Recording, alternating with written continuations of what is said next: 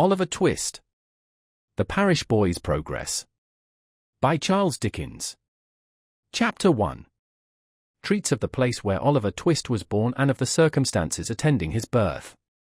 Among other public buildings in a certain town, which for many reasons it will be prudent to refrain from mentioning, and to which I will assign no fictitious name, there is one anciently common to most towns, great or small, to wit, a workhouse, and in this workhouse was born, on a day and date which I need not trouble myself to repeat, inasmuch as it can be of no possible consequence to the reader, in this stage of the business at all events, the item of mortality whose name is prefixed to the head of this chapter.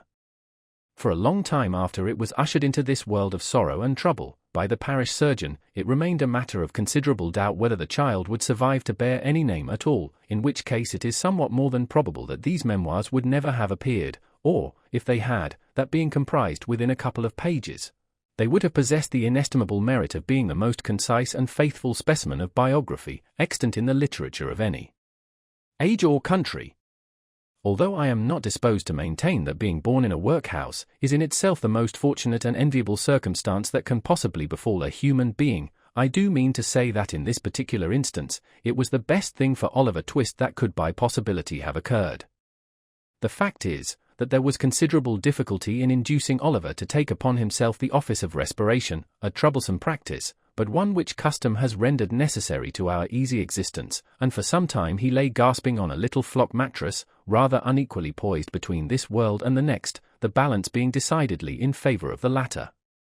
Now, if, during this brief period, Oliver had been surrounded by careful grandmothers, anxious aunts, experienced nurses, and doctors of profound wisdom, he would most inevitably and indubitably have been killed in no time. There being nobody by, however, but a pauper old woman, who was rendered rather misty by an unwonted allowance of beer, and a parish surgeon who did such matters by contract, Oliver and nature fought out the point between them. The result was, that, after a few struggles, Oliver breathed, sneezed, and proceeded to advertise to the inmates of the workhouse the fact of a new burden having been imposed upon the parish, by setting up as loud a cry as could reasonably have been expected from a male infant who had not been possessed of that very useful appendage, a voice, for a much longer space of time than 3 minutes and a quarter. As Oliver gave this first proof of the free and proper action of his lungs, the patchwork coverlet which was carelessly flung over the iron bedstead rustled, the pale face of a young woman was raised feebly from the pillow, and a faint voice imperfectly articulated the words, "Let me see the child, and die." The surgeon had been sitting with his face turned towards the fire, giving the palms of his hands a warm and a rub alternately. As the young woman spoke, he rose, and advancing to the bed's head, said, with more kindness than might have been expected of him, "Oh, you must not talk about dying yet." "Lord bless her dear heart, no," interposed the nurse, hastily depositing in her pocket a green glass bottle, the contents of which she had been tasting in a corner with evident satisfaction.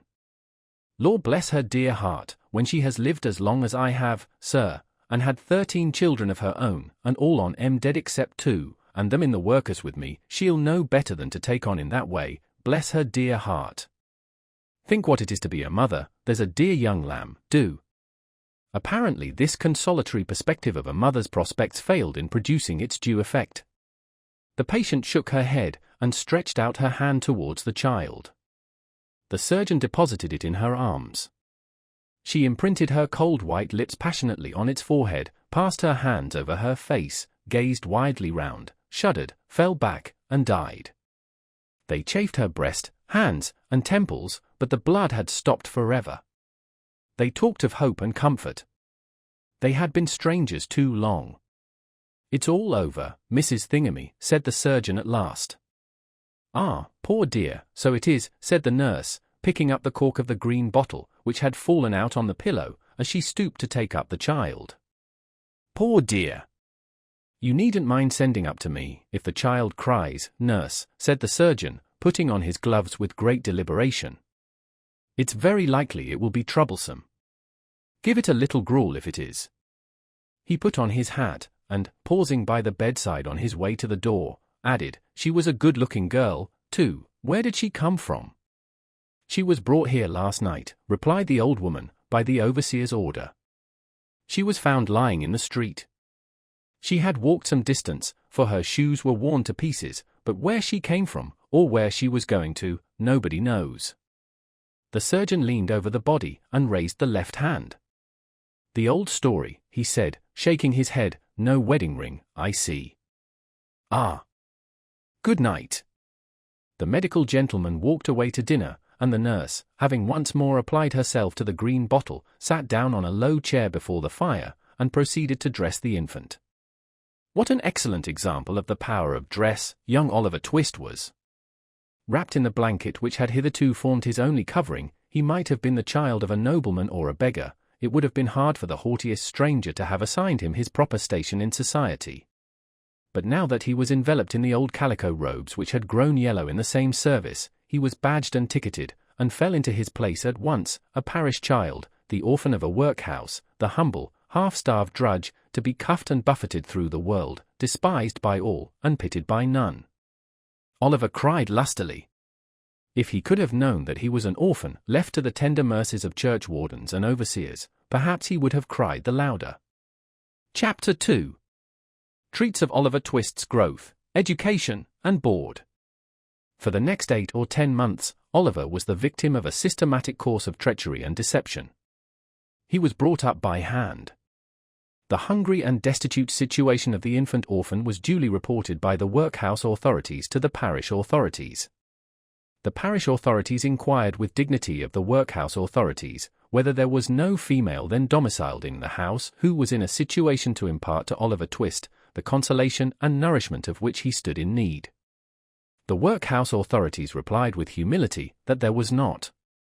Upon this, the parish authorities magnanimously and humanely resolved that Oliver should be farmed, or, in other words, that he should be dispatched to a branch workhouse some 3 miles off, where 20 or 30 other juvenile offenders against the poor laws rolled about the floor all day, without the inconvenience of too much food or too much clothing, under the parental superintendence of an elderly female, who received the culprits at and for the consideration of 7d halfpenny per small head per week.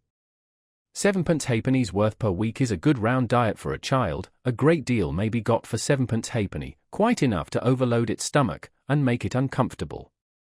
The elderly female was a woman of wisdom and experience. She knew what was good for children, and she had a very accurate perception of what was good for herself. So, she appropriated the greater part of the weekly stipend to her own use, and consigned the rising parochial generation to even a shorter allowance than was originally provided for them, thereby finding in the lowest depth a deeper still, and proving herself a very great experimental philosopher. Everybody knows the story of another experimental philosopher who had a great theory about a horse being able to live without eating, and who demonstrated it so well that he had got his own horse down to a straw a day, and would unquestionably have rendered him a very spirited and rampacious animal on nothing at all, if he had not died 24 hours before he was to have had his first comfortable bait of air. Unfortunately for the experimental philosophy of the female to whose protecting care Oliver Twist was delivered over, a similar result usually attended the operation of her system, for at the very moment when the child had contrived to exist upon the smallest possible portion of the weakest possible food, it did perversely happen in 8.5 cases out of 10, either that it sickened from want and cold, or fell into the fire from neglect, or got half smothered by accident, in any one of which cases, the miserable little being was usually summoned into another world, and there gathered to the fathers it had never known in this. Occasionally, when there was some more than usually interesting inquest upon a parish child who had been overlooked in turning up a bedstead, or inadvertently scalded to death when there happened to be a washing, though the latter accident was very scarce, anything approaching to a washing being of rare occurrence in the farm, the jury would take it into their heads to ask troublesome questions, or the parishioners would rebelliously affix their signatures to a remonstrance. But these impertinences were speedily checked by the evidence of the surgeon, and the testimony of the beadle, the former of whom had always opened the body and found nothing inside, which was very probable indeed, and the latter of whom invariably swore whatever the parish wanted, which was very self-devotional. Besides, the board made periodical pilgrimages to the farm, and always sent the beadle the day before, to say they were going. The children were neat and clean to behold, when they went, and what more would the people have?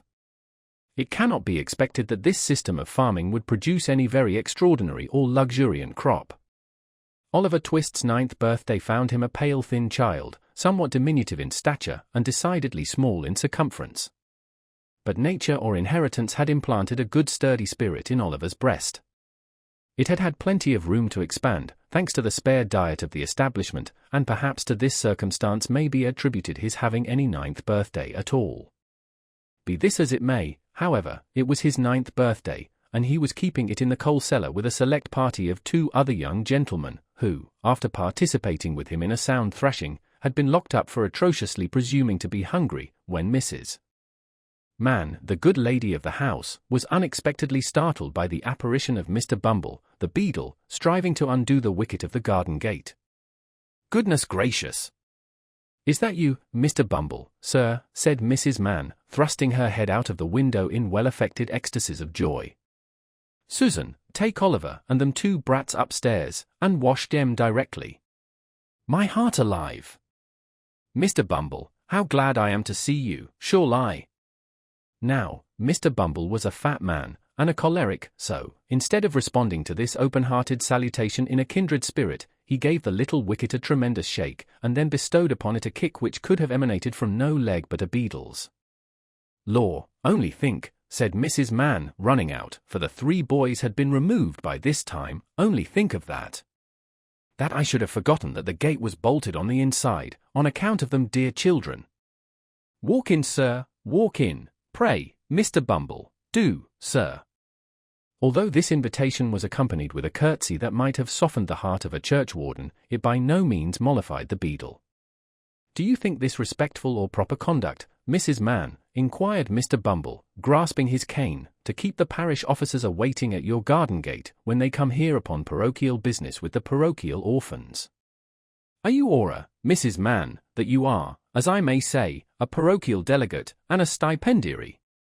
"I'm sure, Mr. Bumble, that I was only a-telling 1 or 2 of the dear children as is so fond of you, that it was you a-coming," replied Mrs. Mann with great humility. Mr. Bumble had a great idea of his oratorical powers and his importance. He had displayed the one, and vindicated the other. He relaxed. "Well, well, Mrs. Mann," he replied in a calmer tone, "it may be as you say, it may be. Lead the way in, Mrs. Mann, for I come on business, and have something to say." Mrs. Mann ushered the beadle into a small parlour with a brick floor, placed a seat for him, and officiously deposited his cocked hat and cane on the table before him. Mr. Bumble wiped from his forehead the perspiration which his walk had engendered, glanced complacently at the cocked hat, and smiled. Yes, he smiled. Beadles are but men, and Mr. Bumble smiled. "Now don't you be offended at what I'm a-going to say," observed Mrs. Mann, with captivating sweetness. "You've had a long walk, you know, or I wouldn't mention it. Now, will you take a little drop of something, Mr. Bumble?" "Not a drop." "Nor a drop," said Mr. Bumble, waving his right hand in a dignified, but placid manner. "I think you will," said Mrs. Mann, who had noticed the tone of the refusal, and the gesture that had accompanied it. "Just a little drop, with a little cold water, and a lump of sugar." Mr. Bumble coughed. "Now, just a little drop," said Mrs. Mann persuasively. "What is it?" inquired the beadle. "Why, it's what I'm obliged to keep a little of in the house, to put into the blessed infant's daffy, when they ain't well, Mr. Bumble," replied Mrs. Mann as she opened a corner cupboard, and took down a bottle and glass. "It's gin. I'll not deceive you, Mr. B. It's gin." "Do you give the children daffy, Mrs. Mann?" inquired Bumble, following with his eyes the interesting process of mixing. "Ah, bless 'em, that I do, dear as it is," replied the nurse. "I couldn't see 'em suffer before my very eyes, you know, sir." "No," said Mr. Bumble approvingly, "no, you could not. You are a humane woman, Mrs. Mann." Here she set down the glass. "I shall take an early opportunity of mentioning it to the board, Mrs. Mann."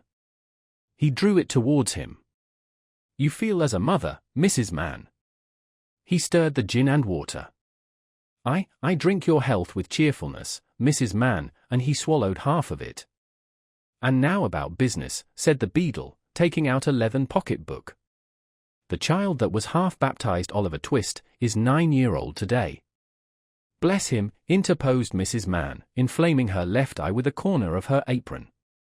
and notwithstanding an offered reward of £10, which was afterwards increased to £20.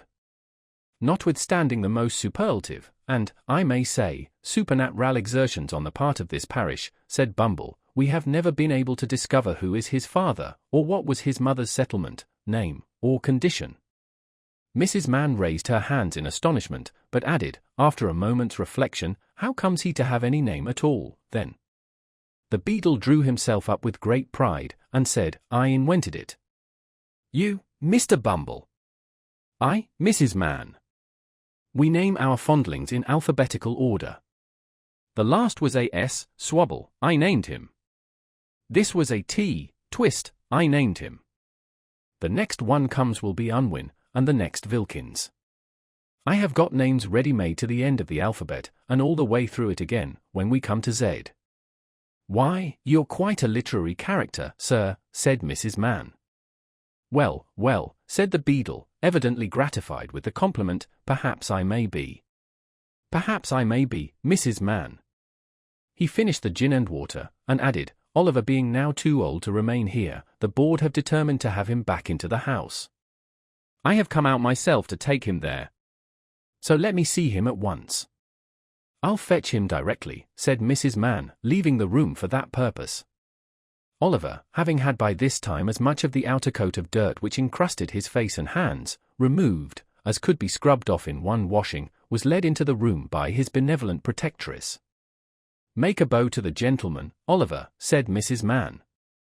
Oliver made a bow, which was divided between the beadle on the chair, and the cocked hat on the table. Will you go along with me, Oliver, said Mr. Bumble, in a majestic voice. Oliver was about to say that he would go along with anybody with great readiness, when, glancing upward, he caught sight of Mrs. Mann, who had got behind the beadle's chair, and was shaking her fist at him with a furious countenance. He took the hint at once, for the fist had been too often impressed upon his body not to be deeply impressed upon his recollection. Will she go with me? Inquired poor Oliver. No, she can't, replied Mr. Bumble. But she'll come and see you sometimes. This was no very great consolation to the child. Young as he was, however, he had sense enough to make a feint of feeling great regret at going away. It was no very difficult matter for the boy to call tears into his eyes. Hunger and recent ill-usage are great assistants if you want to cry, and Oliver cried very naturally indeed. Mrs. Mann gave him 1,000 embraces, and what Oliver wanted a great deal more, a piece of bread and butter, lest he should seem too hungry when he got to the workhouse.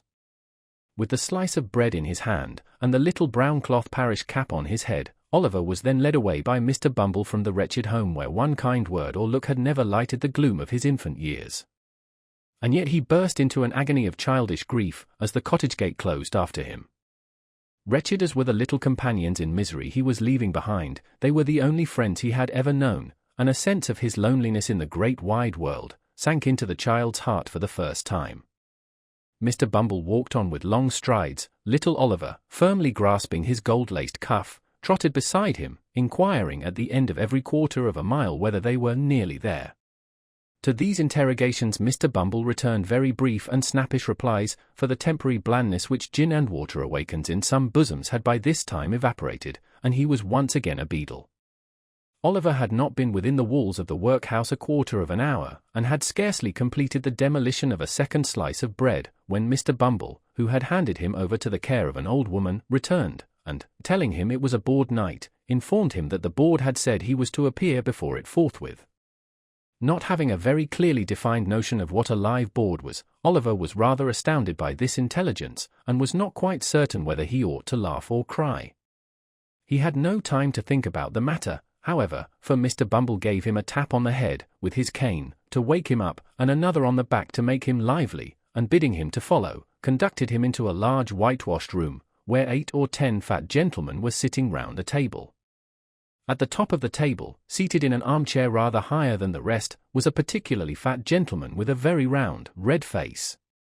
"Bow to the board," said Bumble. Oliver brushed away 2 or 3 tears that were lingering in his eyes, and seeing no board but the table, fortunately bowed to that. "What's your name, boy?" said the gentleman in the high chair.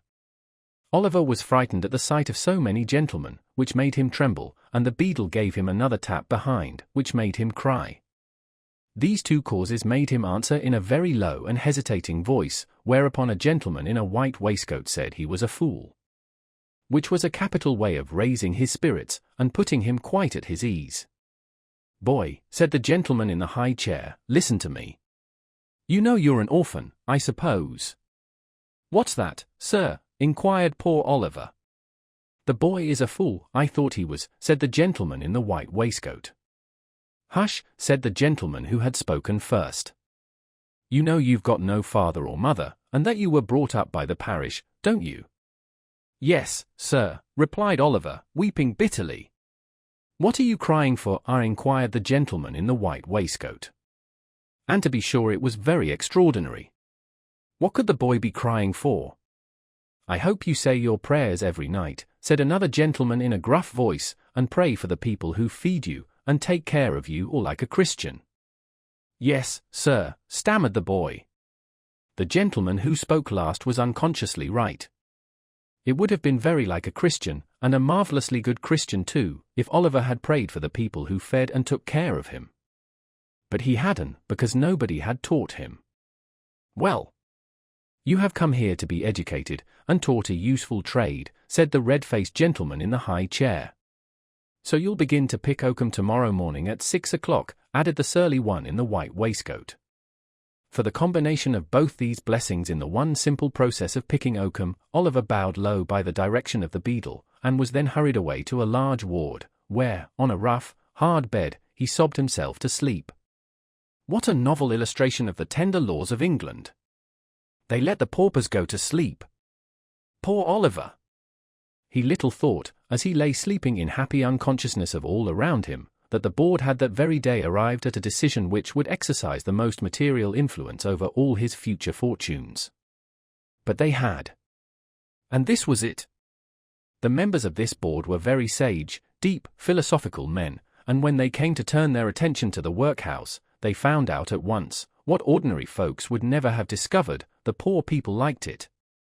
It was a regular place of public entertainment for the poorer classes, a tavern where there was nothing to pay, a public breakfast, dinner, tea, and supper all the year round, a brick-and-mortar Elysium, where it was all play and no work. "Aho," said the board, looking very knowing, "we are the fellows to set this to rights, we'll stop it all, in no time." So, they established the rule, that all poor people should have the alternative, for they would compel nobody, not they, of being starved by a gradual process in the house, or by a quick one out of it. With this view, they contracted with the waterworks to lay on an unlimited supply of water, and with a corn factory to supply periodically small quantities of oatmeal, and issued 3 meals of thin gruel a day, with an onion twice a week, and half a roll of Sundays. They made a great many other wise and humane regulations, having reference to the ladies, which it is not necessary to repeat, kindly undertook to divorce poor married people, in consequence of the great expense of a suit in Doctors' Commons, and, instead of compelling a man to support his family, as they had theretofore done, took his family away from him, and made him a bachelor. There is no saying how many applicants for relief, under these last two heads, might have started up in all classes of society, if it had not been coupled with the workhouse, but the board were long-headed men, and had provided for this difficulty. The relief was inseparable from the workhouse and the gruel, and that frightened people. For the first 6 months after Oliver Twist was removed, the system was in full operation. It was rather expensive at first, in consequence of the increase in the undertaker's bill, and the necessity of taking in the clothes of all the paupers, which fluttered loosely on their wasted, shrunken forms, after a week or two's gruel. But the number of workhouse inmates got thin as well as the paupers, and the board were in ecstasies. The room in which the boys were fed was a large stone hall, with a copper at one end, out of which the master, dressed in an apron for the purpose, and assisted by 1 or 2 women, ladled the gruel at meal-times. Of this festive composition each boy had 1 porringer, and no more, except on occasions of great public rejoicing, when he had 2 ounces and a quarter of bread besides. The bowls never wanted washing. The boys polished them with their spoons till they shone again, and when they had performed this operation, which never took very long, the spoons being nearly as large as the bowls, they would sit staring at the copper with such eager eyes, as if they could have devoured the very bricks of which it was composed, employing themselves, meanwhile, in sucking their fingers most assiduously, with the view of catching up any stray splashes of gruel that might have been cast thereon. Boys have generally excellent appetites. Oliver Twist and his companion suffered the tortures of slow starvation for 3 months. At last they got so voracious and wild with hunger, that one boy, who was tall for his age, and hadn't been used to that sort of thing, for his father had kept a small cookshop, hinted darkly to his companions, that unless he had another basin of gruel per diem, he was afraid he might some night happen to eat the boy who slept next him, who happened to be a weakly youth of tender age. He had a wild, hungry eye, and they implicitly believed him. A council was held, lots were cast who should walk up to the master after supper that evening, and ask for more, and it fell to Oliver Twist. The evening arrived, the boys took their places. The master, in his cook's uniform, stationed himself at the copper, his pauper assistants ranged themselves behind him, the gruel was served out, and a long grace was said over the short commons. The gruel disappeared, the boys whispered each other, and winked at Oliver, while his next neighbors nudged him. Child as he was desperate with hunger, and reckless with misery. He rose from the table, and advancing to the master, basin and spoon in hand, said, somewhat alarmed at his own temerity, "Please, sir, I want some more." The master was a fat, healthy man, but he turned very pale. He gazed in stupefied astonishment on the small rebel for some seconds, and then clung for support to the copper. The assistants were paralyzed with wonder, the boys with fear. "What?" said the master at length, in a faint voice. "Please, sir," replied Oliver, "I want some more." The master aimed a blow at Oliver's head with the ladle, pinioned him in his arm, and shrieked aloud for the beadle. The board were sitting in solemn conclave, when Mr. Bumble rushed into the room in great excitement, and addressing the gentleman in the high chair, said, "Mr. Linkins, I beg your pardon, sir. Oliver Twist has asked for more." There was a general start. Horror was depicted on every countenance. "For more," said Mr. Linkins. "Compose yourself, Bumble, and answer me distinctly. Do I understand that he asked for more, after he had eaten the supper allotted by the dietary?" "He did, sir," replied Bumble. "That boy will be hung," said the gentleman in the white waistcoat. "I know that boy will be hung." Nobody controverted the prophetic gentleman's opinion. An animated discussion took place.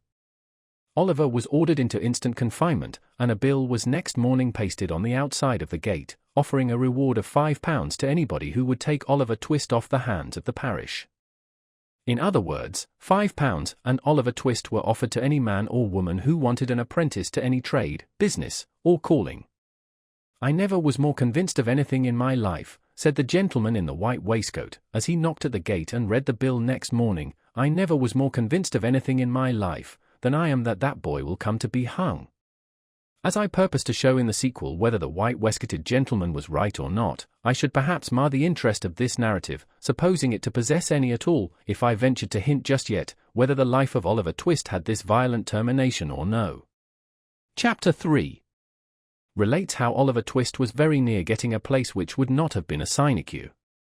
For a week after the commission of the impious and profane offence of asking for more, Oliver remained a close prisoner in the dark and solitary room to which he had been consigned by the wisdom and mercy of the board.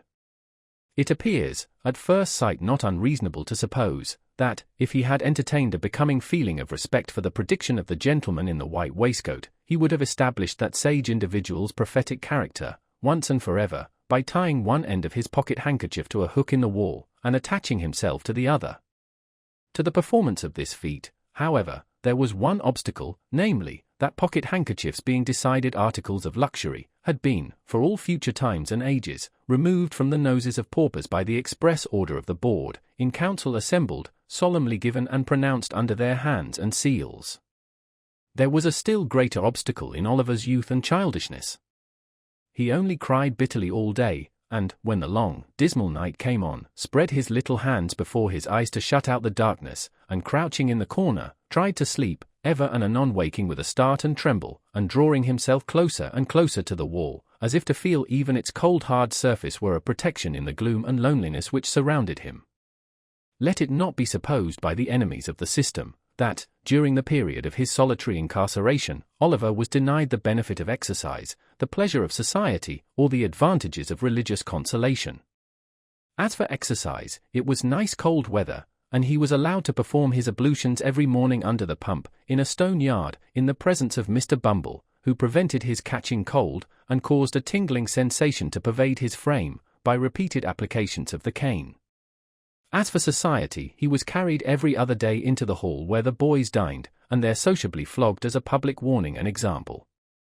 And so far from being denied the advantages of religious consolation, he was kicked into the same apartment every evening at prayer time, and there permitted to listen to, and console his mind with, a general supplication of the boys, containing a special clause, therein inserted by authority of the board, in which they entreated to be made good, virtuous, contented, and obedient, and to be guarded from the sins and vices of Oliver Twist, whom the supplication distinctly set forth to be under the exclusive patronage and protection of the powers of wickedness, and an article direct from the manufactory of the very devil himself. It chanced one morning, while Oliver's affairs were in this auspicious and comfortable state, that Mr. Gamfield, chimney-sweep, went his way down the High Street, deeply cogitating in his mind his ways and means of paying certain arrears of rent, for which his landlord had become rather pressing.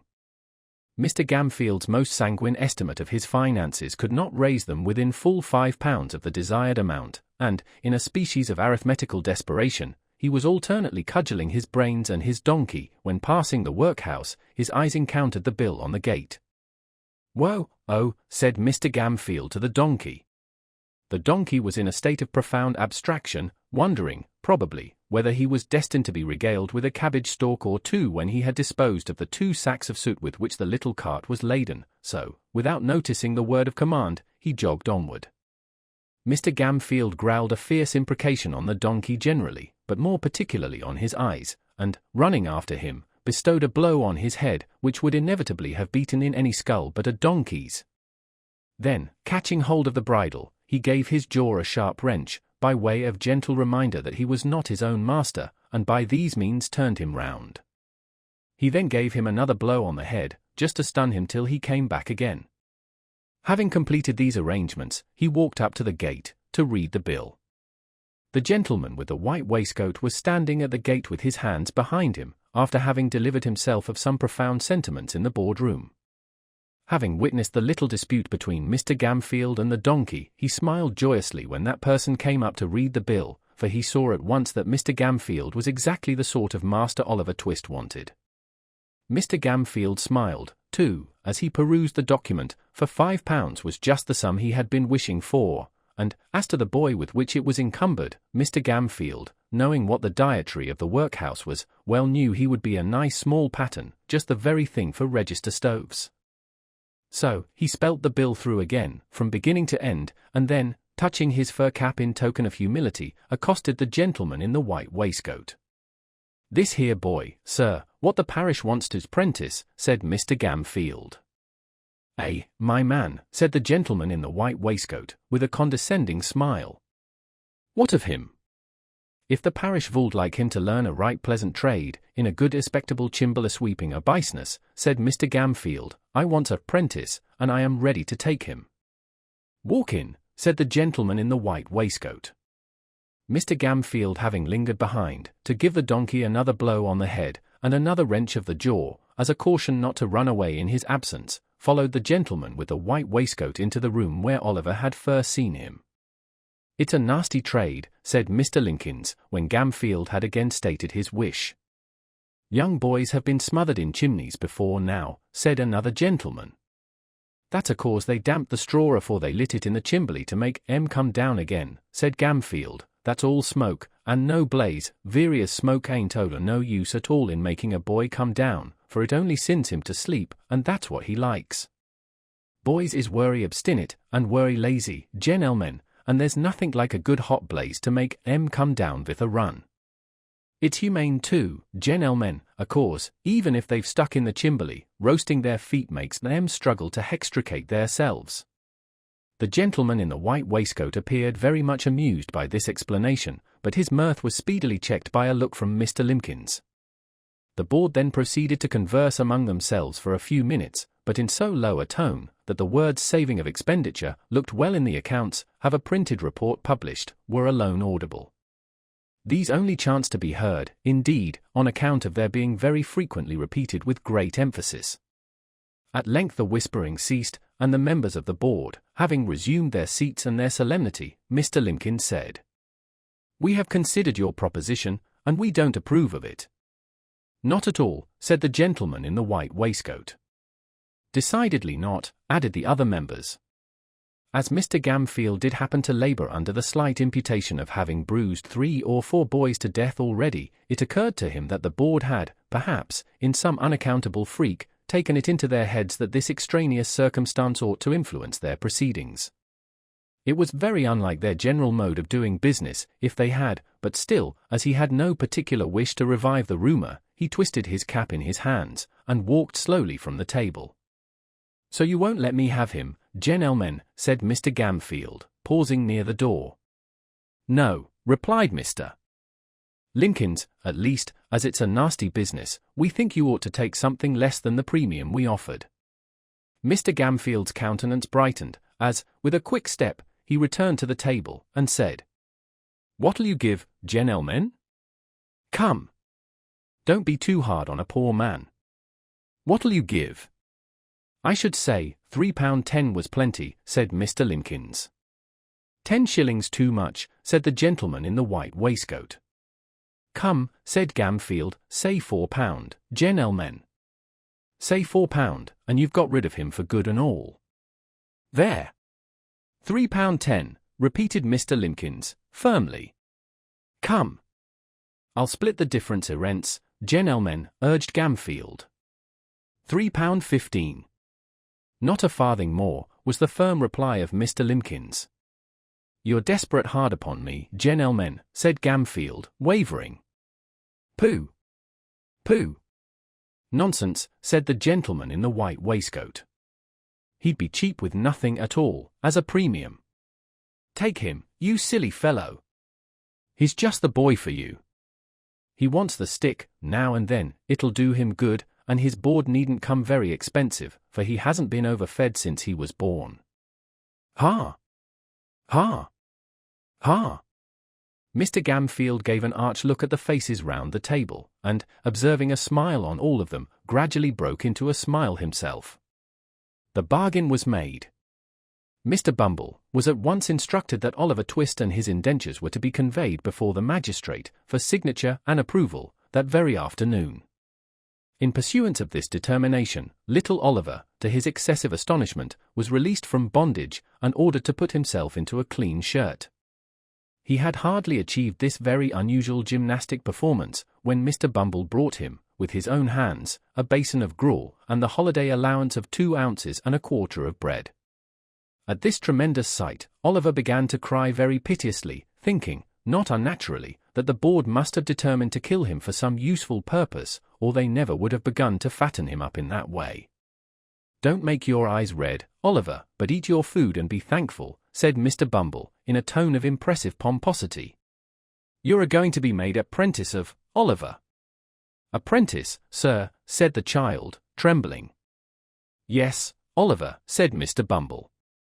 "The kind and blessed gentleman which is so many parents to you, Oliver, when you have none of your own, are a-going to apprentice you, and to set you up in life, and make a man of you, although the expense to the parish is £3.10, Oliver, 70 shillings, 146 and all for a naughty orphan which nobody can't love." As Mr. Bumble paused to take breath, after delivering this address in an awful voice, the tears rolled down the poor child's face, and he sobbed bitterly. "Come," said Mr. Bumble, somewhat less pompously, for it was gratifying to his feelings to observe the effect his eloquence had produced, "come, Oliver. Wipe your eyes with the cuffs of your jacket, and don't cry into your gruel. That's a very foolish action, Oliver." It certainly was, for there was quite enough water in it already.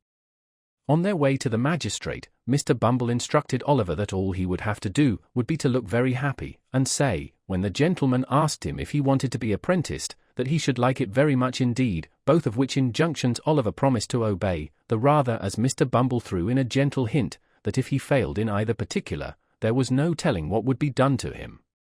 When they arrived at the office, he was shut up in a little room by himself, and admonished by Mr. Bumble to stay there, until he came back to fetch him. There the boy remained, with a palpitating heart, for half an hour. At the expiration of which time Mr. Bumble thrust in his head, unadorned with the cocked hat, and said aloud, "Now, Oliver, my dear, come to the gentleman." As Mr. Bumble said this, he put on a grim and threatening look, and added, in a low voice, "Mind what I told you, you young rascal." Oliver stared innocently in Mr. Bumble's face at this somewhat contradictory style of address, but that gentleman prevented his offering any remark thereupon, by leading him at once into an adjoining room, the door of which was open. It was a large room, with a great window. Behind a desk sat two old gentlemen with powdered heads, one of whom was reading the newspaper, while the other was perusing, with the aid of a pair of tortoiseshell spectacles, a small piece of parchment which lay before him. Mr. Limpkins was standing in front of the desk on one side, and Mr. Gamfield, with a partially washed face, on the other, while 2 or 3 bluff-looking men, in top boots, were lounging about. The old gentleman with the spectacles gradually dozed off, over the little bit of parchment, and there was a short pause, after Oliver had been stationed by Mr. Bumble in front of the desk. "This is the boy, your worship," said Mr. Bumble. The old gentleman who was reading the newspaper raised his head for a moment, and pulled the other old gentleman by the sleeve, whereupon the last-mentioned old gentleman woke up. "Oh, is this the boy?" said the old gentleman. "This is him, sir," replied Mr. Bumble. "Bow to the magistrate, my dear." Oliver roused himself, and made his best obeisance. He had been wondering, with his eyes fixed on the magistrate's powder, whether all boards were born with that white stuff on their heads, and were boards from thenceforth on that account. "Well," said the old gentleman, "I suppose he's fond of chimney sweeping." "He dotes on it, your worship," replied Bumble, giving Oliver a sly pinch, to intimate that he had better not say he didn't. "And he will be a sweep, will he?" inquired the old gentleman. "If we was to bind him to any other trade tomorrow, he'd run away simultaneous, your worship," replied Bumble. "And this man that's to be his master, you, sir, you'll treat him well, and feed him, and do all that sort of thing, will you?" said the old gentleman. "When I says I will, I means I will," replied Mr. Gamfield doggedly. "You're a rough speaker, my friend, but you look an honest, open-hearted man," said the old gentleman, turning his spectacles in the direction of the candidate for Oliver's premium, whose villainous countenance was a regular stamped receipt for cruelty. But the magistrate was half blind and half childish, so he couldn't reasonably be expected to discern what other people did. "I hope I am, sir," said Mr. Gamfield, with an ugly leer. "I have no doubt you are, my friend," replied the old gentleman, fixing his spectacles more firmly on his nose, and looking about him for the inkstand. It was the critical moment of Oliver's fate. If the inkstand had been where the old gentleman thought it was, he would have dipped his pen into it, and signed the indentures, and Oliver would have been straightway hurried off. But, as it chanced to be immediately under his nose, it followed, as a matter of course, that he looked all over his desk for it, without finding it, and happening in the course of his search to look straight before him, his gaze encountered the pale and terrified face of Oliver Twist, who, despite all the admonitory looks and pinches of Bumble, was regarding the repulsive countenance of his future master with a mingled expression of horror and fear, too palpable to be mistaken, even by a half. Blind magistrate. The old gentleman stopped, laid down his pen, and looked from Oliver to Mr. Limpkins, who attempted to take snuff with a cheerful and unconcerned aspect. "My boy," said the old gentleman, "you look pale and alarmed. What is the matter?" "Stand a little away from him, Beadle," said the other magistrate, laying aside the paper, and leaning forward with an expression of interest. "Now, boy, tell us what's the matter, don't be afraid." Oliver fell on his knees, and clasping his hands together, prayed that they would order him back to the dark room, that they would starve him, beat him, kill him if they pleased, rather than send him away with that dreadful man. "Well," said Mr. Bumble, raising his hands and eyes with most impressive solemnity. "Well, of all the artful and designing orphans that ever I see, Oliver, you are one of the most barefacedest." "Hold your tongue, Beadle," said the second old gentleman, when Mr. Bumble had given vent to this compound adjective. "I beg your worship's pardon," said Mr. Bumble, incredulous of having heard aright. "Did your worship speak to me?" Yes. Hold your tongue. Mr. Bumble was stupefied with astonishment. A beadle ordered to hold his tongue. A moral revolution. The old gentleman in the tortoiseshell spectacles looked at his companion. He nodded significantly. We refuse to sanction these indentures, said the old gentleman, tossing aside the piece of parchment as he spoke. I hope, stammered Mr. Linkins, I hope the magistrates will not form the opinion that the authorities have been guilty of any improper conduct on the unsupported testimony of a child. The magistrates are not called upon to pronounce any opinion on the matter, said the second old gentleman sharply. Take the boy back to the workhouse, and treat him kindly. He seems to want it. That same evening, the gentleman in the white waistcoat most positively and decidedly affirmed, not only that Oliver would be hung, but that he would be drawn and quartered into the bargain. Mr. Bumble shook his head with gloomy mystery, and said he wished he might come to good, whereunto Mr. Gamfield replied, that he wished he might come to him, which, although he agreed with the beadle in most matters, would seem to be a wish of a totally opposite description. The next morning, the public were once informed that Oliver Twist was again to let, and that £5 would be paid to anybody who would take possession of him. Chapter 4. Oliver, being offered another place, makes his first entry into public life. In great families, when an advantageous place cannot be obtained, either in possession, reversion, remainder, or expectancy, for the young man who is growing up, it is a very general custom to send him to sea. The board, in imitation of so wise and salutary an example, took counsel together on the expediency of shipping off Oliver Twist in some small trading vessel bound to a good unhealthy port. This suggested itself as the very best thing that could possibly be done with him, the probability being that the skipper would flog him to death, in a playful mood, some day after dinner, or would knock his brains out with an iron bar, both pastimes being, as is pretty generally known, very favourite and common recreations among gentlemen of that class. The more the case presented itself to the board, in this point of view, the more manifold the advantages of the step appeared, so they came to the conclusion that the only way of providing for Oliver effectually was to send him to sea without delay. Mr. Bumble had been despatched to make various preliminary inquiries, with the view of finding out some captain or other who wanted a cabin boy without any friends, and was returning to the workhouse to communicate the result of his mission, when he encountered at the gate no less a person than Mr. Sowerberry, the parochial undertaker. Mr. Sowerberry was a tall, gaunt, large-jointed man, attired in a suit of threadbare black, with darned cotton stockings of the same colour, and shoes to answer. His features were not naturally intended to wear a smiling aspect, but he was in general rather given to professional jocosity. His step was elastic, and his face betokened inward pleasantry, as he advanced to Mr. Bumble, and shook him cordially by the hand. "I have taken the measure of the 2 women that died last night, Mr. Bumble," said the undertaker. "You'll make your fortune, Mr. Sowerberry," said the beadle, as he thrust his thumb and forefinger into the proffered snuff-box of the undertaker, which was an ingenious little model of a patent coffin. "I say you'll make your fortune, Mr. Sowerberry," repeated Mr. Bumble, tapping the undertaker on the shoulder, in a friendly manner, with his cane. "Think so," said the undertaker in a tone which half admitted and half disputed the probability of the event. "The prices allowed by the board are very small, Mr. Bumble." "So are the coffins," replied the beadle, with precisely as near an approach to a laugh as a great official ought to indulge in. Mr. Sowerberry was much tickled at this, as of course he ought to be, and laughed a long time without cessation. Well, Mr. Bumble," he said at length, "there's no denying that, since the new system of feeding has come in, the coffins are something narrower and more shallow than they used to be, but we must have some profit, Mr. Bumble. Well-seasoned timber is an expensive article, sir, and all the iron handles come, by canal, from Birmingham." Well, said Mr. Bumble, "every trade has its drawbacks. A fair profit is, of course, allowable." Of course," replied the undertaker, "and if I don't get a profit upon this or that particular article, why, I make it up in the long run, you see, he.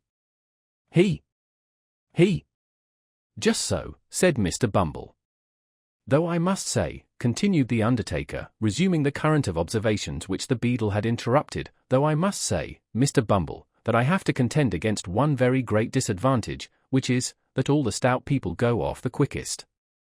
The people who have been better off, and have paid rates for many years, are the first to sink when they come into the house, and let me tell you, Mr. Bumble, that 3 or 4 inches over one's calculation makes a great hole in one's profits, especially when one has a family to provide for, sir. As Mr. Sowerberry said this, with the becoming indignation of an ill-used man, and as Mr. Bumble felt that it rather tended to convey a reflection on the honour of the parish, the latter gentleman thought it advisable to change the subject. Oliver Twist being uppermost in his mind, he made him his theme.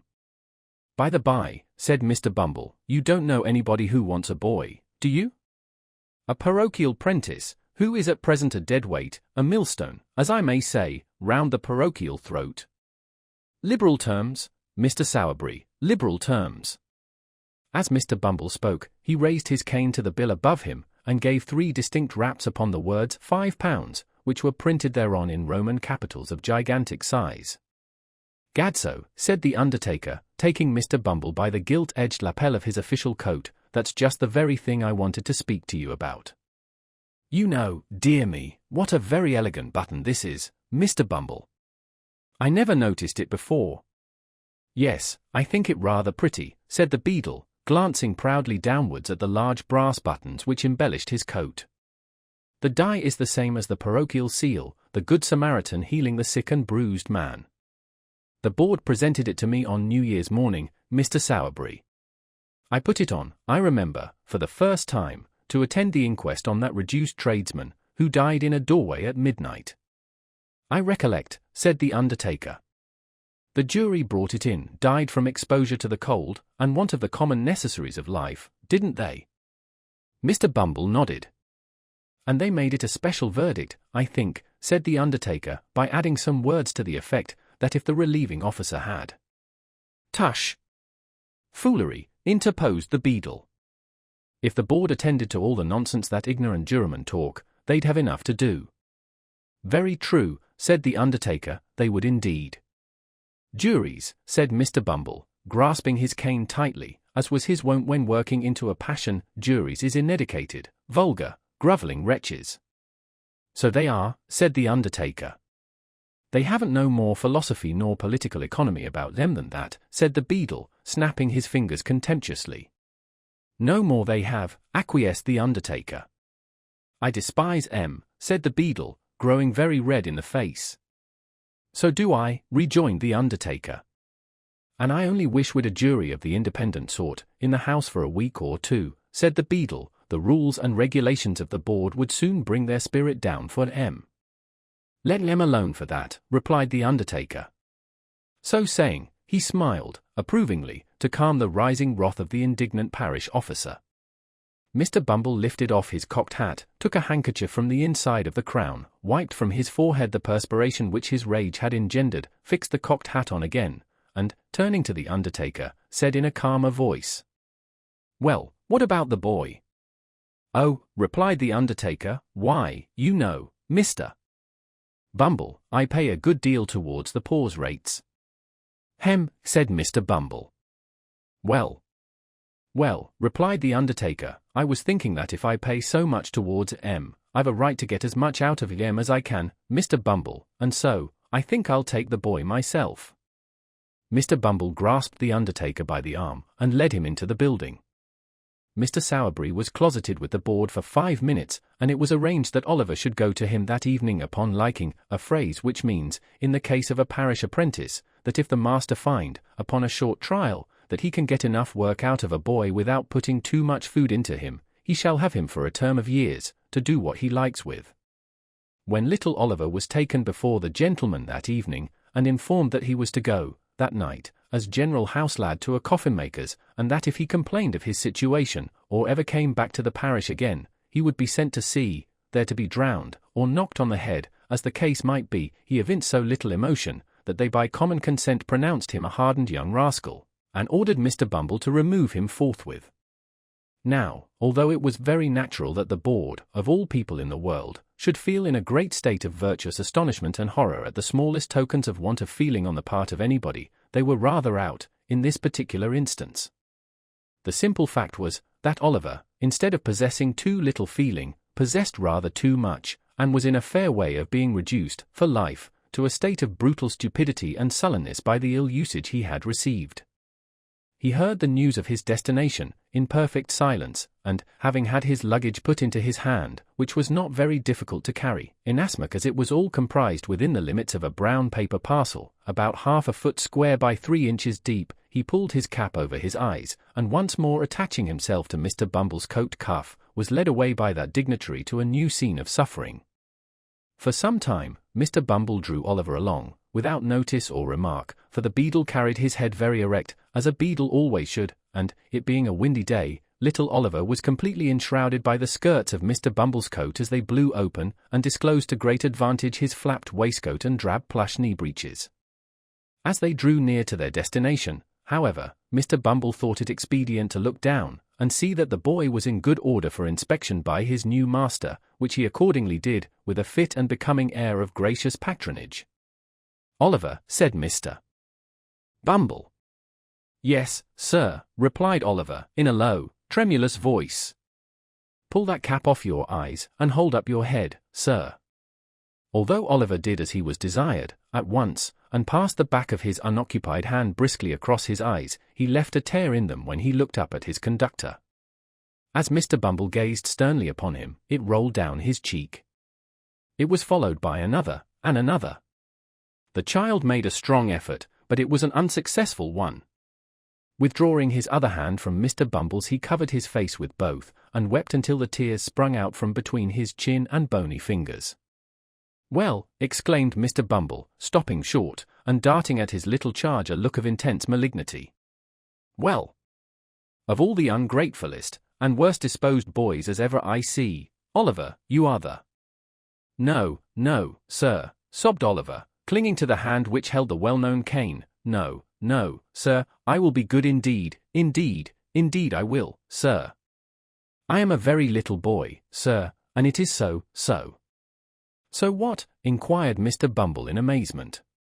"So lonely, sir." "So very lonely," cried the child. "Everybody hates me." "Oh, sir, don't pray be cross to me." The child beat his hand upon his heart, and looked in his companion's face, with tears of real agony. Mr. Bumble regarded Oliver's piteous and helpless look, with some astonishment, for a few seconds, hemmed 3 or 4 times in a husky manner, and after muttering something about that troublesome cough, bade Oliver dry his eyes and be a good boy. Then once more taking his hand, he walked on with him in silence. The undertaker, who had just put up the shutters of his shop, was making some entries in his day-book by the light of a most appropriate dismal candle, when Mr. Bumble entered. "Aha," said the undertaker, looking up from the book, and pausing in the middle of a word, "is that you, Bumble?" "No one else, Mr. Sowerberry," replied the beadle. "Here. I've brought the boy." Oliver made a bow. "Oh, that's the boy, is it?" said the undertaker, raising the candle above his head, to get a better view of Oliver. "Mrs. Sowerberry, will you have the goodness to come here a moment, my dear?" Mrs. Sowerberry emerged from a little room behind the shop, and presented the form of a short, thin, squeezed-up woman, with a vixenish countenance. "My dear," said Mr. Sowerberry, deferentially, "this is the boy from the workhouse that I told you of." Oliver bowed again. "Dear me," said the undertaker's wife, "he's very small." "Why, he is rather small," replied Mr. Bumble, looking at Oliver as if it were his fault that he was no bigger. "He is small. There's no denying it. But he'll grow, Mrs. Sowerberry, he'll grow." "Ah, I dare say he will," replied the lady pettishly, "on our victuals and our drink. I see no saving in parish children, not I, for they always cost more to keep than they're worth. However, men always think they know best. There. Get downstairs, little bag o' bones." With this, the undertaker's wife opened a side door, and pushed Oliver down a steep flight of stairs into a stone cell, damp and dark, forming the ante-room to the coal cellar, and denominated kitchen, wherein sat a slatternly girl, in shoes down at heel, and blue worsted stockings very much out of repair. "Here, Charlotte," said Mr. Sowerberry, who had followed Oliver down, "give this boy some of the cold bits that were put by for Trip. He hasn't come home since the morning, so he may go without them. I dare say the boy isn't too dainty to eat are you, boy?" Oliver, whose eyes had glistened at the mention of meat, and who was trembling with eagerness to devour it, replied in the negative, and a plateful of coarse broken victuals was set before him. I wish some well-fed philosopher, whose meat and drink turn to gall within him, whose blood is ice, whose heart is iron, could have seen Oliver Twist clutching at the dainty viands that the dog had neglected. I wish he could have witnessed the horrible avidity with which Oliver tore the bits asunder with all the ferocity of famine. There is only one thing I should like better, and that would be to see the philosopher making the same sort of meal himself, with the same relish. Well, said the undertaker's wife, when Oliver had finished his supper, which she had regarded in silent horror, and with fearful auguries of his future appetite, have you done? There being nothing eatable within his reach, Oliver replied in the affirmative. Then come with me, said Mrs. Sowerberry, taking up a dim and dirty lamp, and leading the way upstairs. Your bed's under the counter. You don't mind sleeping among the coffins, I suppose? But it doesn't much matter whether you do or don't, for you can't sleep anywhere else. Come, don't keep me here all night. Oliver lingered no longer, but meekly followed his new mistress. Chapter 5. Oliver mingles with new associates. Going to a funeral for the first time, he forms an unfavorable notion of his master's business. Oliver, being left to himself in the undertaker's shop, set the lamp down on a workman's bench, and gazed timidly about him with a feeling of awe and dread, which many people a good deal older than he will be at no loss to understand. An unfinished coffin on black trestles, which stood in the middle of the shop, looked so gloomy and deathlike that a cold tremble came over him every time his eyes wandered in the direction of the dismal object, from which he almost expected to see some frightful form slowly rear its head, to drive him mad with terror. Against the wall were ranged, in regular array, a long row of elm boards cut in the same shape, looking in the dim light like high-shouldered ghosts with their hands in their breeches pockets. Coffin plates, elm chips, bright-headed nails, and shreds of black cloth lay scattered on the floor, and the wall behind the counter was ornamented with a lively representation of two mutes in very stiff neckcloths, on duty at a large private door, with a hearse drawn by 4 black steeds, approaching in the distance. The shop was close and hot. The atmosphere seemed tainted with the smell of coffins. The recess beneath the counter in which his flock mattress was thrust looked like a grave. Nor were these the only dismal feelings which depressed Oliver. He was alone in a strange place, and we all know how chilled and desolate the best of us will sometimes feel in such a situation. The boy had no friends to care for, or to care for him. The regret of no recent separation was fresh in his mind, the absence of no loved and well-remembered face sank heavily into his heart. But his heart was heavy, notwithstanding, and he wished, as he crept into his narrow bed, that were his coffin, and that he could be lain in a calm and lasting sleep in the churchyard ground, with the tall grass waving gently above his head, and the sound of the old deep bell to soothe him in his sleep. Oliver was awakened in the morning by a loud kicking at the outside of the shop door, which, before he could huddle on his clothes, was repeated, in an angry and impetuous manner, about 25 times. When he began to undo the chain, the legs desisted, and a voice began. "Open the door, will you?" cried the voice which belonged to the legs which had kicked at the door. "I will, directly, sir," replied Oliver, undoing the chain, and turning the key. "I suppose you're the new boy, ain't you?" said the voice through the keyhole. "Yes, sir," replied Oliver. "How old are you?" inquired the voice. 10, sir," replied Oliver. "Then I'll whop you when I get in," said the voice. "You just see if I don't, that's all, my workhouse brat," and having made this obliging promise, the voice began to whistle.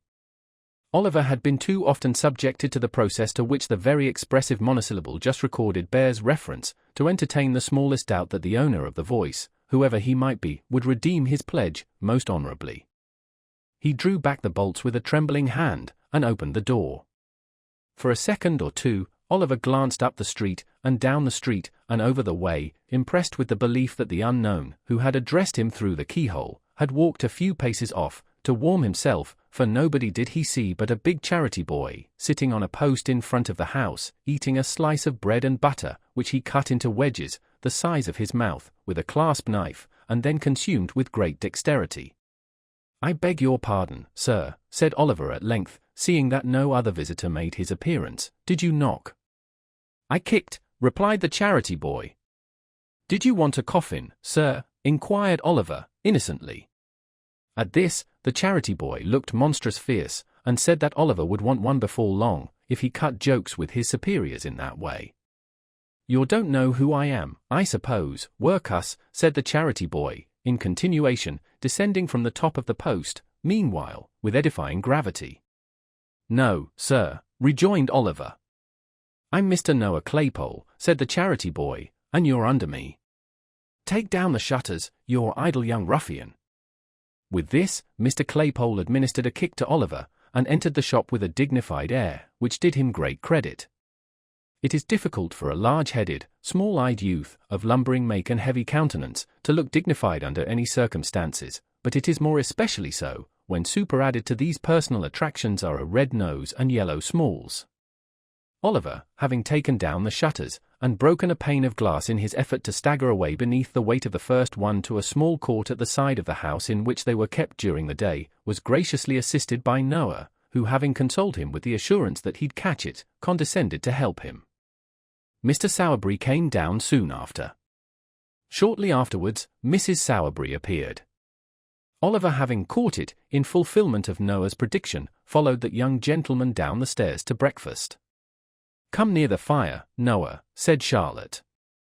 "I saved a nice little bit of bacon for you from master's breakfast." "Oliver, shut that door at Mr. Noah's back, and take them bits that I've put out on the cover of the bread pan. There's your tea, take it away to that box, and drink it there, and make haste, for they'll want you to mind the shop. "D'ye hear?" "D'ye hear, workhouse," said Noah Claypole. "Law, Noah," said Charlotte, "what a rum creature you are. Why don't you let the boy alone?" "Let him alone," said Noah. "Why, everybody lets him alone enough, for the matter of that. Neither his father nor his mother will ever interfere with him. All his relations let him have his own way pretty well. Eh, Charlotte?" He. "Oh, you queer soul," said Charlotte, bursting into a hearty laugh, in which she was joined by Noah, after which they both looked scornfully at poor Oliver Twist, as he sat shivering on the box in the coldest corner of the room, and ate the stale pieces which had been specially reserved for him. Noah was a charity boy, but not a workhouse orphan. No chance child was he, for he could trace his genealogy all the way back to his parents, who lived hard by, his mother being a washerwoman, and his father a drunken soldier, discharged with a wooden leg, and a diurnal pension of twopence halfpenny and an unstateable fraction. The shop boys in the neighborhood had long been in the habit of branding Noah in the public streets, with the ignominious epithets of leathers, charity, and the like, and Noah had borne them without reply. But now that fortune had cast in his way a nameless orphan, at whom even the meanest could point the finger of scorn, he retorted on him with interest. This affords charming food for contemplation. It shows us what a beautiful thing human nature may be made to be, and how impartially the same amiable qualities are developed in the finest lord and the dirtiest charity boy. Oliver had been sojourning at the undertaker's some 3 weeks or a month. Mr. and Mrs. Sowerberry, the shop being shut up, were taking their supper in the little back parlour, when Mr. Sowerberry, after several deferential glances at his wife, said, "My dear," he was going to say more, but, Mrs. Sowerberry looking up, with a peculiarly unpropitious aspect, he stopped short. "Well," said Mrs. Sowerberry, sharply. "Nothing, my dear, nothing," said Mr. Sowerberry. You brute," said Mrs. Sowerberry. "Not at all, my dear," said Mr. Sowerberry humbly. "I thought you didn't want to hear, my dear. I was only going to say—" "Oh, don't tell me what you were going to say," interposed Mrs. Sowerberry. "I am nobody, don't consult me, pray. I don't want to intrude upon your secrets." As Mrs. Sowerberry said this, she gave an hysterical laugh, which threatened violent consequences. "But, my dear," said Sowerberry, "I want to ask your advice." No, don't ask mine," replied Mrs. Sowerberry, in an affecting manner, "ask somebody else's." Here, there was another hysterical laugh, which frightened Mr. Sowerberry very much. This is a very common and much approved matrimonial course of treatment, which is often very effective.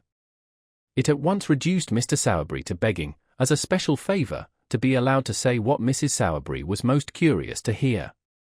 After a short duration, the permission was most graciously conceded.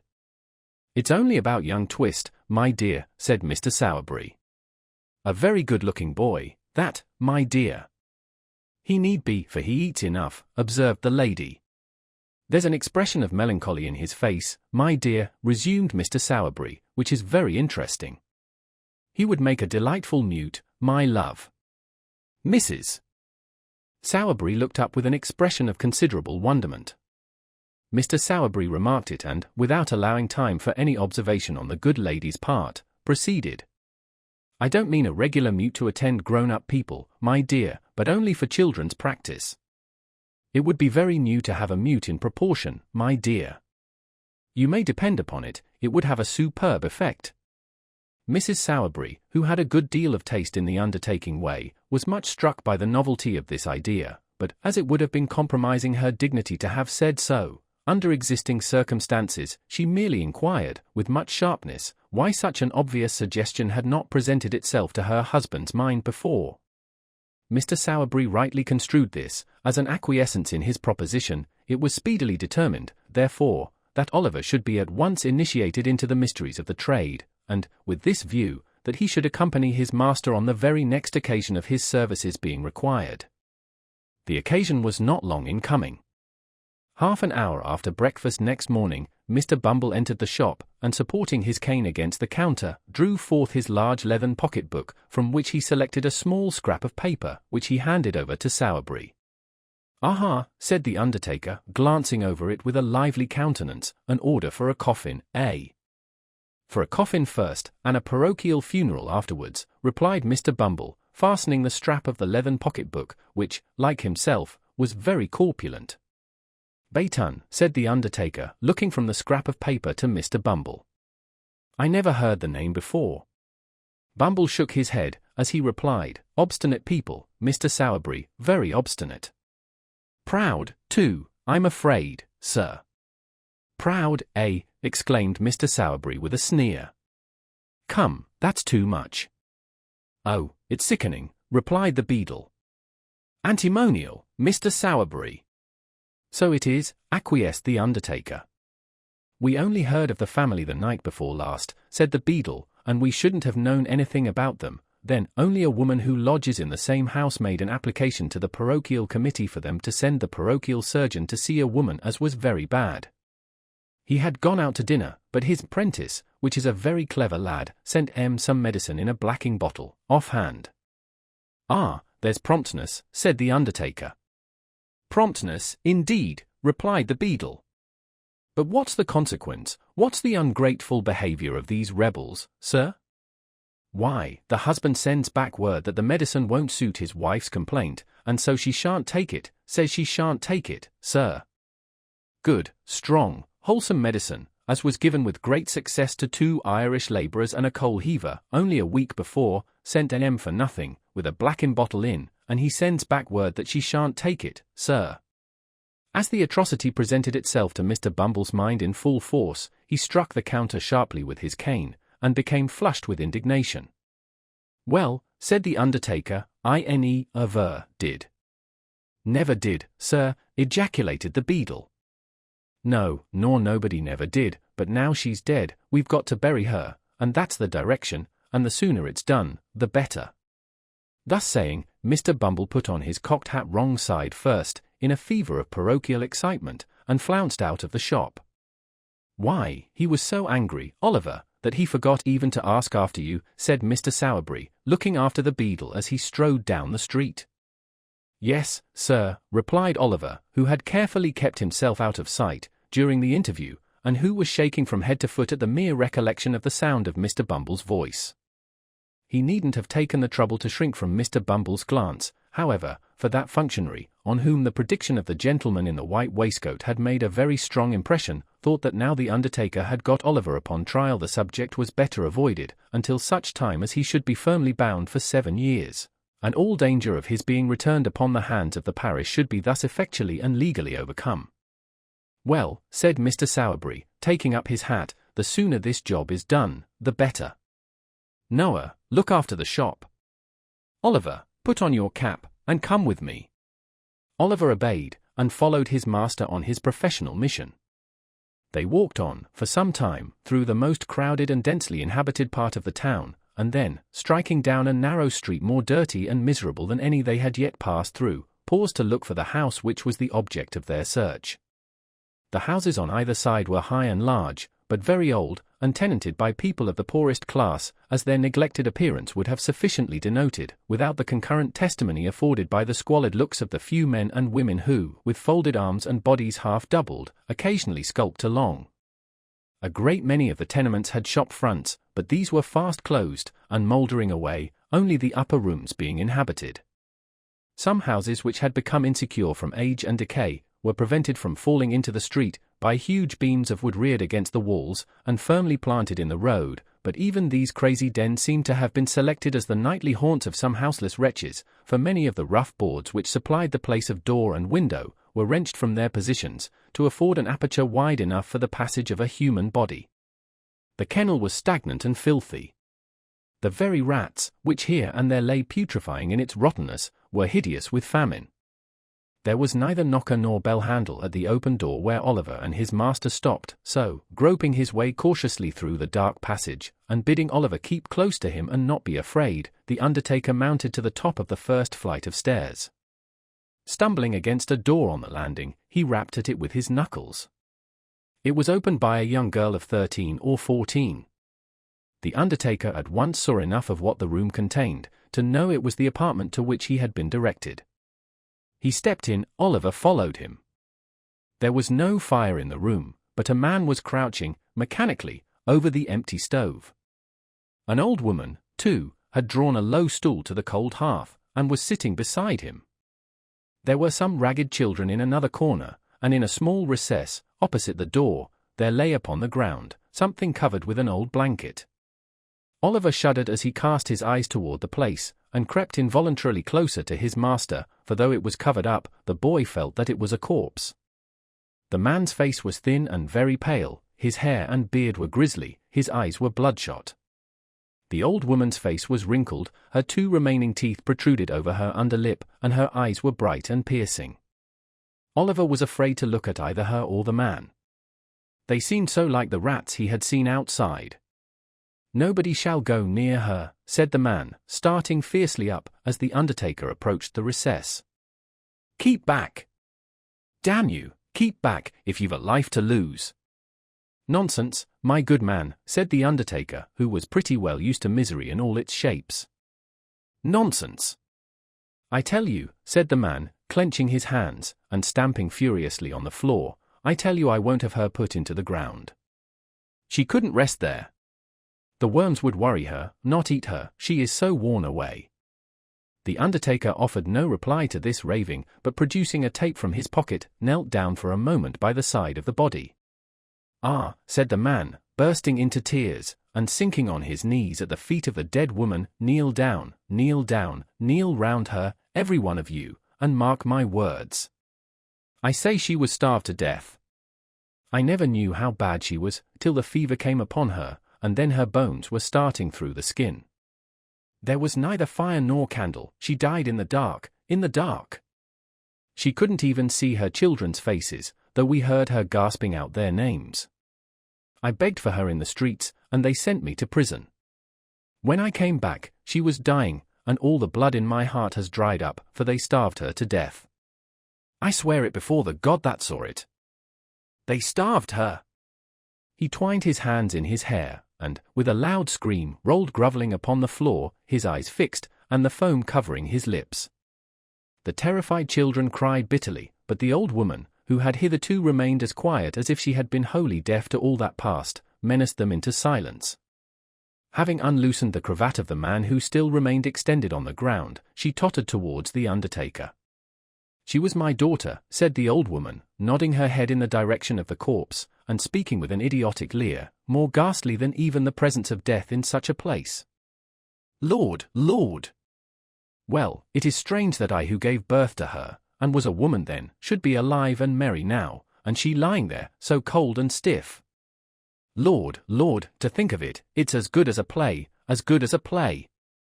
As the wretched creature mumbled and chuckled in her hideous merriment, the undertaker turned to go away. "Stop, stop," said the old woman in a loud whisper. "Will she be buried tomorrow, or next day, or tonight? I laid her out, and I must walk, you know. Send me a large cloak, a good warm one, for it is bitter cold. We should have cake and wine, too, before we go. Never mind, send some bread, only a loaf of bread and a cup of water." "Shall we have some bread, dear?" she said eagerly, catching at the undertaker's coat, as he once more moved towards the door. "Yes, yes," said the undertaker, "of course. Anything you like?" He disengaged himself from the old woman's grasp, and, drawing Oliver after him, hurried away. The next day, the family having been meanwhile relieved with a half-quartern loaf and a piece of cheese, left with them by Mr. Bumble himself, Oliver and his master returned to the miserable abode, where Mr. Bumble had already arrived, accompanied by 4 men from the workhouse, who were to act as bearers. An old black cloak had been thrown over the rags of the old woman and the man, and the bare coffin having been screwed down, was hoisted on the shoulders of the bearers, and carried into the street.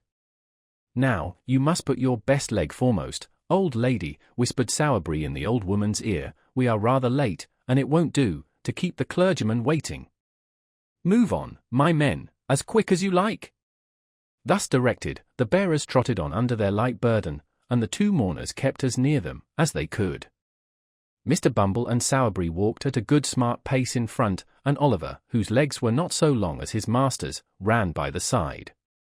There was not so great a necessity for hurrying as Mr. Sowerberry had anticipated, however, for when they reached the obscure corner of the churchyard in which the nettles grew, and where the parish graves were made, the clergyman had not arrived, and the clerk, who was sitting by the vestry-room fire, seemed to think it by no means improbable that it might be an hour or so before he came.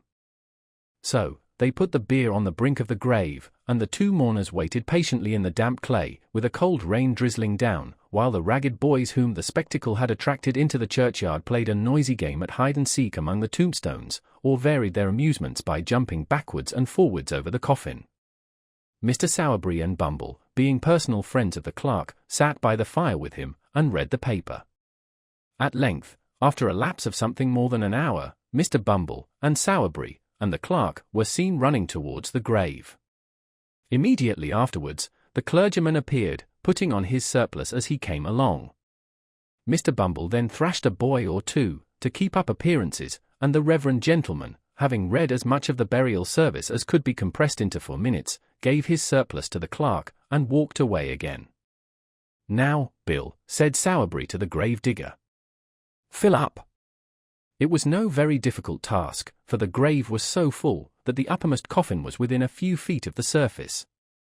The grave digger shovelled in the earth, stamped it loosely down with his feet, shouldered his spade, and walked off, followed by the boys, who murmured very loud complaints at the fun being over so soon.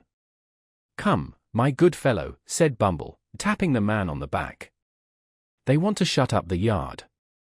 The man, who had never once moved, since he had taken his station by the grave side, started, raised his head, stared at the person who had addressed him, walked forward for a few paces, and fell down in a swoon.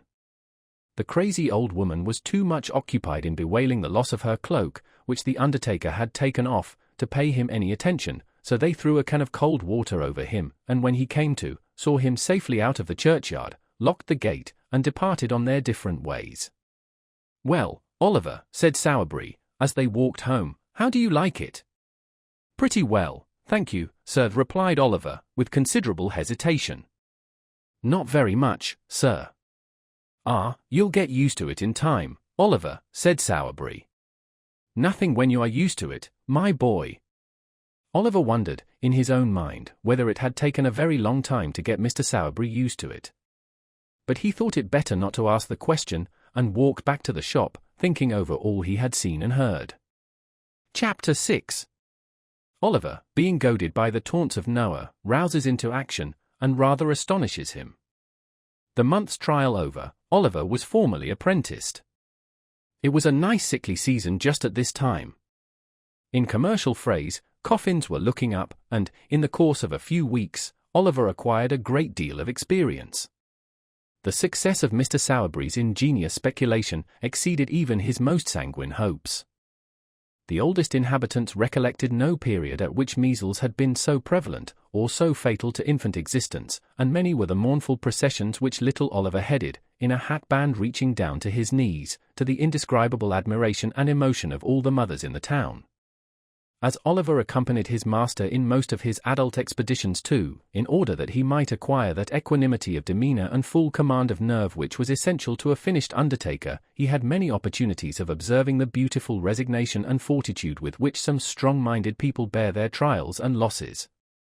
For instance, when Sowerberry had an order for the burial of some rich old lady or gentleman, who was surrounded by a great number of nephews and nieces, who had been perfectly inconsolable during the previous illness, and whose grief had been wholly irrepressible even on the most public occasions, they would be as happy among themselves as need be, quite cheerful and contented, conversing together with as much freedom and gaiety, as if nothing whatever had happened to disturb them. Husbands, too, bore the loss of their wives with the most heroic calmness.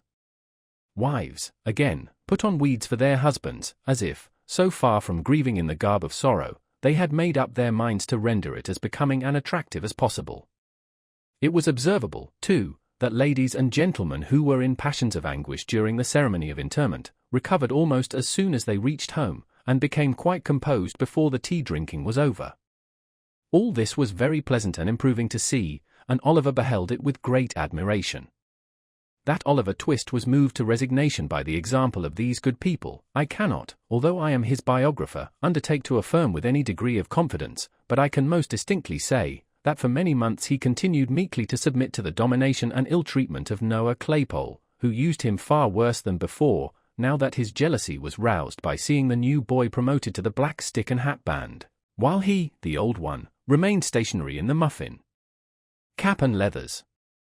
Charlotte treated him ill, because Noah did, and Mrs. Sowerberry was his decided enemy, because Mr. Sowerberry was disposed to be his friend, so, between these three on one side, and a glut of funerals on the other, Oliver was not altogether as comfortable as the hungry pig was, when he was shut up, by mistake, in the grain department of a brewery. And now, I come to a very important passage in Oliver's history, for I have to record an act, slight and unimportant perhaps in appearance, but which indirectly produced a material change in all his future prospects and proceedings. One day, Oliver and Noah had descended into the kitchen at the usual dinner hour, to banquet upon a small joint of mutton, 1.5 pounds of the worst end of the neck, when Charlotte being called out of the way, there ensued a brief interval of time, which Noah Claypole, being hungry and vicious, considered he could not possibly devote to a worthier purpose than aggravating and tantalizing young Oliver Twist. Intent upon this innocent amusement, Noah put his feet on the tablecloth, and pulled Oliver's hair, and twitched his ears, and expressed his opinion that he was a sneak, and furthermore announced his intention of coming to see him hanged, whenever the desirable event should take place, and entered upon various topics of petty annoyance, like a malicious and ill-conditioned charity boy as he was. But, making Oliver cry, Noah attempted to be more facetious still, and in his attempt, did what many sometimes do to this day, when they want to be funny. He got rather personal. "Workhouse," said Noah, "how's your mother?" "She's dead," replied Oliver, "don't you say anything about her to me." Oliver's colour rose as he said this, he breathed quickly, and there was a curious working of the mouth and nostrils, which Mr. Claypole thought must be the immediate precursor of a violent fit of crying. Under this impression he returned to the charge. "What did she die of, Workhouse?" said Noah. "Of a broken heart, some of our old nurses told me," replied Oliver, more as if he were talking to himself, than answering Noah. "I think I know what it must be to die of that." "Told a roll lol, right fol Larry, Workhouse," said Noah, as a tear rolled down Oliver's cheek. "What set you a-snivelling now?" "Not you," replied Oliver, sharply. "There, that's enough. Don't say anything more to me about her, you'd better not." "Better not," exclaimed Noah. "Well, better not. Workhouse, don't be impudent. Your mother, too. She was a nice a-un, she was." "Oh, law." And here, Noah nodded his head expressively, and curled up as much of his small red nose as muscular action could collect together, for the occasion. "You're no, Workhouse," continued Noah, emboldened by Oliver's silence, and speaking in a jeering tone of affected pity, of all tones the most annoying, "you're no, workhouse, it can't be helped now, and of course you couldn't help it then, and I am very sorry for it, and I'm sure we all are, and pity you very much. But you must know, workhouse, your mother was a regular right-down bad UN. What did you say? Inquired Oliver, looking up very quickly. A regular right-down bad UN, workhouse, replied Noah, coolly. And it's a great deal better, workhouse, that she died when she did, or else she'd have been hard labouring in Bridewell, or transported, or hung, which is more likely than either, isn't it? Crimson with fury, Oliver started up, overthrew the chair and table, seized Noah by the throat, shook him, in the violence of his rage, till his teeth chattered in his head, and collecting his whole force into one heavy blow, felled him to the ground. A minute ago, the boy had looked the quiet child, mild, dejected creature that harsh treatment had made him. But his spirit was roused at last, the cruel insult to his dead mother had set his blood on fire. His breast heaved, his attitude was erect, his eye bright and vivid, his whole person changed, as he stood glaring over the cowardly tormentor who now lay crouching at his feet, and defied him with an energy he had never known before. "He'll murder me," blubbered Noah. "Charlotte! Mrs. Here's the new boy a-murdering of me. Help! Help! Oliver's gone mad. Charlotta!"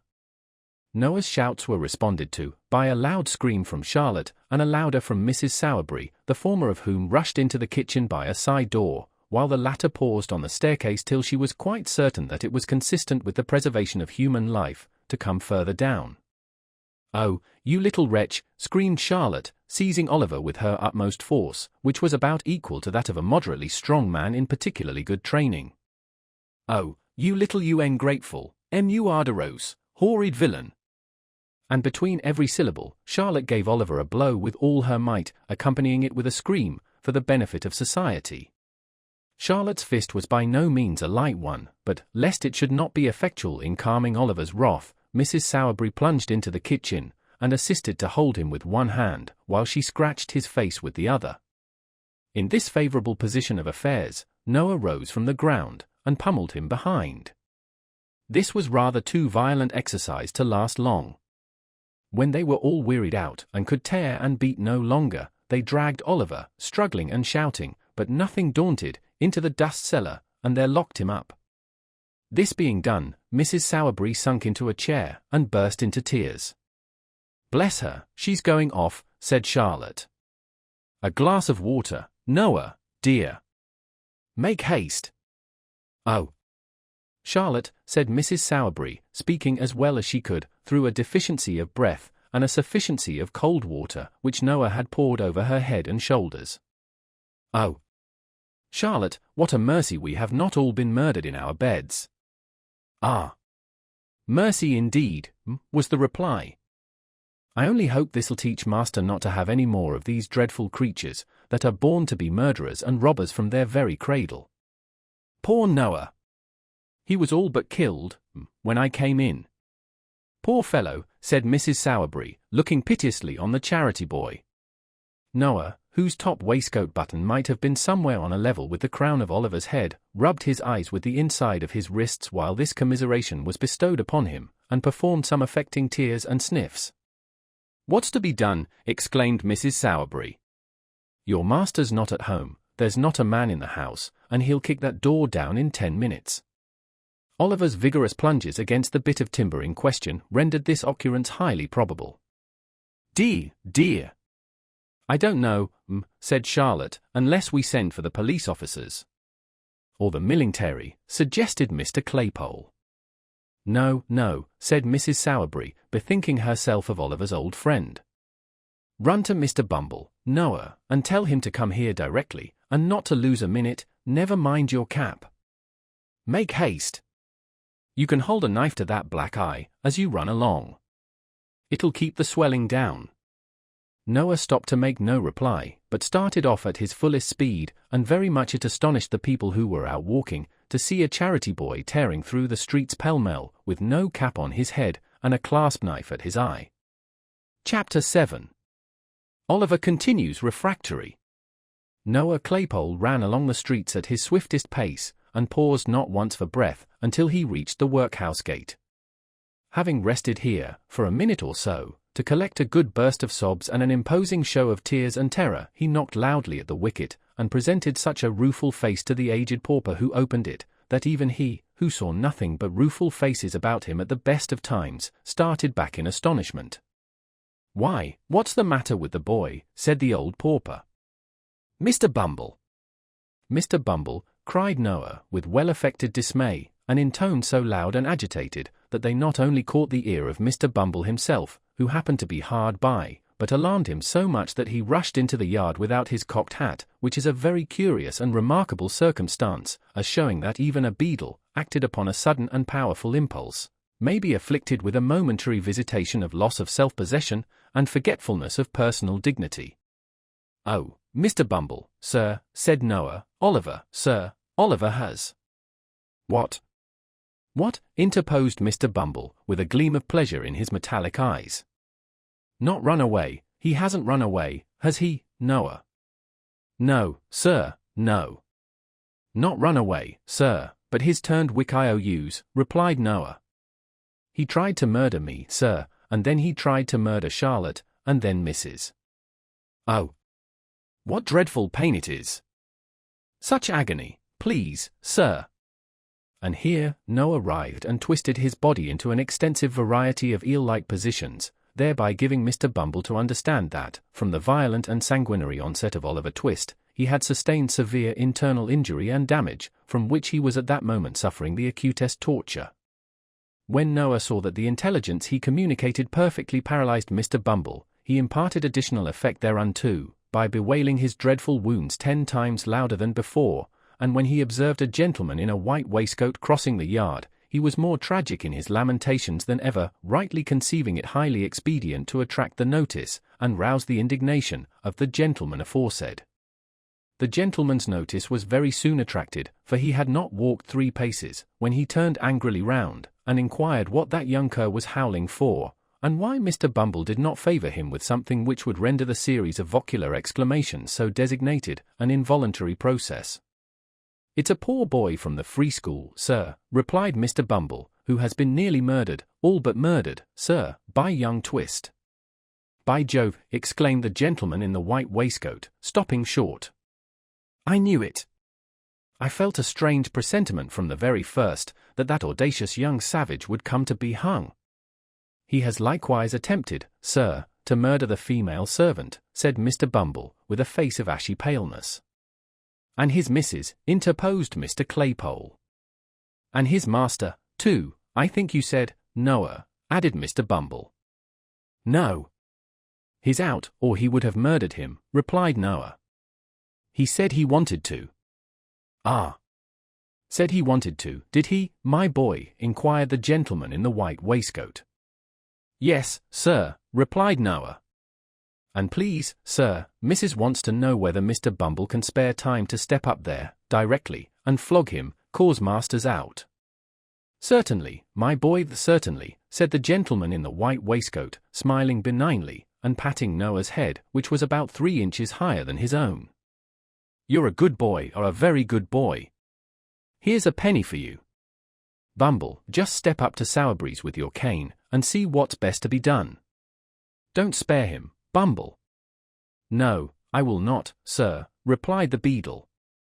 And the cocked hat and cane having been, by this time, adjusted to their owner's satisfaction, Mr. Bumble and Noah Claypole betook themselves with all speed to the undertaker's shop.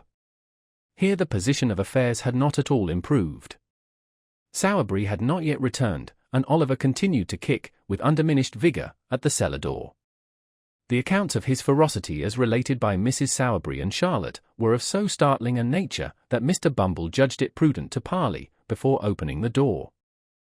With this view he gave a kick at the outside, by way of prelude, and, then, applying his mouth to the keyhole, said, in a deep and impressive tone, "Oliver." "Come, you let me out," replied Oliver, from the inside. "Do you know this here voice, Oliver?" said Mr. Bumble. "Yes," replied Oliver. "Ain't you afraid of it, sir?" "Ain't you trembling while I speak, sir?" said Mr. Bumble. "No," replied Oliver, boldly. An answer so different from the one he had expected to elicit, and was in the habit of receiving, staggered Mr. Bumble not a little. He stepped back from the keyhole, drew himself up to his full height, and looked from one to another of the three bystanders, in mute astonishment. "Oh, you know, Mr. Bumble, he must be mad," said Mrs. Sowerberry. "No boy in half his senses could venture to speak so to you." "It's not madness," replied Mr. Bumble, after a few moments of deep meditation. "It's meat." "What?" exclaimed Mrs. Sowerberry. "Meat, meat," replied Bumble, with stern emphasis. "You've overfed him. You've raised an artificial soul and spirit in him, unbecoming a person of his condition, as the board, Mrs. Sowerberry, who are practical philosophers, will tell you. What have paupers to do with soul or spirit? It's quite enough that we let them have live bodies. If you had kept the boy on gruel, this would never have happened." "Dear, dear," ejaculated Mrs. Sowerberry, piously raising her eyes to the kitchen ceiling, "this comes of being liberal."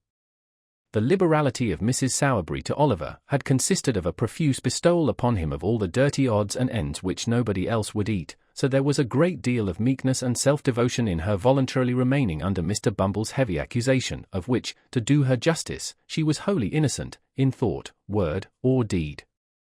"Ah," said Mr. Bumble, when the lady brought her eyes down to earth again, "the only thing that can be done now, that I know of, is to leave him in the cellar for a day or so, till he's a little starved down, and then to take him out, and keep him on gruel all through the apprenticeship. He comes of a bad family. Excitable natures, Mrs. Sowerberry." Both the nurse and doctor said that mother of his made her way here, against difficulties and pain that would have killed any well-disposed woman, weeks before. At this point of Mr. Bumble's discourse, Oliver, just hearing enough to know that some allusion was being made to his mother, recommenced kicking, with a violence that rendered every other sound inaudible. Sowerberry returned at this juncture. Oliver's offence having been explained to him, with such exaggerations as the ladies thought best calculated to rouse his ire, he unlocked the cellar door in a twinkling, and dragged his rebellious apprentice out, by the collar. Oliver's clothes had been torn in the beating he had received, his face was bruised and scratched, and his hair scattered over his forehead. The angry flush had not disappeared, however, and when he was pulled out of his prison, he scowled boldly on Noah, and looked quite undismayed. "Now, you are a nice young fellow, ain't you?" said Sowerberry, giving Oliver a shake, and a box on the ear.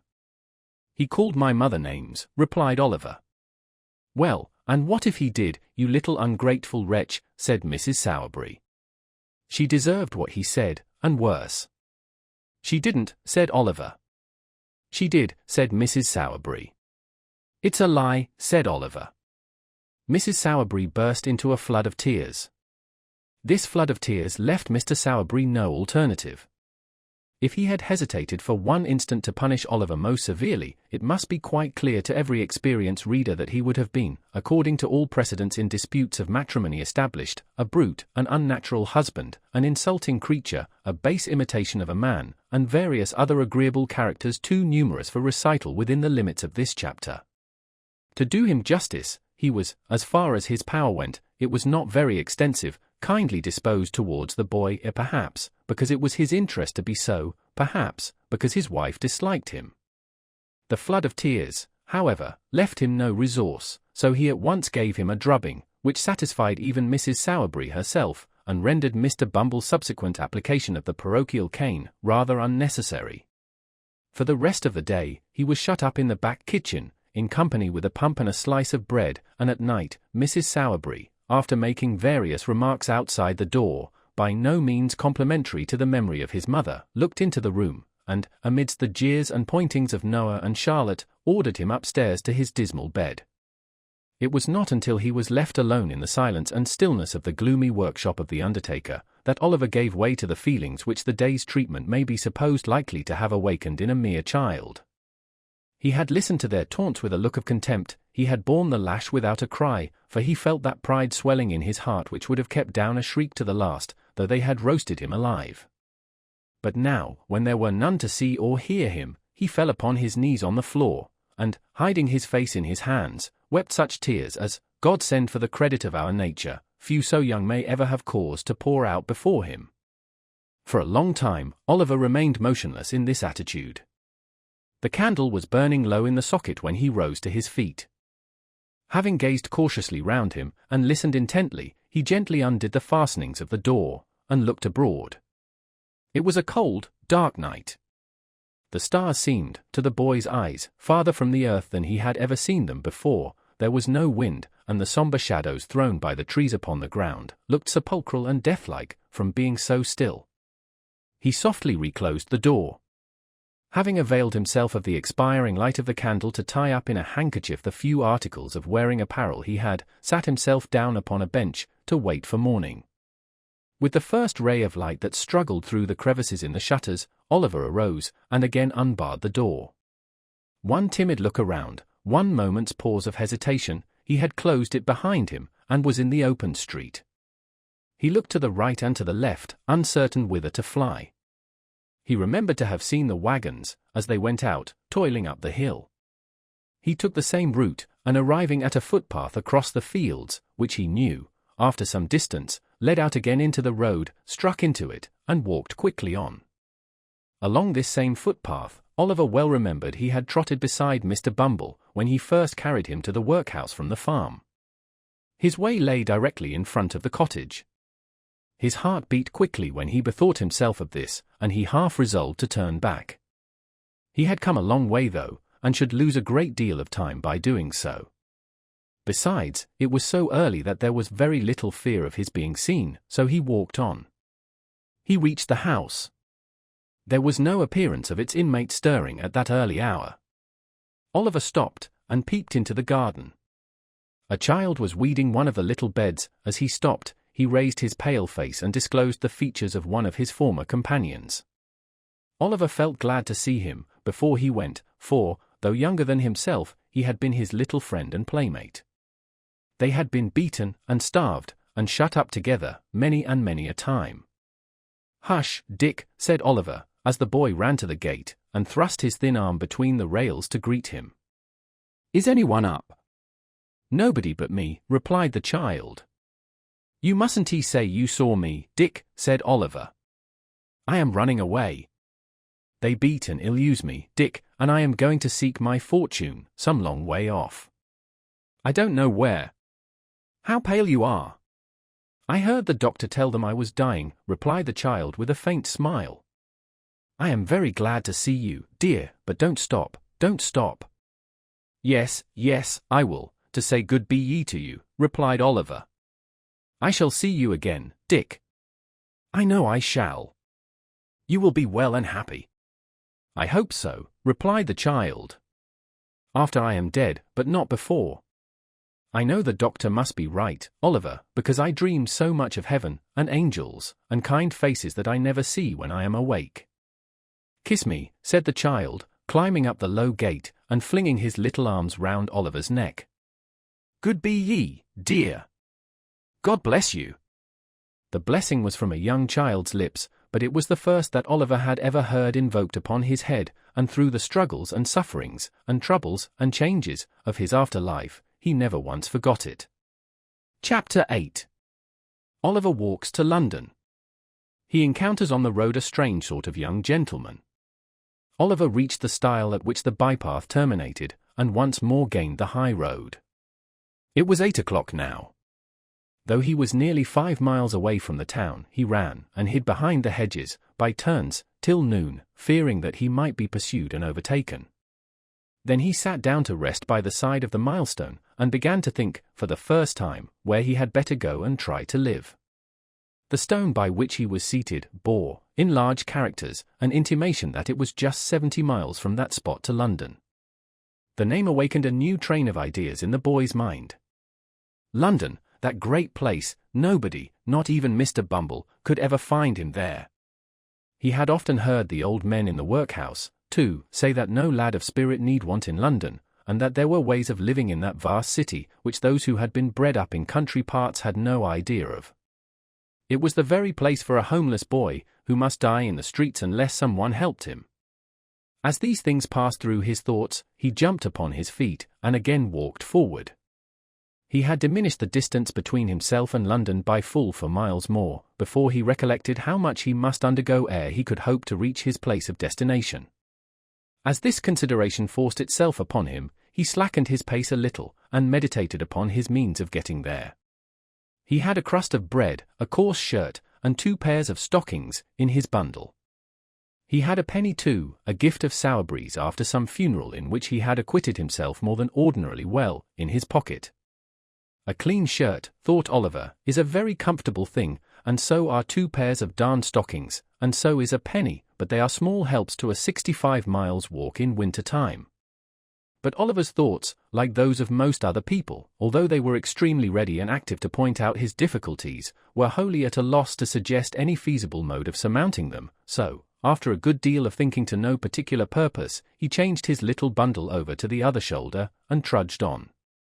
Oliver walked 20 miles that day, and all that time tasted nothing but the crust of dry bread, and a few draughts of water, which he begged at the cottage doors by the roadside.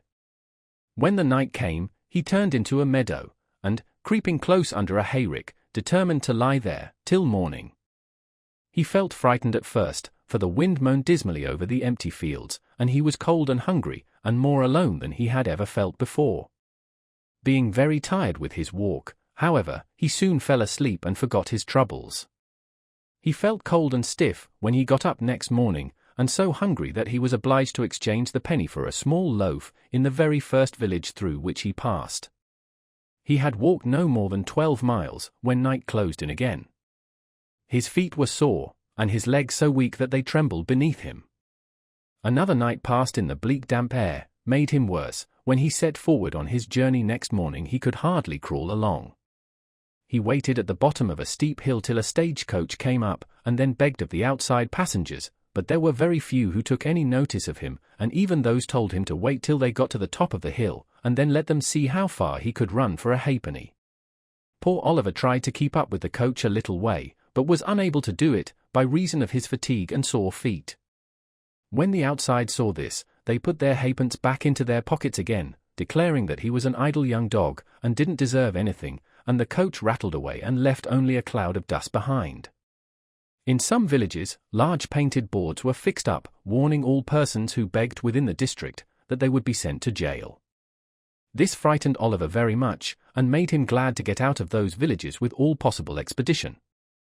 In others, he would stand about the inn-yards, and look mournfully at every one who passed, a proceeding which generally terminated in the landlady's ordering one of the postboys who were lounging about to drive that strange boy out of the place, for she was sure he had come to steal something. If he begged at a farmer's house, 10 to 1 but they threatened to set the dog on him, and when he showed his nose in a shop, they talked about the beadle, which brought Oliver's heart into his mouth, very often the only thing he had there, for many hours together. In fact, if it had not been for a good-hearted turnpike man, and a benevolent old lady, Oliver's troubles would have been shortened by the very same process which had put an end to his mother's. In other words, he would most assuredly have fallen dead upon the king's highway.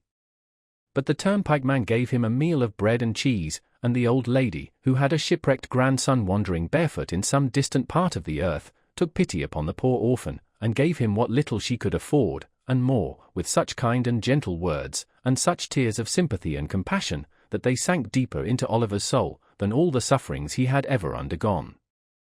Early on the 7th morning after he had left his native place, Oliver limped slowly into the little town of Barnet. The window shutters were closed, the street was empty, not a soul had awakened to the business of the day. The sun was rising in all its splendid beauty, but the light only served to show the boy his own lonesomeness and desolation, as he sat, with bleeding feet and covered with dust, upon a doorstep. By degrees, the shutters were opened, the window blinds were drawn up, and people began passing to and fro. Some few stopped to gaze at Oliver for a moment or two, or turned round to stare at him as they hurried by, but none relieved him, or troubled themselves to inquire how he came there. He had no heart to beg. And there he sat a day. He had been crouching on the step for some time, wondering at the great number of public houses. Every other house in Barnet was a tavern, large or small, gazing listlessly at the coaches as they passed through, and thinking how strange it seemed that they could do, with ease, in a few hours, what it had taken him a whole week of courage and determination beyond his years to accomplish, when he was roused by observing that a boy, who had passed him carelessly some minutes before, had returned. and was now surveying him most earnestly from the opposite side of the way. He took little heed of this at first, but the boy remained in the same attitude of close observation so long that Oliver raised his head and returned his steady look. Upon this, the boy crossed over, and walking close up to Oliver, said, "Hello, my covey. What's the row?" The boy who addressed this inquiry to the young wayfarer was about his own age, but one of the queerest-looking boys that Oliver had even seen. He was a snub-nosed, flat-browed, common-faced boy enough, and as dirty a juvenile as one would wish to see, but he had about him all the airs and manners of a man. He was short of his age, with rather bow legs, and little, sharp, ugly eyes. His hat was stuck on the top of his head so lightly that it threatened to fall off every moment, and would have done so very often if the wearer had not had a knack of every now and then giving his head a sudden twitch, which brought it back to its old place again. He wore a man's coat which reached nearly to his heels. He had turned the cuffs back, halfway up his arm, to get his hands out of the sleeves, apparently with the ultimate view of thrusting them into the pockets of his corduroy trousers, for there he kept them. He was, altogether, as roistering and swaggering a young gentleman as ever stood for feet 6, or something less, in the bluchers. "Hello, my covey. What's the row?" said this strange young gentleman to Oliver. "I am very hungry and tired," replied Oliver, the tears standing in his eyes as he spoke. "I have walked a long way. I have been walking these 7 days. "Walking for 7 days," said the young gentleman. "Oh, I see. Beak's order, eh?" "But," he added, noticing Oliver's look of surprise, "I suppose you don't know what a beak is, my flash companion."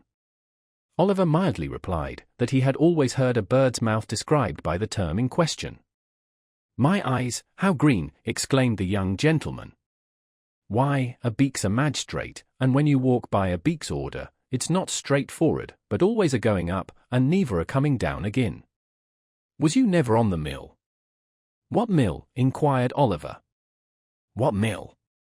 "Why, the mill as takes up so little room that it'll work inside a stone jug, and always goes better when the wind's low with people, than when it's high, acos then they can't get workmen." "But come," said the young gentleman, "you want grub, and you shall have it. I'm at low water mark myself, only 1 bob and a magpie, but, as far as it goes, I'll fork out and stump. Up with you on your pins. There. Now then. More ice." Assisting Oliver to rise, the young gentleman took him to an adjacent chandler's shop, where he purchased a sufficiency of red-addressed ham and a half-quartern loaf, or, as he himself expressed it, a 4-penny bran, the ham being kept clean and preserved from dust, by the ingenious expedient of making a hole in the loaf by pulling out a portion of the crumb, and stuffing it therein. Taking the bread under his arm, the young gentleman turned into a small public house, and led the way to a tap-room in the rear of the premises. Here, a pot of beer was brought in, by direction of the mysterious youth, and Oliver, falling to, at his new friend's bidding, made a long and hearty meal, during the progress of which the strange boy eyed him from time to time with great attention. "Going to London," said the strange boy, when Oliver had at length concluded. "Yes." "Got any lodgings?" "No." "Money?" "No." The strange boy whistled, and put his arms into his pockets, as far as the big coat sleeves would let them go. "Do you live in London?" inquired Oliver. "Yes." "I do, when I'm at home," replied the boy. "I suppose you want some place to sleep in tonight, don't you?" "I do, indeed," answered Oliver. "I have not slept under a roof since I left the country." "Don't fret your eyelids on that score," said the young gentleman. "I've got to be in London tonight, and I know a 'spectable old gentleman as lives there, what'll give you lodgings for nothink, and never ask for the change, that is, if any gentleman he knows introduces you." "And don't he know me?" "Oh, no." "Not in the least?" "By no means." "Certainly not." The young gentleman smiled, as if to intimate that the latter fragments of discourse were playfully ironical, and finished the beer as he did so. This unexpected offer of shelter was too tempting to be resisted, especially as it was immediately followed up by the assurance that the old gentleman referred to would doubtless provide Oliver with a comfortable place, without loss of time. This led to a more friendly and confidential dialogue, from which Oliver discovered that his friend's name was Jack Dawkins, and that he was a peculiar pet and protégé of the elderly gentleman before mentioned. Mr. Dawkins's appearance did not say a vast deal in favour of the comforts which his patron's interest obtained for those whom he took under his protection, but, as he had a rather flighty and dissolute mode of conversing, and furthermore avowed that among his intimate friends he was better known by the sobriquet of the Artful Dodger, Oliver concluded that, being of a dissipated and careless turn, the moral precepts of his benefactor had hitherto been thrown away upon him. Under this impression, he secretly resolved to cultivate the good opinion of the old gentleman as quickly as possible, and, if he found the Dodger incorrigible, as he more than half suspected he should, to decline the honour of his farther acquaintance. As John Dawkins objected to their entering London before nightfall, it was nearly 11 o'clock when they reached the turnpike at Islington. They crossed from the Angel into St. John's Road, struck down the small street which terminates at Sadler's Wells Theatre, through Exmouth Street and Coppice Row, down the little court by the side of the workhouse, across the classic ground which once bore the name of Hockley in the Hole, thence into Little Saffron Hill, and so into Saffron Hill the Great, along which the Dodger scudded at a rapid pace, directing Oliver to follow close at his heels. Although Oliver had enough to occupy his attention in keeping sight of his leader, he could not help bestowing a few hasty glances on either side of the way, as he passed along. A dirtier or more wretched place he had never seen. The street was very narrow and muddy, and the air was impregnated with filthy odours. There were a good many small shops, but the only stock in trade appeared to be heaps of children, who, even at that time of night, were crawling in and out at the doors, or screaming from the inside. The sole places that seemed to prosper amid the general blight of the place were the public houses, and in them, the lowest orders of Irish were wrangling with might and main. Covered ways and yards, which here and there diverged from the main street, disclosed little knots of houses, where drunken men and women were positively wallowing in filth, and from several of the doorways, great ill-looking fellows were cautiously emerging, bound, to all appearance, on no very well-disposed or harmless errands. Oliver was just considering whether he hadn't better run away, when they reached the bottom of the hill. His conductor, catching him by the arm, pushed open the door of a house near Field Lane, and drawing him into the passage, closed it behind them. "Now, then," he cried a voice from below, in reply to a whistle from the Dodger. "Plummy and slam," was the reply. This seemed to be some watchword or signal that all was right, for the light of a feeble candle gleamed on the wall at the remote end of the passage, and a man's face peeped out, from where a balustrade of the old kitchen staircase had been broken away. "There's two on you," said the man, thrusting the candle farther out, and shielding his eyes with his hand. "Who's the t'other one?" "A new pal," replied Jack Dawkins, pulling Oliver forward. "Where did he come from?" "Greenland." "Is Fagin upstairs?" "Yes, he's assorting at the wipes." "Up with you." The candle was drawn back, and the face disappeared. Oliver, groping his way with one hand, and having the other firmly grasped by his companion, ascended with much difficulty the dark and broken stairs, which his conductor mounted with an ease and expedition that showed he was well acquainted with them. He threw open the door of a back room, and drew Oliver in after him. The walls and ceiling of the room were perfectly black with age and dirt. There was a deal table before the fire, upon which were a candle, stuck in a ginger beer bottle, 2 or 3 pewter pots, a loaf and butter, and a plate. In a frying pan, which was on the fire, and which was secured to the mantel-shelf by a string, some sausages were cooking, and standing over them, with a toasting fork in his hand, was a very old shriveled Jew, whose villainous-looking and repulsive face was obscured by a quantity of matted red hair. He was dressed in a greasy flannel gown, with his throat bare, and seemed to be dividing his attention between the frying pan and the clothes-horse, over which a great number of silk handkerchiefs were hanging. Several rough beds made of old sacks were huddled side by side on the floor. Seated round the table were 4 or 5 boys, none older than the Dodger, smoking long clay pipes, and drinking spirits with the air of middle-aged men. These all crowded about their associate as he whispered a few words to the Jew, and then turned round and grinned at Oliver. So did the Jew himself, toasting fork in hand. "This is him, Fagin," said Jack Dawkins, "my friend Oliver Twist." The Jew grinned, and, making a low obeisance to Oliver, took him by the hand, and hoped he should have the honour of his intimate acquaintance. Upon this, the young gentleman with the pipes came round him, and shook both his hands very hard, especially the one in which he held his little bundle. One young gentleman was very anxious to hang up his cap for him, and another was so obliging as to put his hands in his pockets, in order that, as he was very tired, he might not have the trouble of emptying them, himself, when he went to bed. These civilities would probably be extended much farther, but for a liberal exercise of the Jew's toasting fork on the heads and shoulders of the affectionate youths who offered them. "We are very glad to see you, Oliver, very," said the Jew. "Dodger, take off the sausages, and draw a tub near the fire for Oliver. Ah, you're staring at the pocket handkerchiefs. My dear? There are a good many of 'em, ain't there? We've just looked 'em out, ready for the wash, that's all, Oliver, that's all." Ha! Ha! Ha! The latter part of this speech was hailed by a boisterous shout from all the hopeful pupils of the merry old gentleman, in the midst of which they went to supper. Oliver ate his share, and the Jew then mixed him a glass of hot gin and water, telling him he must drink it off directly, because another gentleman wanted the tumbler. Oliver did as he was desired. Immediately afterwards he felt himself gently lifted onto one of the sacks, and then he sunk into a deep sleep. Chapter 9. Containing further particulars concerning the pleasant old gentleman and his hopeful pupils. It was late next morning when Oliver awoke from a sound, long sleep. There was no other person in the room but the old Jew, who was boiling some coffee in a saucepan for breakfast, and whistling softly to himself as he stirred it round and round, with an iron spoon. He would stop every now and then to listen when there was the least noise below, and when he had satisfied himself, he would go on whistling and stirring again, as before. Although Oliver had roused himself from sleep, he was not thoroughly awake.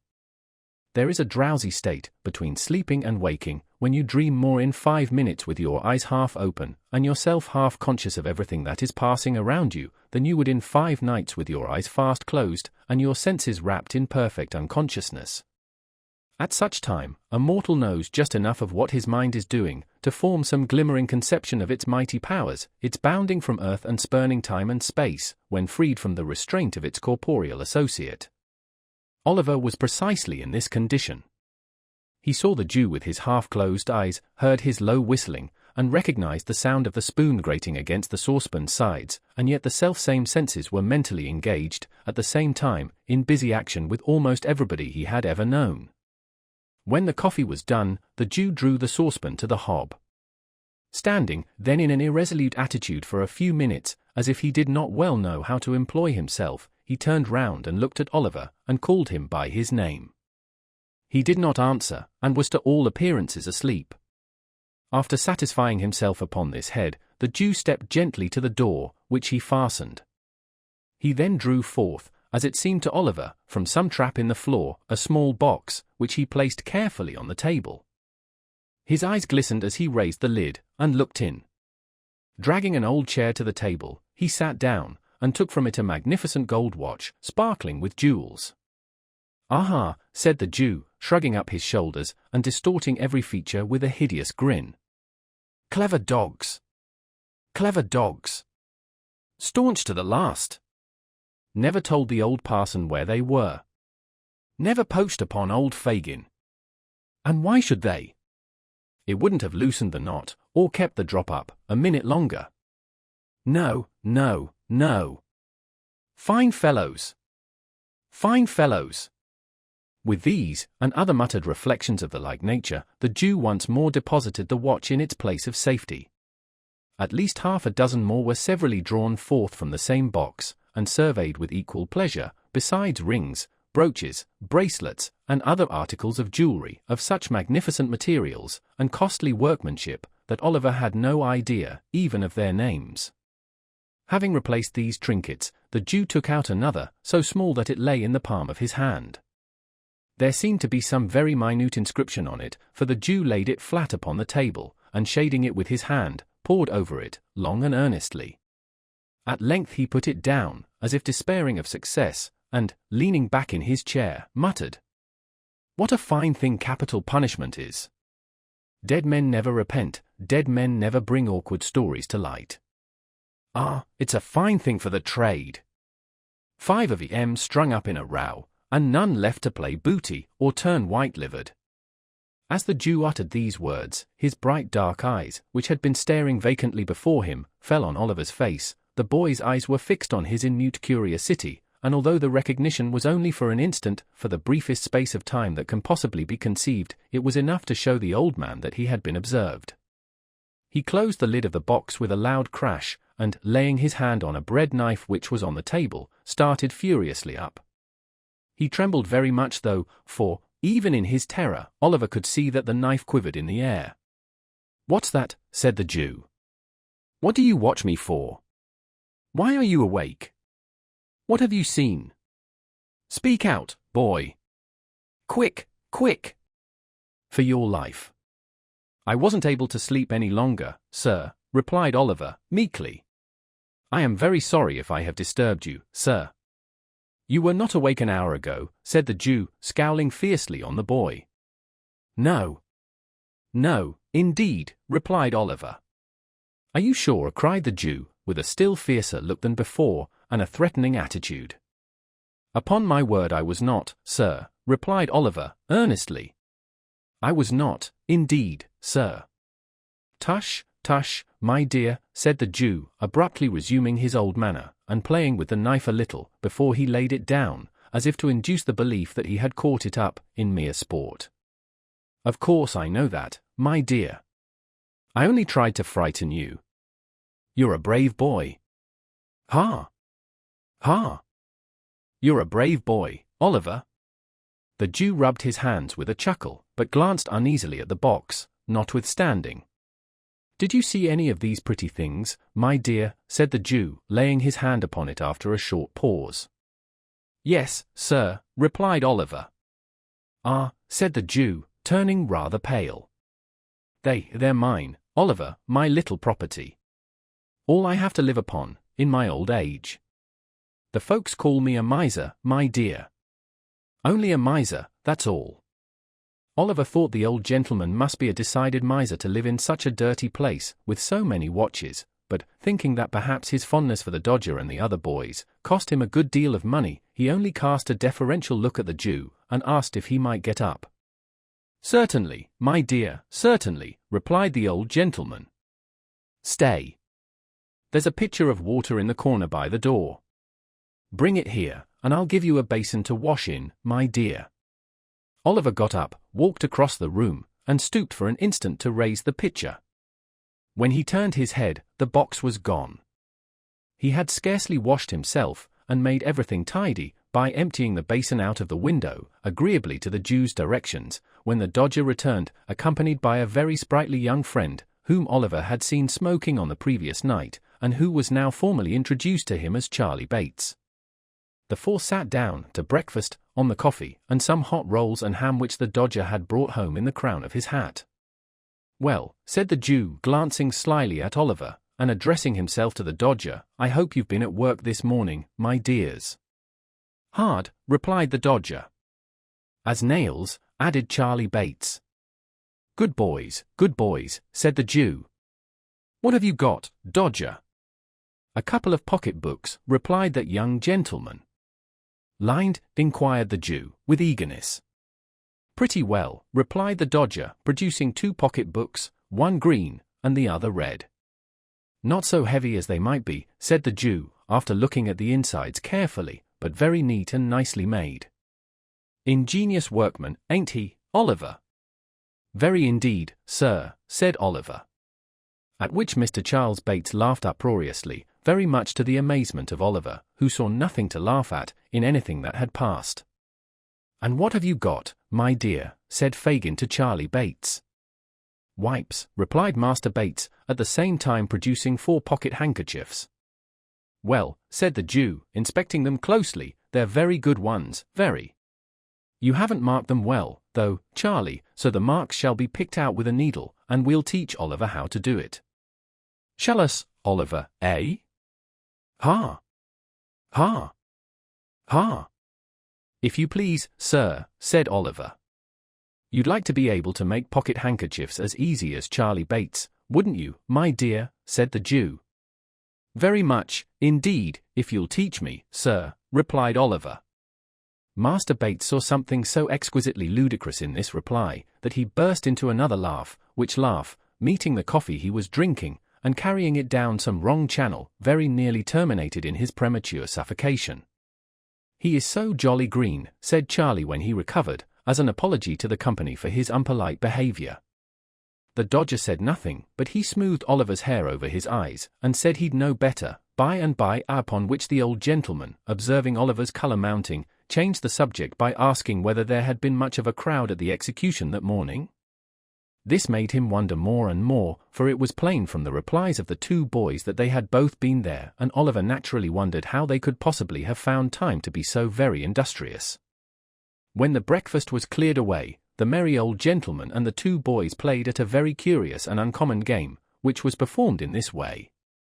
The merry old gentleman, placing a snuff-box in one pocket of his trousers, a note-case in the other, and a watch in his waistcoat pocket, with a guard-chain round his neck, and sticking a mock diamond pin in his shirt, buttoned his coat tight round him, and putting his spectacle case and handkerchief in his pockets, trotted up and down the room with a stick, in imitation of the manner in which old gentlemen walk about the streets any hour in the day. Sometimes he stopped at the fireplace, and sometimes at the door, making believe that he was staring with all his might into shop windows.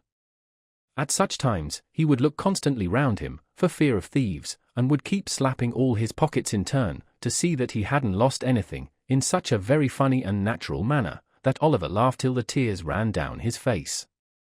All this time, the two boys followed him closely about, getting out of his sight, so nimbly, every time he turned round, that it was impossible to follow their motions. At last, the Dodger trod upon his toes, or ran upon his boot accidentally, while Charlie Bates stumbled up against him behind, and in that one moment they took from him, with the most extraordinary rapidity, snuff-box, note-case, watch-guard, chain, shirt-pin, pocket-handkerchief, even the spectacle-case. If the old gentleman felt a hand in any one of his pockets, he cried out where it was, and then the game began all over again. When this game had been played a great many times, a couple of young ladies called to see the young gentleman, one of whom was named Bet, and the other Nancy. They wore a good deal of hair, not very neatly turned up behind, and were rather untidy about the shoes and stockings. They were not exactly pretty, perhaps, but they had a great deal of colour in their faces, and looked quite stout and hearty. Being remarkably free and agreeable in their manners, Oliver thought them very nice girls indeed, as there is no doubt they were. The visitors stopped a long time. Spirits were produced, in consequence of one of the young ladies complaining of a coldness in her inside, and the conversation took a very convivial and improving turn. At length, Charlie Bates expressed his opinion that it was time to pad the hoof. This, it occurred to Oliver, must be French for going out, for directly afterwards, the Dodger, and Charlie, and the two young ladies, went away together, having been kindly furnished by the amiable old Jew with money to spend. "There, my dear," said Fagin. "That's a pleasant life, isn't it? They have gone out for the day." "Have they done work, sir?" inquired Oliver. "Yes," said the Jew, "that is, unless they should unexpectedly come across any, when they are out, and they won't neglect it, if they do, my dear, depend upon it. Make them your models, my dear. Make them your models," tapping the fire shovel on the hearth to add force to his words, "do everything they bid you, and take their advice in all matters, especially the Dodger's, my dear. He'll be a great man himself, and will make you one too, if you take pattern by him. Is my handkerchief hanging out of my pocket, my dear?" said the Jew, stopping short. "Yes, sir," said Oliver. "See if you can take it out, without my feeling it, as you saw them do, when we were at play this morning." Oliver held up the bottom of the pocket with one hand, as he had seen the Dodger hold it, and drew the handkerchief lightly out of it with the other. "Is it gone?" cried the Jew. "Here it is, sir," said Oliver, showing it in his hand. "You're a clever boy, my dear," said the playful old gentleman, patting Oliver on the head approvingly.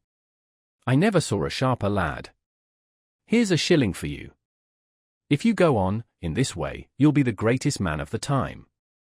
And now come here, and I'll show you how to take the marks out of the handkerchiefs." Oliver wondered what picking the old gentleman's pocket in play had to do with his chances of being a great man. but thinking that the Jew, being so much his senior, must know best, he followed him quietly to the table, and was soon deeply involved in his new study. Chapter 10. Oliver becomes better acquainted with the characters of his new associates, and purchases experience at a high price. Being a short, but very important chapter, in this history. For many days, Oliver remained in the Jew's room, picking the marks out of the pocket handkerchief, of which a great number were brought home, and sometimes taking part in the game already described, which the two boys and the Jew played, regularly, every morning. At length, he began to languish for fresh air, and took many occasions of earnestly entreating the old gentleman to allow him to go out to work with his two companions. Oliver was rendered the more anxious to be actively employed by what he had seen of the stern morality of the old gentleman's character.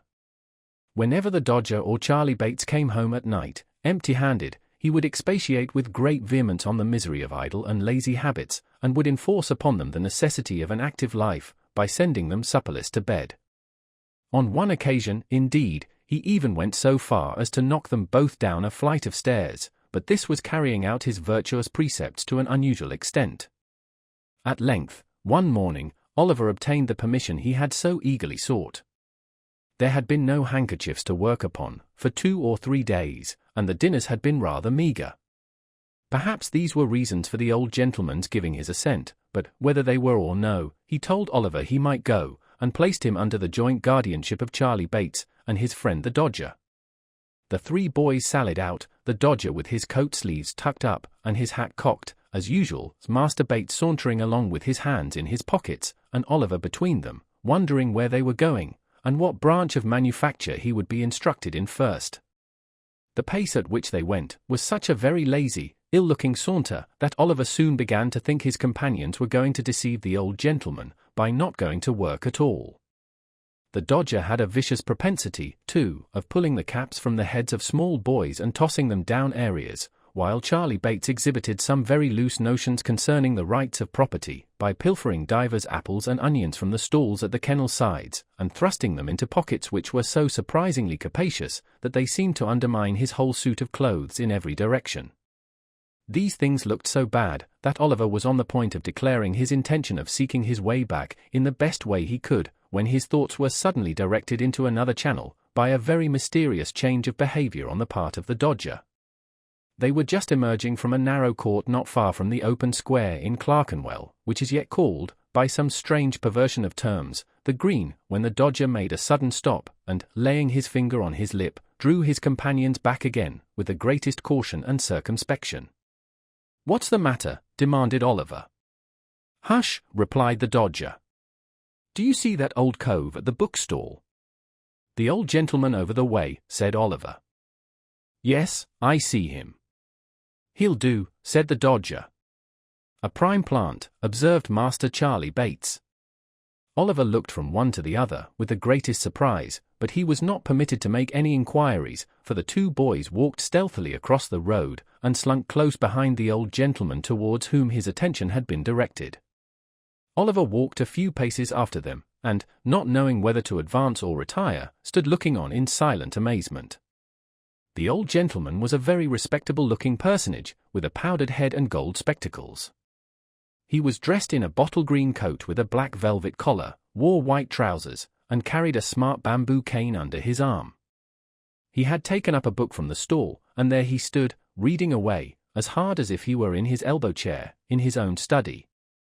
It is very possible that he fancied himself there, indeed, for it was plain, from his abstraction, that he saw not the bookstall, nor the street, nor the boys, nor, in short, anything but the book itself, which he was reading straight through, turning over the leaf when he got to the bottom of a page, beginning at the top line of the next one, and going regularly on, with the greatest interest and eagerness.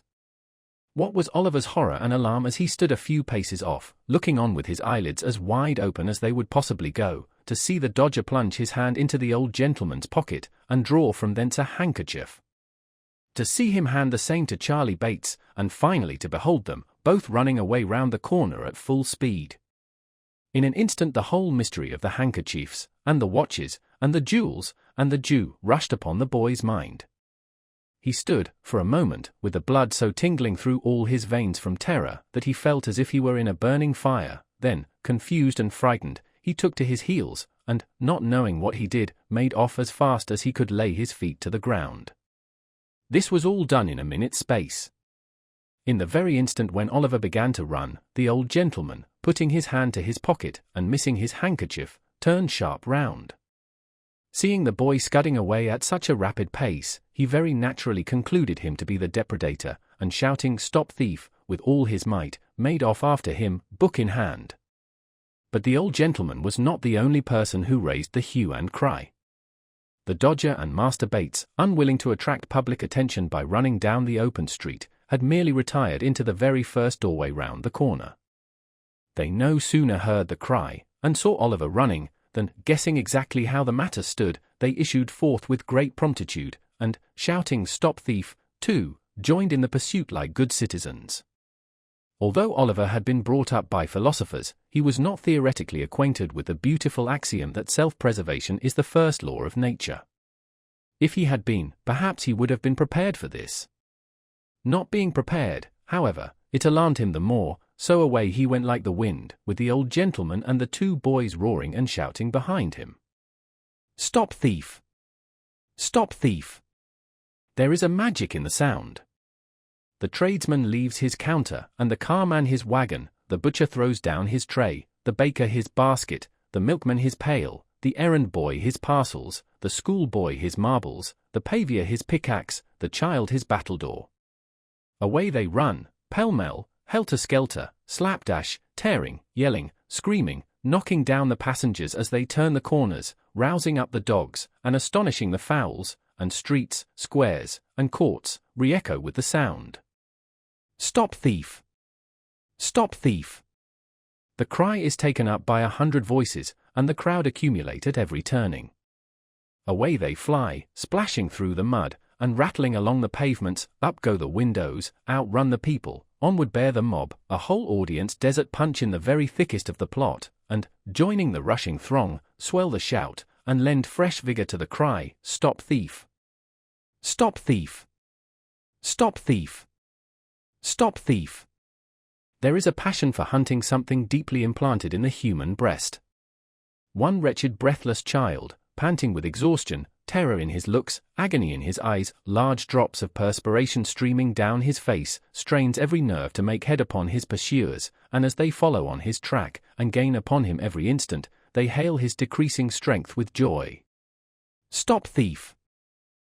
Stop him for God's sake, were it only in mercy! Stopped at last! A clever blow! He is down upon the pavement, and the crowd eagerly gather round him, each newcomer, jostling and struggling with the others to catch a glimpse. Stand aside! Give him a little air! Nonsense! He don't deserve it! Where's the gentleman? Here he is, coming down the street. Make room there for the gentleman. Is this the boy, sir? Yes. Oliver lay, covered with mud and dust, and bleeding from the mouth, looking wildly round upon the heap of faces that surrounded him, when the old gentleman was officiously dragged and pushed into the circle by the foremost of the pursuers. "Yes," said the gentleman, "I am afraid it is the boy." "Afraid," murmured the crowd. "That's a good UN." "Poor fellow," said the gentleman, "he has hurt himself." "I did that, sir," said a great lovely fellow, stepping forward, "and preciously I cut my knuckle again his mouth. I stopped him, sir." The fellow touched his hat with a grin, expecting something for his pains, but the old gentleman, eyeing him with an expression of dislike, looked anxiously round, as if he contemplated running away himself, which it is very possible he might have attempted to do, and thus have afforded another chase, had not a police officer, who is generally the last person to arrive in such cases, at that moment made his way through the crowd, and seized Oliver by the collar. "Come, get up," said the man, roughly. "It wasn't me indeed, sir." Indeed, it was two other boys," said Oliver, clasping his hands passionately, and looking round. "They are here somewhere." "Oh no, they ain't," said the officer. He meant this to be ironical, but it was true besides, for the Dodger and Charlie Bates had filed off down the first convenient court they came to. "Come, get up. Don't hurt him," said the old gentleman, compassionately. "Oh no, I won't hurt him," replied the officer, tearing his jacket half off his back, in proof thereof. "Come, I know you, it won't do. Will you stand upon your legs, you young devil?" Oliver, who could hardly stand, made a shift to raise himself on his feet, and was at once lugged along the streets by the jacket collar, at a rapid pace. The gentleman walked on with them by the officer's side, and as many of the crowd as could achieve the feat, got a little ahead, and stared back at Oliver from time to time. The boys shouted in triumph, and on they went. Chapter 11. Treats of Mr. Fang the police magistrate, and furnishes a slight specimen of his mode of administering justice. The offence had been committed within the district, and indeed in the immediate neighbourhood of a very notorious metropolitan police office. The crowd had only the satisfaction of accompanying Oliver through 2 or 3 streets, and down a place called Mutton Hill, when he was led beneath a low archway, and up a dirty court, into this dispensary of summary justice, by the back way. It was a small paved yard into which they turned, and here they encountered a stout man with a bunch of whiskers on his face, and a bunch of keys in his hand. "What's the matter now?" said the man carelessly. "A young fogle hunter," replied the man who had Oliver in charge. "Are you the party that's been robbed, sir?" inquired the man with the keys. "Yes, I am," replied the old gentleman, "but I am not sure that this boy actually took the handkerchief. I would rather not press the case." "Must go before the magistrate now, sir," replied the man. "His worship will be disengaged in half a minute. Now, young gallows." This was an invitation for Oliver to enter through a door which he unlocked as he spoke, and which led into a stone cell. Here he was searched, and nothing being found upon him, locked up. This cell was in shape and size something like an area cellar, only not so light. It was most intolerably dirty, for it was Monday morning, and it had been tenanted by 6 drunken people, who had been locked up elsewhere since Saturday night. But this is little. In our station houses, men and women are every night confined on the most trivial charges. The word is worth noting, in dungeons, compared with which, those in Newgate, occupied by the most atrocious felons, tried, found guilty, and under sentence of death, are palaces. Let anyone who doubts this, compare the two. The old gentleman looked almost as rueful as Oliver when the key grated in the lock. He turned with a sigh to the book, which had been the innocent cause of all this disturbance. "There is something in that boy's face," said the old gentleman to himself as he walked slowly away, tapping his chin with the cover of the book, in a thoughtful manner, "something that touches and interests me. Can he be innocent? He looked like, by the by," exclaimed the old gentleman, halting very abruptly, and staring up into the sky. "Bless my soul, where have I seen something like that look before?" After musing for some minutes, the old gentleman walked, with the same meditative face, into a back anteroom opening from the yard, and there, retiring into a corner, called up before his mind's eye a vast amphitheatre of faces over which a dusky curtain had hung for many years. "No," said the old gentleman, shaking his head, "it must be imagination." He wandered over them again. He had called them into view, and it was not easy to replace the shroud that had so long concealed them. There were the faces of friends and foes, and of many that had been almost strangers peering intrusively from the crowd. There were the faces of young and blooming girls that were now old women. There were faces that the grave had changed and closed upon, but which the mind, superior to its power, still dressed in their old freshness and beauty, calling back the lustre of the eyes, the brightness of the smile, the beaming of the soul through its mask of clay, and whispering of beauty beyond. The tomb, changed but to be heightened, and taken from earth only to be set up as a light, to shed a soft and gentle glow upon the path to heaven. But the old gentleman could recall no one countenance of which Oliver's features bore a trace. So, he heaved a sigh over the recollections he awakened, and being, happily for himself, an absent old gentleman, buried them again in the pages of the musty book. He was roused by a touch on the shoulder, and a request from the man with the keys to follow him into the office. He closed his book hastily, and was at once ushered into the imposing presence of the renowned Mr. Fang. The office was a front parlour, with a panelled wall. Mr. Fang sat behind a bar, at the upper end, and on one side of the door was a sort of wooden pen in which poor little Oliver was already deposited, trembling very much at the awfulness of the scene. Mr. Fang was a lean, long-backed, stiff-necked, middle-sized man with no great quantity of hair, and what he had, growing on the back and sides of his head. His face was stern and much flushed. If he were really not in the habit of drinking rather more than was exactly good for him, he might have brought action against his countenance for libel, and have recovered heavy damages. The old gentleman bowed respectfully, and advancing to the magistrate's desk, said, suiting the action to the word, "That is my name and address, sir." He then withdrew a pace or two, and, with another polite and gentlemanly inclination of the head, waited to be questioned. Now, it so happened that Mr. Fang was at that moment perusing a leading article in a newspaper of the morning, adverting to some recent decision of his, and commending him, for the 350th time, to the special and particular notice of the Secretary of State for the Home Department. He was out of temper, and he looked up with an angry scowl. "Who are you?" said Mr. Fang. The old gentleman pointed, with some surprise, to his card. "Officer," said Mr. Fang, tossing the card contemptuously away with the newspaper. "Who is this fellow?"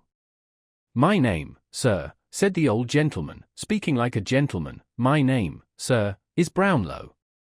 Permit me to inquire the name of the magistrate who offers a gratuitous and unprovoked insult to a respectable person, under the protection of the bench." Saying this, Mr. Brownlow looked around the office as if in search of some person who would afford him the required information. "Officer," said Mr. Fang, throwing the paper on one side, "what's this fellow charged with?" "He's not charged at all, your worship," replied the officer. "He appears against this boy, your worship." His worship knew this perfectly well, but it was a good annoyance, and a safe one. "Appears against the boy, does he?" said Mr. Fang, surveying Mr. Brownlow contemptuously from head to foot. "Swear him." "Before I am sworn, I must beg to say one word," said Mr. Brownlow, "and that is, that I really never, without actual experience, could have believed." "Hold your tongue, sir," said Mr. Fang, peremptorily. "I will not, sir," replied the old gentleman. "Hold your tongue this instant, or I'll have you turned out of the office," said Mr. Fang. "You're an insolent, impertinent fellow. How dare you bully a magistrate?" "What?" exclaimed the old gentleman, reddening. "Swear this person," said Fang to the clerk. "I'll not hear another word." "Swear him." Mr. Brownlow's indignation was greatly roused, but reflecting perhaps that he might only injure the boy by giving vent to it, he suppressed his feelings and submitted to be sworn at once. "Now," said Fang, "what's the charge against this boy?" "What have you got to say, sir?" "I was standing at a bookstall," Mr. Brownlow began. "Hold your tongue, sir," said Mr. Fang. "Policeman." "Where's the policeman?" "Here, swear this policeman." "Now, policeman, what is this?" The policeman, with becoming humility, related how he had taken the charge, how he had searched Oliver, and found nothing on his person, and how that was all he knew about it. "Are there any witnesses?" inquired Mr. Fang. "None, your worship," replied the policeman. Mr. Fang sat silent for some minutes, and then, turning round to the prosecutor, said in a towering passion, "Do you mean to state what your complaint against this boy is, man, or do you not?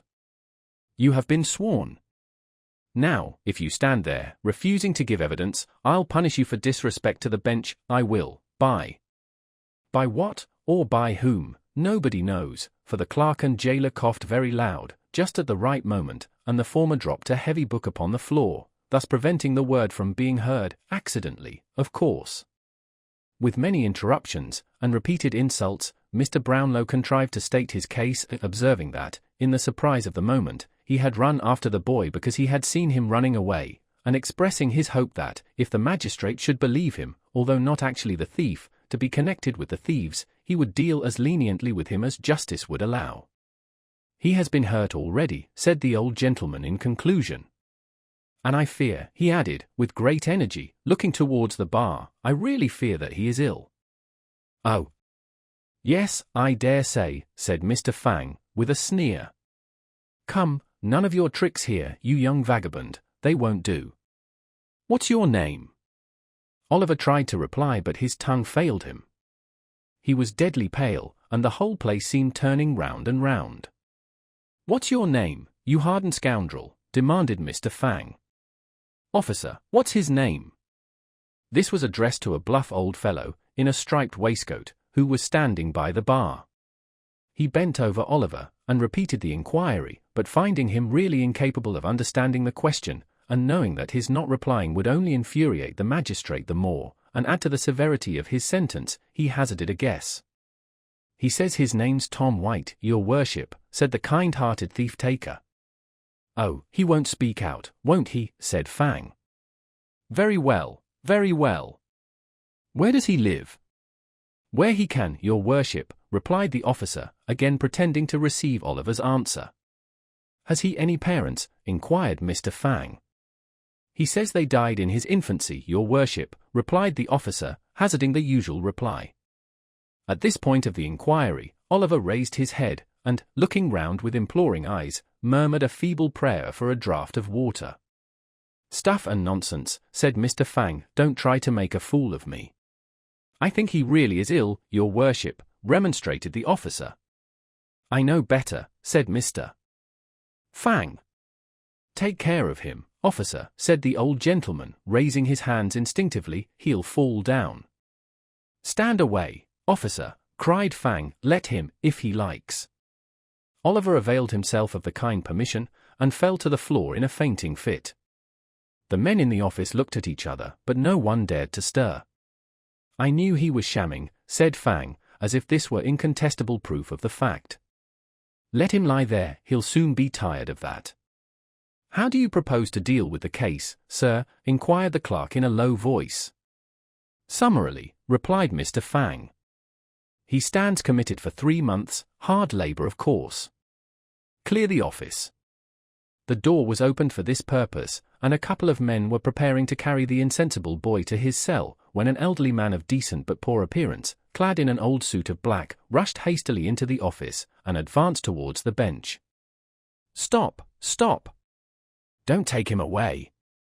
For heaven's sake stop a moment, cried the newcomer, breathless with haste. Although the presiding genii in such an office as this exercise a summary and arbitrary power over the liberties, the good name, the character, almost the lives, of Her Majesty's subjects, especially of the poorer class, and although, within such walls, enough fantastic tricks are daily played to make the angels blind with weeping, they are closed to the public, save through the medium of the daily press. Mr. Fang was consequently not a little indignant to see an unbidden guest enter in such irreverent disorder. What is this? Who is this? Turn this man out. Clear the office, cried Mr. Fang. I will speak, cried the man, I will not be turned out. I saw it all. I keep the bookstall. I demand to be sworn. I will not be put down. Mr. Fang, you must hear me. You must not refuse, sir. The man was right. His manner was determined, and the matter was growing rather too serious to be hushed up. Swear the man, growled Mr. Fang, with a very ill grace. Now, man, what have you got to say? This, said the man, I saw 3 boys, 2 others and the prisoner here, loitering on the opposite side of the way, when this gentleman was reading. The robbery was committed by another boy. I saw it done, and I saw that this boy was perfectly amazed and stupefied by it. Having by this time recovered a little breath, the worthy bookstall keeper proceeded to relate, in a more coherent manner, the exact circumstances of the robbery. Why didn't you come here before? Said Fang, after a pause. I hadn't a soul to mind the shop, replied the man. Everybody who could have helped me had joined in the pursuit. I could get nobody till 5 minutes ago, and I've run here all the way. The prosecutor was reading, was he? Inquired Fang, after another pause. Yes, replied the man. The very book he has in his hand. Oh, that book, eh? Said Fang. Is it paid for? No, it is not, replied the man, with a smile. Dear me, I forgot all about it, exclaimed the absent old gentleman, innocently. A nice person to prefer a charge against a poor boy, said Fang, with a comical effort to look humane. I consider, sir, that you have obtained possession of that book, under very suspicious and disreputable circumstances, and you may think yourself very fortunate that the owner of the property declines to prosecute. Let this be a lesson to you, my man, or the law will overtake you yet. The boy is discharged. Clear the office. D-N me, cried the old gentleman, bursting out with the rage he had kept down so long. D-N me. I'll clear the office, said the magistrate. Officers, do you hear? Clear the office. The mandate was obeyed, and the indignant Mr. Brownlow was conveyed out, with the book in one hand, and the bamboo cane in the other, in a perfect frenzy of rage and defiance. He reached the yard, and his passion vanished in a moment. Little Oliver Twist lay on his back on the pavement, with his shirt unbuttoned, and his temples bathed with water, his face a deadly white, and a cold tremble convulsing his whole frame. Poor boy, said Mr. Brownlow, bending over him. Call a coach, somebody, pray. Directly. A coach was obtained, and Oliver having been carefully laid on the seat, the old gentleman got in and sat himself on the other. May I accompany you? Said the bookstall keeper, looking in. Bless me, yes, my dear sir, said Mr. Brownlow quickly. I forgot you. Dear. I have this unhappy book still. Jump in. Poor fellow. There's no time to lose. The bookstall keeper got into the coach, and away they drove. Chapter 12. In which Oliver is taken better care of than he ever was before, and in which the narrative reverts to the merry old gentleman and his youthful friends. The coach rattled away, over nearly the same ground as that which Oliver had traversed when he first entered London in company with the Dodger, and, turning a different way when it reached the Angel at Islington, stopped at length before a neat house, in a quiet shady street near Pentonville. Here, a bed was prepared, without loss of time, in which Mr. Brownlow saw his young charge carefully and comfortably deposited, and here he was tended with a kindness and solicitude that knew no bounds. But, for many days, Oliver remained insensible to all the goodness of his new friends.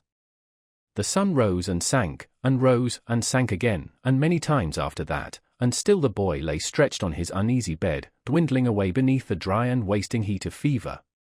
The worm does not work more surely on the dead body than does this slow creeping fire upon the living frame. Weak, and thin, and pallid, he awoke at last from what seemed to have been a long and troubled dream.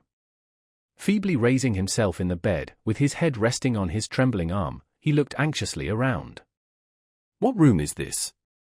Where have I been brought to? Said Oliver. This is not the place I went to sleep in. He uttered these words in a feeble voice, being very faint and weak, but they were overheard at once. The curtain at the bed's head was hastily drawn back, and a motherly old lady, very neatly and precisely dressed, rose as she undrew it, from an armchair close by, in which she had been sitting at needlework. Hush, my dear, said the old lady softly. You must be very quiet, or you will be ill again, and you have been very bad as bad could be, pretty nigh. Lie down again, there's a dear.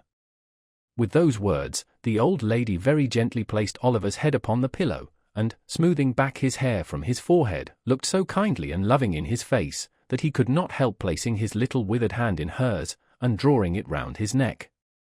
Save us, said the old lady, with tears in her eyes. What a grateful little dear it is. Pretty creature. What would his mother feel if she had sat by him as I have, and could see him now?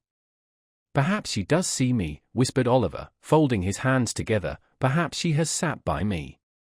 I almost feel as if she had. That was the fever, my dear, said the old lady mildly. I suppose it was, replied Oliver, because heaven is a long way off, and they are too happy there, to come down to the bedside of a poor boy. But if she knew I was ill, she must have pitied me, even there, for she was very ill herself before she died. She can't know anything about me though, added Oliver after a moment's silence. If she had seen me hurt, it would have made her sorrowful, and her face has always looked sweet and happy when I have dreamed of her. The old lady made no reply to this, but wiping her eyes first, and her spectacles, which lay on the counterpane, afterwards, as if they were part and parcel of those features, brought some cool stuff for Oliver to drink, and then, patting him on the cheek, told him he must lie very quiet, or he would be ill again. So, Oliver kept very still, partly because he was anxious to obey the kind old lady in all things, and partly, to tell the truth, because he was completely exhausted with what he had already said. He soon fell into a gentle doze, from which he was awakened by the light of a candle, which, being brought near the bed, showed him a gentleman with a very large and loud ticking gold watch in his hand, who felt his pulse, and said he was a great deal better. "You are a great deal better, are you not, my dear?" said the gentleman. "Yes, thank you, sir," replied Oliver. "Yes, I know you are," said the gentleman. "You're hungry too, aren't you?" "No, sir," answered Oliver. "Hem," said the gentleman. "No, I know you're not." "He is not hungry, Mrs. Bedwin," said the gentleman, looking very wise. The old lady made a respectful inclination of the head, which seemed to say that she thought the doctor was a very clever man. The doctor appeared much of the same opinion himself. "You feel sleepy, don't you, my dear?" said the doctor. "No, sir," replied Oliver. "No," said the doctor, with a very shrewd and satisfied look. "You're not sleepy? Nor thirsty?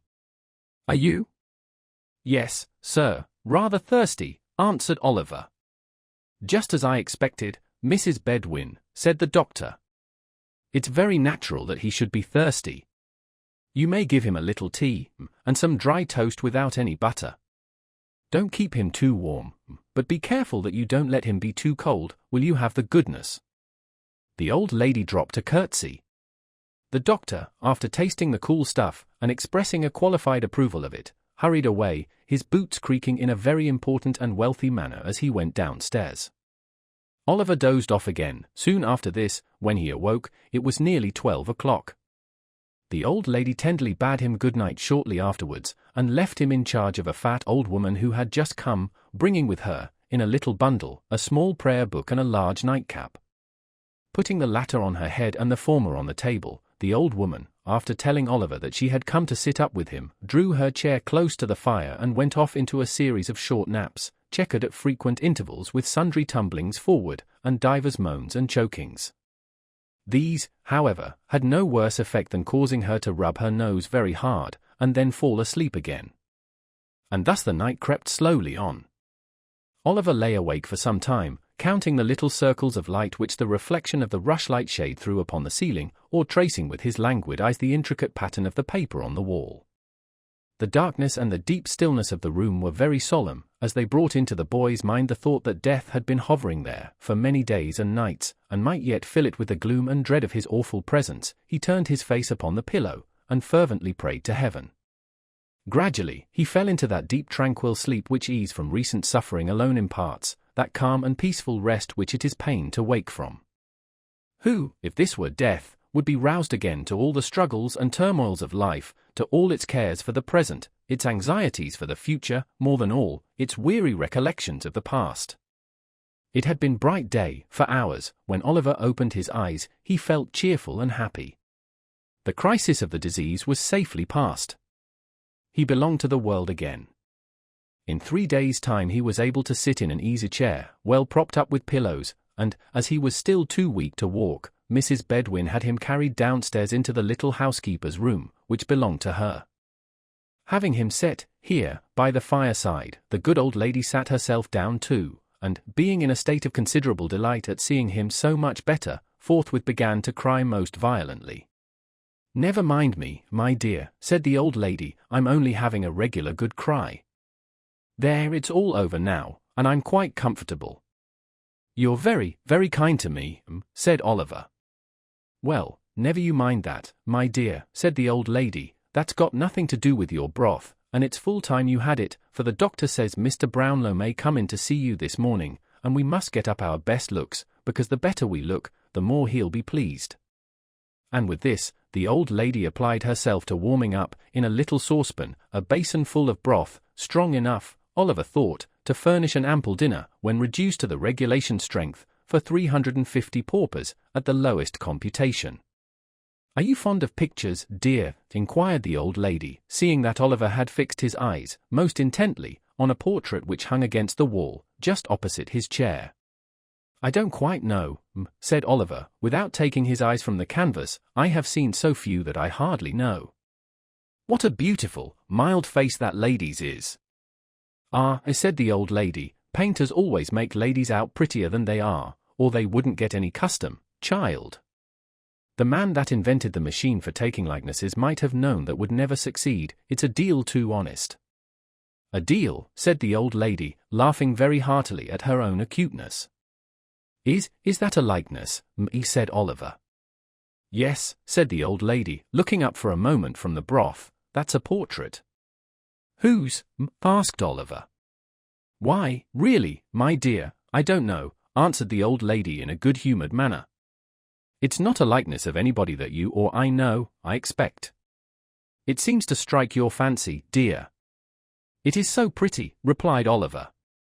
Why, sure you're not afraid of it, said the old lady, observing in great surprise the look of awe with which the child regarded the painting. Oh no, no, returned Oliver quickly, but the eyes look so sorrowful, and where I sit, they seem fixed upon me. It makes my heart beat, added Oliver in a low voice, as if it was alive, and wanted to speak to me, but couldn't. Lord save us, exclaimed the old lady, starting, don't talk in that way, child. You're weak and nervous after your illness. Let me wheel your chair round to the other side, and then you won't see it. There, said the old lady, suiting the action to the word, you don't see it now, at all events. Oliver did see it in his mind's eye as distinctly as if he had not altered his position, but he thought it better not to worry the kind old lady, so he smiled gently when she looked at him, and Mrs. Bedwin, satisfied that he felt more comfortable, salted and broke bits of toasted bread into the broth, with all the bustle befitting so solemn a preparation. Oliver got through it with extraordinary expedition. He had scarcely swallowed the last spoonful, when there came a soft rap at the door. Come in, said the old lady, and in walked Mr. Brownlow. Now, the old gentleman came in as brisk as need be, but he had no sooner raised his spectacles on his forehead, and thrust his hands behind the skirts of his dressing gown to take a good long look at Oliver, than his countenance underwent a very great variety of odd contortions. Oliver looked very worn and shadowy from sickness, and made an ineffectual attempt to stand up, out of respect to his benefactor, which terminated in his sinking back into the chair again, and the fact is, if the truth must be told, that Mr. Brownlow's heart, being large enough for any 6 ordinary old gentlemen of humane disposition, forced a supply of tears into his eyes, by some hydraulic process which we are not sufficiently philosophical to be in a condition to explain. Poor boy, said Mr. Brownlow, clearing his throat. I'm rather hoarse this morning, Mrs. Bedwin. I'm afraid I have caught cold. I hope not, sir, said Mrs. Bedwin. Everything you have had has been well aired, sir. I don't know, Bedwin. I don't know, said Mr. Brownlow. I rather think I had a damp napkin at dinner time yesterday, but never mind that. How do you feel, my dear? Very happy, sir, replied Oliver. And very grateful indeed, sir, for your goodness to me. Good boy, said Mr. Brownlow, stoutly. Have you given him any nourishment, Bedwin? Any slops, eh?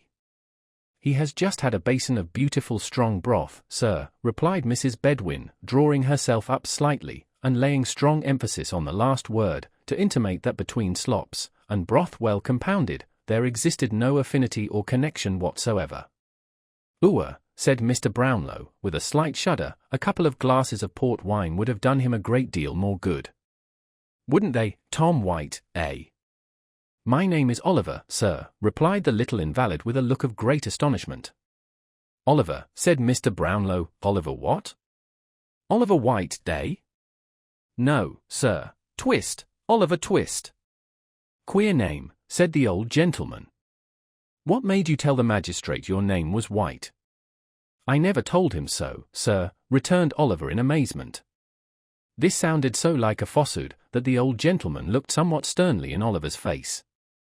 It was impossible to doubt him, there was truth in every one of its thin and sharpened lineaments. Some mistake, said Mr. Brownlow. But, although his motive for looking steadily at Oliver no longer existed, the old idea of the resemblance between his features and some familiar face came upon him so strongly that he could not withdraw his gaze. I hope you are not angry with me, sir, said Oliver, raising his eyes beseechingly. No, no, replied the old gentleman. Why? What's this? Bedwin, look there. As he spoke, he pointed hastily to the picture over Oliver's head, and then to the boy's face. There was its living copy. The eyes, the head, the mouth, every feature was the same. The expression was, for the instant, so precisely alike that the minutest line seemed copied with startling accuracy. Oliver knew not the cause of this sudden exclamation, for, not being strong enough to bear the start it gave him, he fainted away. A weakness on his part, which affords the narrative an opportunity of relieving the reader from suspense, in behalf of the two young pupils of the merry old gentleman, and of recording that when the Dodger and his accomplished friend Master Bates joined in the hue and cry which was raised at Oliver's heels, in consequence of their executing an illegal conveyance of Mr. Brownlow's personal property, as has been already described, they were actuated by a very laudable and becoming regard for themselves, and forasmuch as the freedom of the subject and the liberty of the individual are among the first and proudest boasts of a true-hearted Englishman, so, I need hardly beg the reader to observe, that this action should tend to exalt them in the opinion of all public and patriotic men, in almost as great a degree as this strong proof of their anxiety for their own preservation and safety goes to corroborate and confirm the little code of laws which certain profound and sound judging philosophers have laid down as the mainsprings of all nature's deeds and actions, the said philosophers very wisely reducing the good lady's proceedings to matters of maxim and theory, and by a very neat and pretty compliment to her exalted wisdom and understanding, putting entirely out of sight any considerations of heart, or generous impulse and feeling. For, these are matters totally beneath a female who is acknowledged by universal admission to be far above the numerous little foibles and weaknesses of her sex. If I wanted any further proof of the strictly philosophical nature of the conduct of these young gentlemen in their very delicate predicament, I should at once find it in the fact, also recorded in a foregoing part of this narrative, of their quitting the pursuit, when the general attention was fixed upon Oliver, and making immediately for their home by the shortest possible cut. Although I do not mean to assert that it is usually the practice of renowned and learned sages, to shorten the road to any great conclusion, their course indeed being rather to lengthen the distance, by various circumlocutions and discursive staggerings, like unto those in which drunken men under the pressure of a too mighty flow of ideas, are prone to indulge, still, I do mean to say, and do say distinctly, that it is the invariable practice of many mighty philosophers, in carrying out their theories, to evince great wisdom and foresight in providing against every possible contingency which can be supposed at all likely to affect themselves. Thus, to do a great right, you may do a little wrong, and you may take any means which the end to be attained will justify, the amount of the right, or the amount of the wrong, or indeed the distinction between the two, being left entirely to the philosopher concerned, to be settled and determined by his clear, comprehensive, and impartial view of his own particular case. It was not until the two boys had scoured, with great rapidity, through a most intricate maze of narrow streets and courts, that they ventured to halt beneath a low and dark archway. Having remained silent here just long enough to recover breath to speak, Master Bates uttered an exclamation of amusement and delight, and, bursting into an uncontrollable fit of laughter, flung himself upon a doorstep, and rolled thereon in a transport of mirth. "What's the matter?" inquired the Dodger. "Ha! Ha! Ha!" roared Charlie Bates. "Hold your noise," remonstrated the Dodger, looking cautiously round. "Do you want to be grabbed, stupid?" "I can't help it," said Charlie, "I can't help it." To see him splitting away at that pace, and cutting round the corners, and knocking up again at the posts, and starting on again as if he was made of iron as well as them, and me with the wipe in my pocket, singing out after him, "Oh, my eye!" The vivid imagination of Master Bates presented the scene before him in too strong colours. As he arrived at this apostrophe, he again rolled upon the doorstep, and laughed louder than before. "What'll Fagin say?" inquired the Dodger, taking advantage of the next interval of breathlessness on the part of his friend to propound the question. "What?" repeated Charlie Bates. "Ah, what?" said the Dodger. "Why, what should he say?" inquired Charlie, stopping rather suddenly in his merriment, for the Dodger's manner was impressive. "What should he say?" Mr. Dawkins whistled for a couple of minutes, then, taking off his hat, scratched his head, and nodded thrice. "What do you mean?" said Charlie. "To a rull lol loo, gammon and spinach, the frog he wouldn't and high carcalorum," said the Dodger, with a slight sneer on his intellectual countenance. This was explanatory, but not satisfactory. Master Bates felt it so, and again said, "What do you mean?" The Dodger made no reply, but putting his hat on again, and gathering the skirts of his long-tailed coat under his arm, thrust his tongue into his cheek, slapped the bridge of his nose some half-dozen times in a familiar but expressive manner, and turning on his heel, slunk down the court. Master Bates followed, with a thoughtful countenance. The noise of footsteps on the creaking stairs, a few minutes after the occurrence of this conversation, roused the merry old gentleman as he sat over the fire with a saveloy and a small loaf in his hand, a pocket-knife in his right, and a pewter-pot on the trivet. There was a rascally smile on his white face as he turned round, and looking sharply out from under his thick red eyebrows, bent his ear towards the door, and listened. "Why, how's this?" muttered the Jew, changing countenance. "Only 2 of 'em. Where's the 3rd? They can't have got into trouble. Hark!" The footsteps approached nearer, they reached the landing. The door was slowly opened, and the Dodger and Charlie Bates entered, closing it behind them. Chapter 13. Some new acquaintances are introduced to the intelligent reader, connected with whom various pleasant matters are related, appertaining to this history.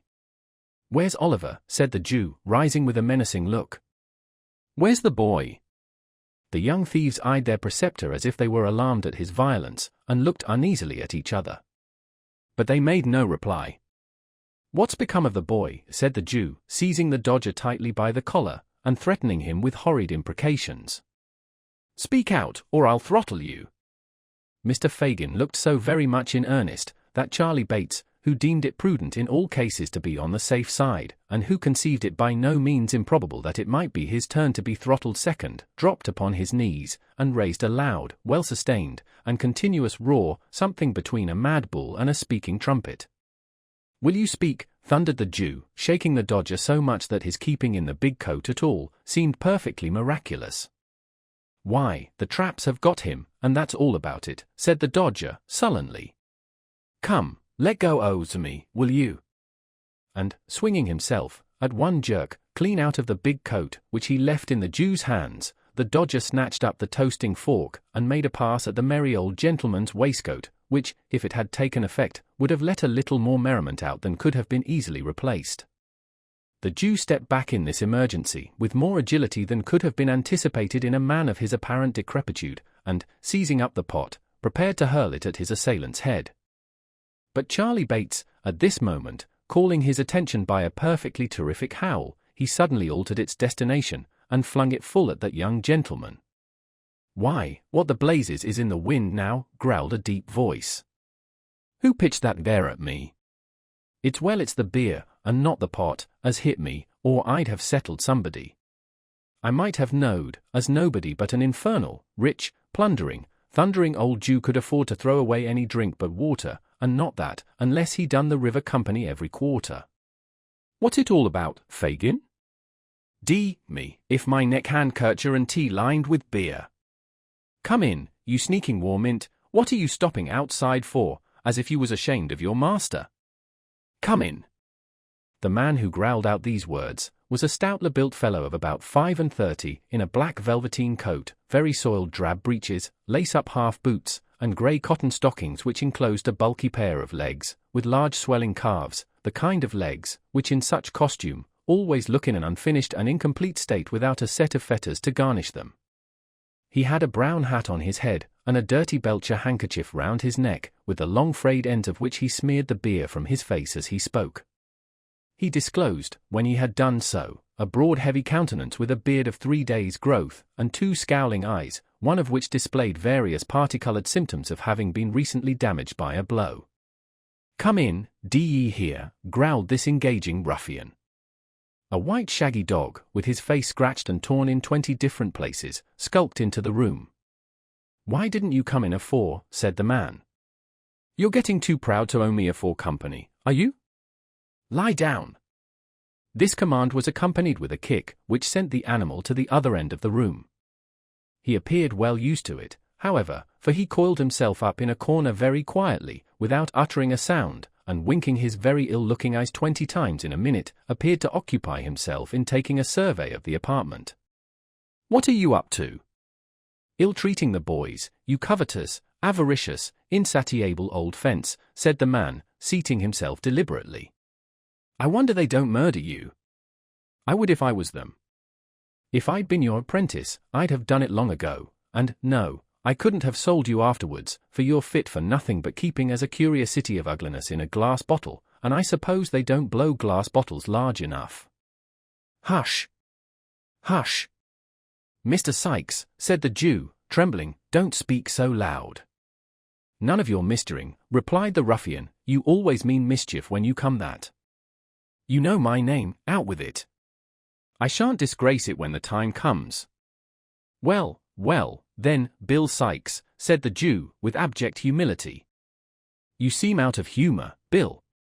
"Perhaps I am," replied Sikes. "I should think you was rather out of sorts too, unless you mean as little harm when you throw pewter pots about, as you do when you blab an." "Are you mad?" said the Jew, catching the man by the sleeve, and pointing towards the boys. Mr. Sikes contented himself with tying an imaginary knot under his left ear, and jerking his head over on the right shoulder, a piece of dumb show which the Jew appeared to understand perfectly. He then, in cant terms, with which his whole conversation was plentifully besprinkled, but which would be quite unintelligible if they were recorded here, demanded a glass of liquor. "And mind you don't poison it," said Mr. Sikes, laying his hat upon the table.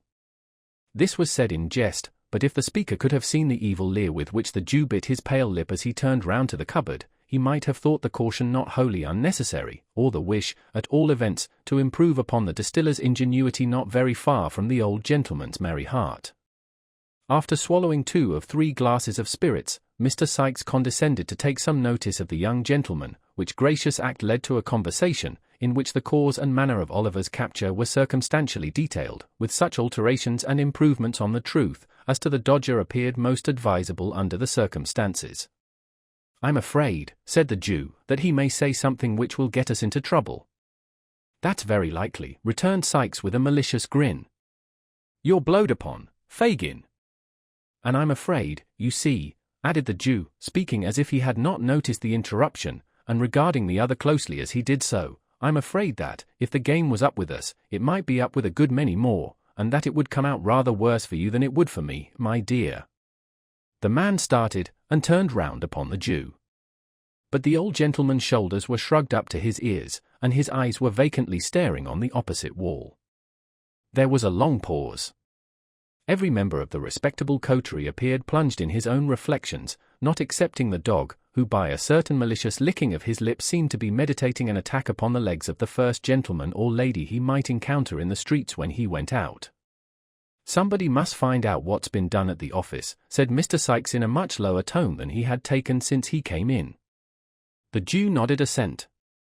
"If he hasn't peached, and is committed, there's no fear till he comes out again," said Mr. Sikes, "and then he must be taken care on. You must get hold of him somehow." Again the Jew nodded. The prudence of this line of action, indeed, was obvious, but, unfortunately, there was one very strong objection to its being adopted. This was, that the Dodger, and Charlie Bates, and Fagin, and Mr. William Sikes, happened, one and all, to entertain a violent and deeply rooted antipathy to going near a police office on any ground or pretext whatever.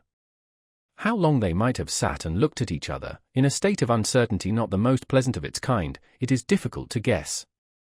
It is not necessary to make any guesses on the subject, however, for the sudden entrance of the 2 young ladies whom Oliver had seen on a former occasion, caused the conversation to flow afresh. "The very thing," said the Jew. "Bet we'll go, won't you, my dear?" "Where's?" inquired the young lady. "Only just up to the office, my dear," said the Jew coaxingly. It is due to the young lady to say that she did not positively affirm that she would not, but that she merely expressed an emphatic and earnest desire to be blessed if she would, a polite and delicate evasion of the request, which shows the young lady to have been possessed of that natural good breeding which cannot bear to inflict upon a fellow creature the pain of a direct and pointed refusal. The Jew's countenance fell. He turned from this young lady, who was gaily, not to say gorgeously attired, in a red gown, green boots, and yellow curl papers, to the other female. "Nancy, my dear," said the Jew in a soothing manner, "what do you say?" "That it won't do, so it's no use trying it on, Fagin," replied Nancy. "What do you mean by that?" said Mr. Sikes, looking up in a surly manner. "What I say, Bill," replied the lady collectedly. "Why, you're just the very person for it," reasoned Mr. Sikes. "Nobody about here knows anything of you."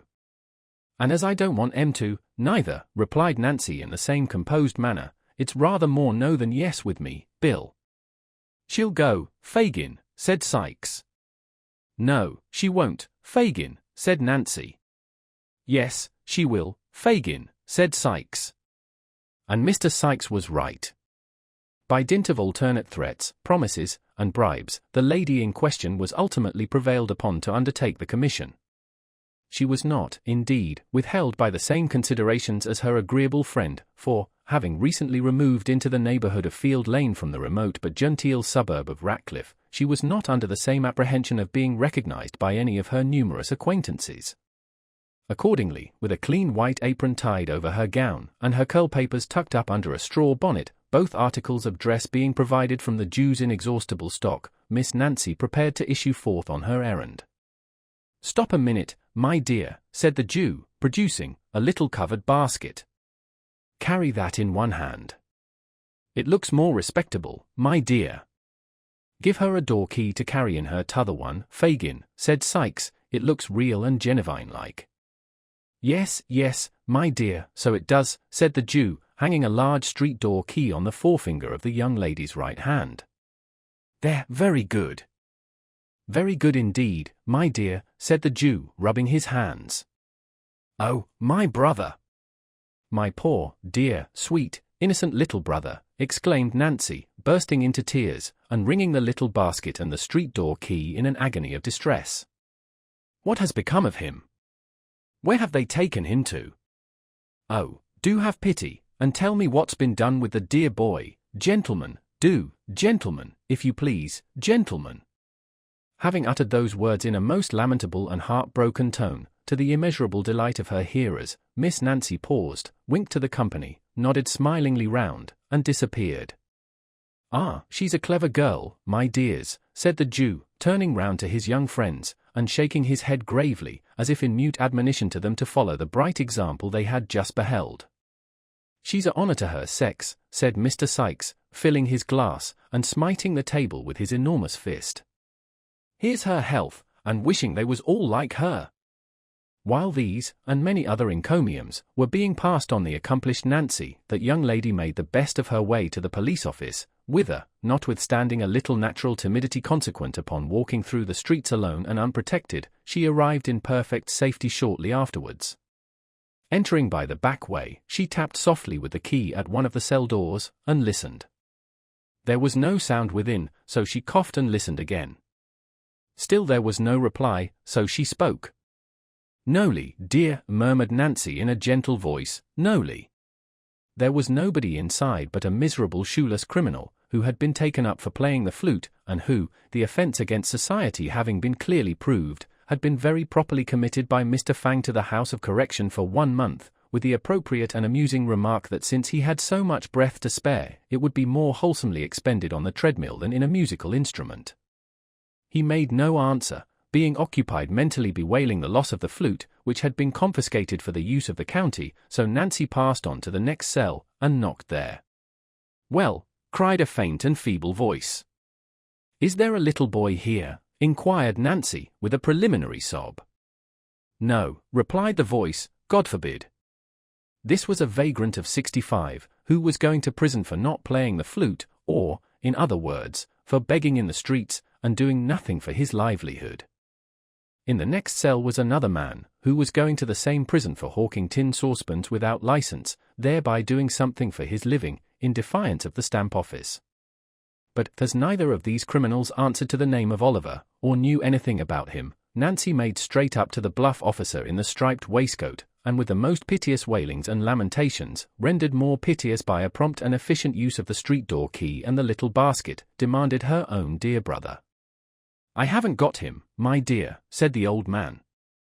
"Where is he?" screamed Nancy, in a distracted manner. "Why, the gentleman's got him," replied the officer.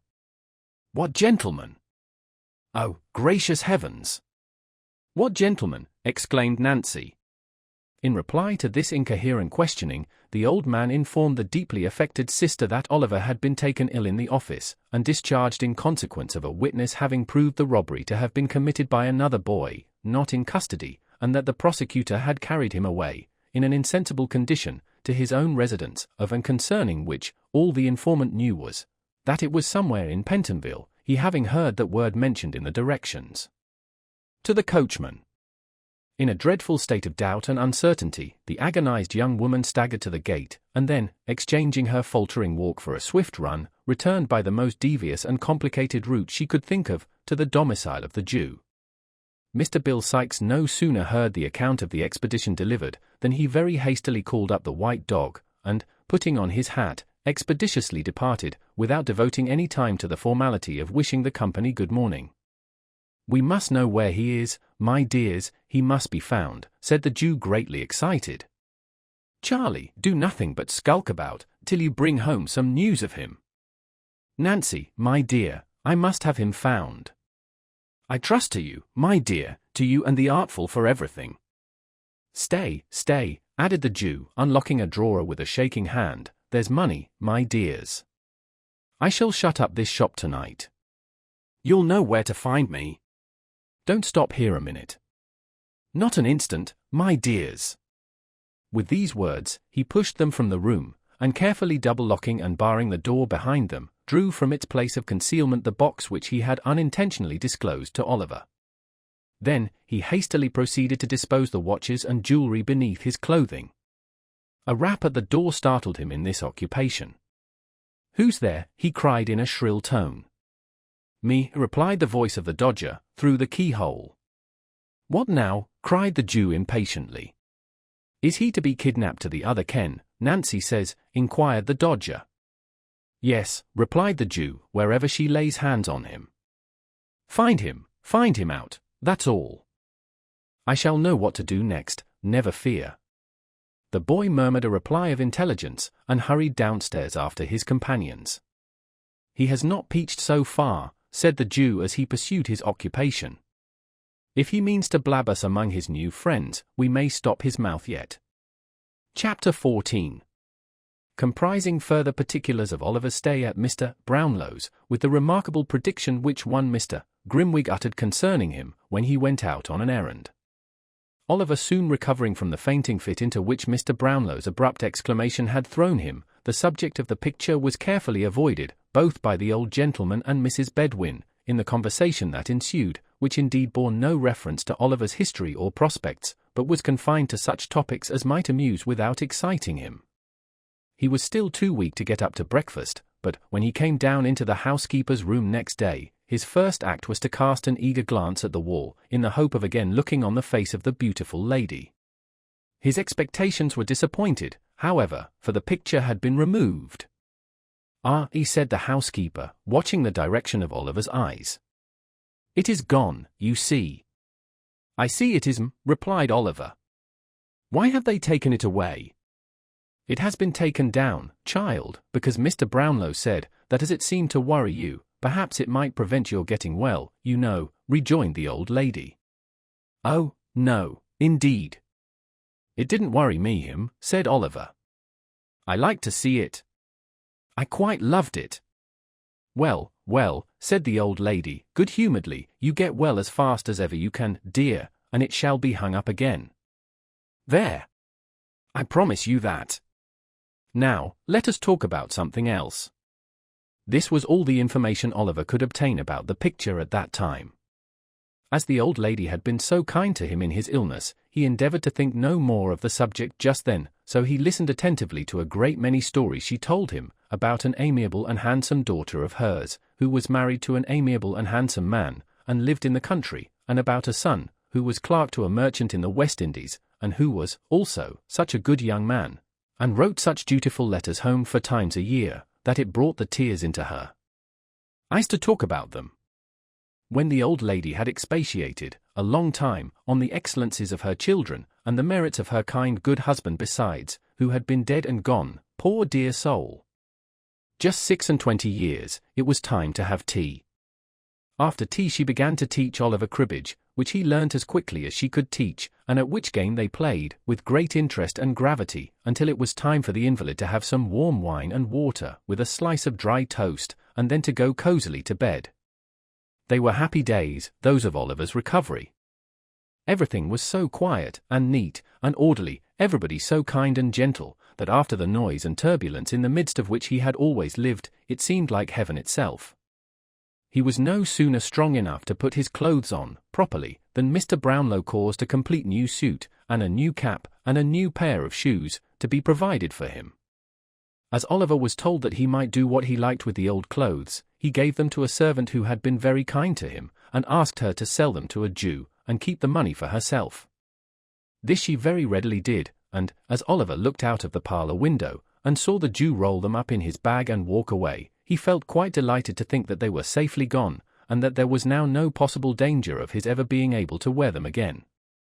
They were sad rags, to tell the truth, and Oliver had never had a new suit before. One evening, about a week after the affair of the picture, as he was sitting talking to Mrs. Bedwin, there came a message down from Mr. Brownlow, that if Oliver Twist felt pretty well, he should like to see him in his study, and talk to him a little while. "Bless us, and save us! Wash your hands, and let me part your hair nicely for you, child," said Mrs. Bedwin. "Dear heart alive! If we had known he would have asked for you, we would have put you a clean collar on, and made you as smart as sixpence."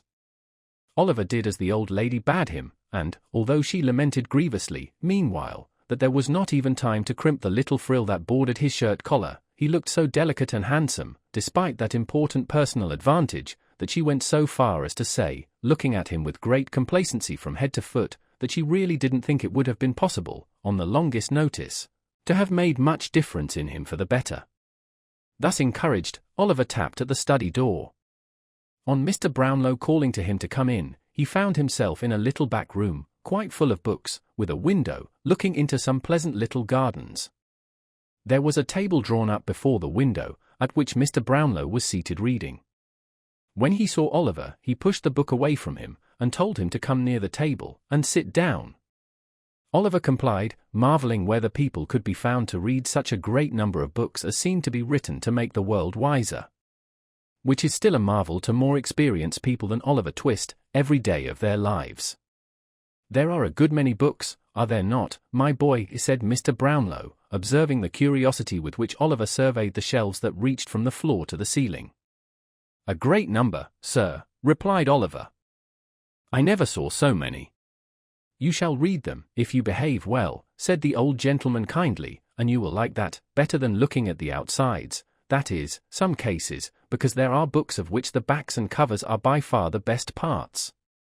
"I suppose they are those heavy ones, sir," said Oliver, pointing to some large quartos, with a good deal of gilding about the binding. "Not always those," said the old gentleman, patting Oliver on the head, and smiling as he did so. "There are other equally heavy ones, though of a much smaller size. How should you like to grow up a clever man, and write books, eh?" "I think I would rather read them, sir," replied Oliver. "What? Wouldn't you like to be a book writer?" said the old gentleman. Oliver considered a little while, and at last said, he should think it would be a much better thing to be a bookseller, upon which the old gentleman laughed heartily, and declared he had said a very good thing. Which Oliver felt glad to have done, though he by no means knew what it was. "Well, well," said the old gentleman, composing his features. "Don't be afraid. We won't make an author of you, while there's an honest trade to be learnt, or brickmaking to turn to." "Thank you, sir," said Oliver. At the earnest manner of his reply, the old gentleman laughed again, and said something about a curious instinct, which Oliver, not understanding, paid no very great attention to. "Now," said Mr. Brownlow, speaking if possible in a kinder, but at the same time in a much more serious manner, than Oliver had ever known him assume yet, "I want you to pay great attention, my boy, to what I am going to say. I shall talk to you without any reserve, because I am sure you are well able to understand me, as many older persons would be." "Oh, don't tell you are going to send me away, sir, pray," exclaimed Oliver, alarmed at the serious tone of the old gentleman's commencement. "Don't turn me out of doors to wander in the streets again. Let me stay here, and be a servant." Don't send me back to the wretched place I came from. Have mercy upon a poor boy, sir. My dear child, said the old gentleman, moved by the warmth of Oliver's sudden appeal, you need not be afraid of my deserting you, unless you give me cause. I never will, sir, interposed Oliver. I hope not, rejoined the old gentleman. I do not think you ever will. I have been deceived, before, in the objects whom I have endeavored to benefit, but I feel strongly disposed to trust you, nevertheless, and I am more interested in your behalf than I can well account for, even to myself. The persons on whom I have bestowed my dearest love lie deep in their graves, but although the happiness and delight of my life lie buried there too, I have not made a coffin of my heart, and sealed it up, forever, on my best affections. Deep affliction has but strengthened and refined them. As the old gentleman said this in a low voice, more to himself than to his companion, and as he remained silent for a short time afterwards, Oliver sat quite still.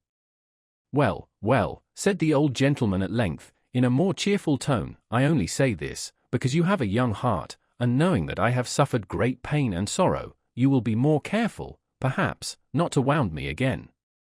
You say you are an orphan, without a friend in the world. All the inquiries I have been able to make confirm the statement. Let me hear your story, where you come from, who brought you up, and how you got into the company in which I found you. Speak the truth, and you shall not be friendless while I live. Oliver's sobs checked his utterance for some minutes, when he was on the point of beginning to relate how he had been brought up at the farm, and carried to the workhouse by Mr. Bumble. A peculiarly impatient little double knock was heard at the street door, and the servant, running upstairs, announced Mr. Grimwig. Is he coming up? Inquired Mr. Brownlow. Yes, sir, replied the servant. He asked if there were any muffins in the house, and, when I told him yes, he said he had come to tea. Mr. Brownlow smiled, and, turning to Oliver, said that Mr. Grimwig was an old friend of his, and he must not mind his being a little rough in his manners, for he was a worthy creature at bottom, as he had reason to know. Shall I go downstairs, sir? Inquired Oliver. No, replied Mr. Brownlow, I would rather you remained here. At this moment, there walked into the room, supporting himself by a thick stick, a stout old gentleman, rather lame in one leg, who was dressed in a blue coat, striped waistcoat, nankeen breeches and gaiters, and a broad-brimmed white hat, with the sides turned up with green. A very small plaited shirt frill stuck out from his waistcoat, and a very long steel watch chain, with nothing but a key at the end, dangled loosely below it. The ends of his white neckerchief were twisted into a ball about the size of an orange. The variety of shapes into which his countenance was twisted defy description. He had a manner of screwing his head on one side when he spoke, and of looking out of the corners of his eyes at the same time, which irresistibly reminded the beholder of a parrot. In this attitude, he fixed himself, the moment he made his appearance, and, holding out a small piece of orange peel at arm's length, exclaimed, in a growling, discontented voice, "Look here! Do you see this? Isn't it a most wonderful and extraordinary thing that I can't call at a man's house but I find a piece of this poor surgeon's friend on the staircase? I've been lamed with orange peel once, and I know orange peel will be my death, or I'll be content to eat my own head, sir." This was the handsome offer with which Mr. Grimwig backed and confirmed nearly every assertion he made, and it was the more singular in his case, because, even admitting for the sake of argument, the possibility of scientific improvements being brought to that pass which will enable a gentleman to eat his own head in the event of his being so disposed, Mr. Grimwig's head was such a particularly large one, that the most sanguine man alive could hardly entertain a hope of being able to get through it at a sitting, to put entirely out of the question, a very thick coating of powder. "I'll eat my head, sir," repeated Mr. Grimwig, striking his stick upon the ground. "Hullo! What's that?" looking at Oliver, and retreating a pace or two. "This is young Oliver Twist, whom we were speaking about," said Mr. Brownlow. Oliver bowed. "You don't mean to say that's the boy who had the fever, I hope," said Mr. Grimwig, recoiling a little more. "Wait a minute. Don't speak. Stop," continued Mr. Grimwig, abruptly, losing all dread of the fever in his triumph at the discovery. "That's the boy who had the orange. If that's not the boy, sir, who had the orange, and threw this bit of peel upon the staircase, I'll eat my head, and his too." No, he has not had one," said Mr. Brownlow, laughing. "Come. Put down your hat, and speak to my young friend." "I feel strongly on this subject, sir," said the irritable old gentleman, drawing off his gloves. "There's always more or less orange peel on the pavement in our street, and I know it's put there by the surgeon's boy at the corner. A young woman stumbled over a bit last night, and fell against my garden railings. Directly she got up I saw her look towards his infernal red lamp with the pantomime light. 'Don't go to him,' I called out of the window, 'he's an assassin. A man-trap.' So he is. If he is not," here the irascible old gentleman gave a great knock on the ground with his stick, which was always understood, by his friends, to imply the customary offer, whenever it was not expressed in words. Then, still keeping his stick in his hand, he sat down, and, opening a double eyeglass, which he wore attached to a broad black riband, took a view of Oliver, who, seeing that he was the object of inspection, coloured, and bowed again. "That's the boy, is it?" said Mr. Grimwig, at length. "That's the boy," replied Mr. Brownlow. "How are you, boy?" said Mr. Grimwig. "A great deal better, thank you, sir," replied Oliver. Mr. Brownlow, seeming to apprehend that his singular friend was about to say something disagreeable, asked Oliver to step downstairs and tell Mrs. Bedwin they were ready for tea, which, as he did not half like the visitor's manner, he was very happy to do. "He is a nice-looking boy, is he not?" inquired Mr. Brownlow. "I don't know," replied Mr. Grimwig, pettishly. "Don't know?" "No. I don't know. I never see any difference in boys. I only knew two sort of boys. Mealy boys, and beef-faced boys." "And which is Oliver?" "Mealy. I know a friend who has a beef-faced boy, a fine boy, they call him, with a round head, and red cheeks, and glaring eyes, a horrid boy, with a body and limbs that appear to be swelling out of the seams of his blue clothes, with the voice of a pilot, and the appetite of a wolf.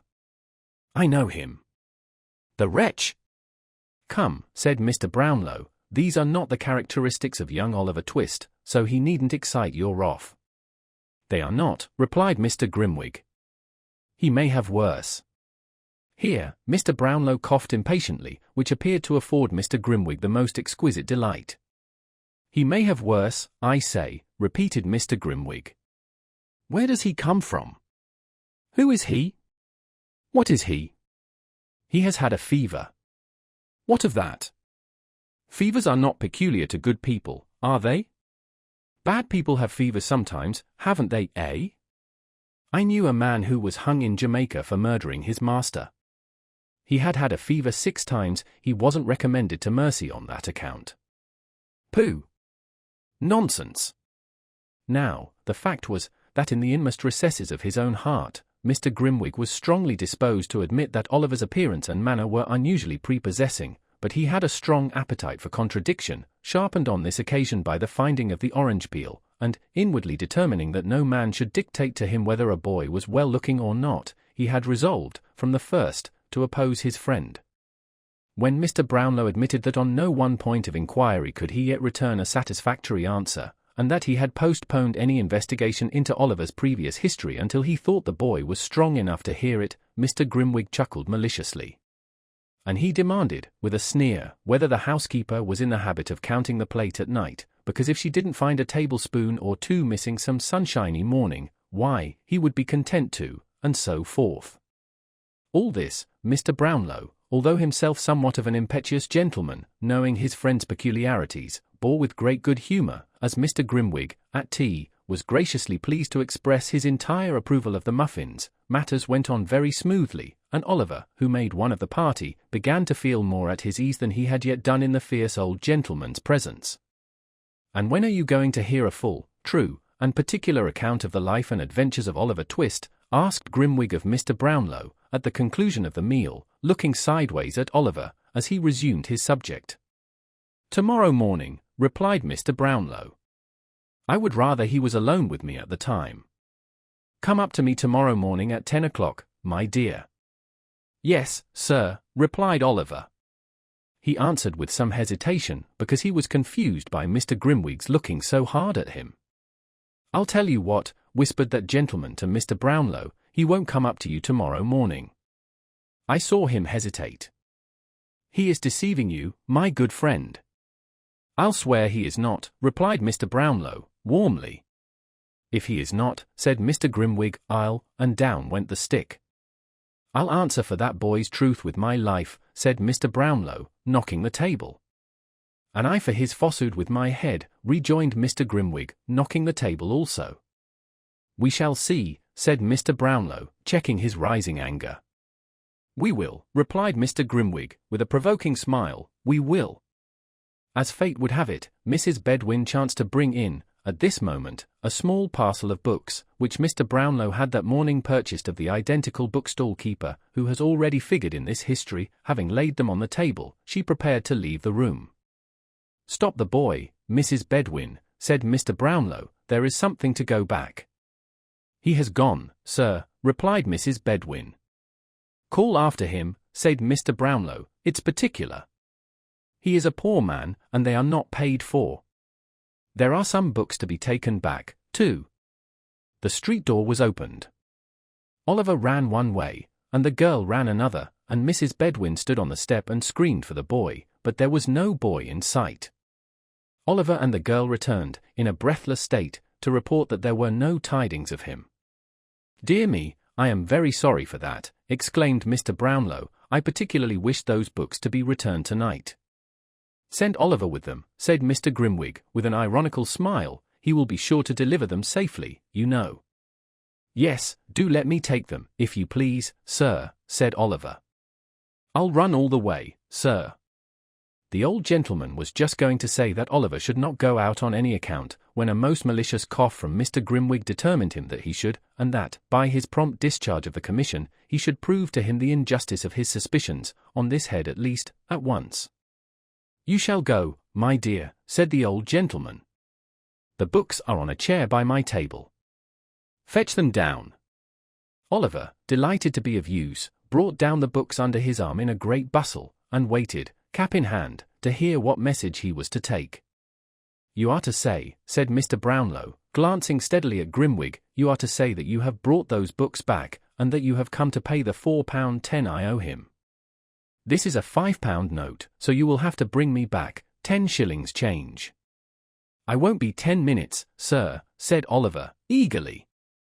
Having buttoned up the banknote in his jacket pocket, and placed the books carefully under his arm, he made a respectful bow, and left the room. Mrs. Bedwin followed him to the street door, giving him many directions about the nearest way, and the name of the bookseller, and the name of the street, all of which Oliver said he clearly understood. Having superadded many injunctions to be sure and not take cold, the old lady at length permitted him to depart. Bless his sweet face, said the old lady, looking after him. I can't bear, somehow, to let him go out of my sight. At this moment, Oliver looked gaily round, and nodded before he turned the corner. The old lady smilingly returned his salutation, and, closing the door, went back to her own room. Let me see, he'll be back in 20 minutes, at the longest, said Mr. Brownlow, pulling out his watch, and placing it on the table. It will be dark by that time. Oh. You really expect him to come back, do you? Inquired Mr. Grimwig. Don't you? Asked Mr. Brownlow, smiling. The spirit of contradiction was strong in Mr. Grimwig's breast at the moment, and it was rendered stronger by his friend's confident smile. No, he said, smiting the table with his fist, I do not.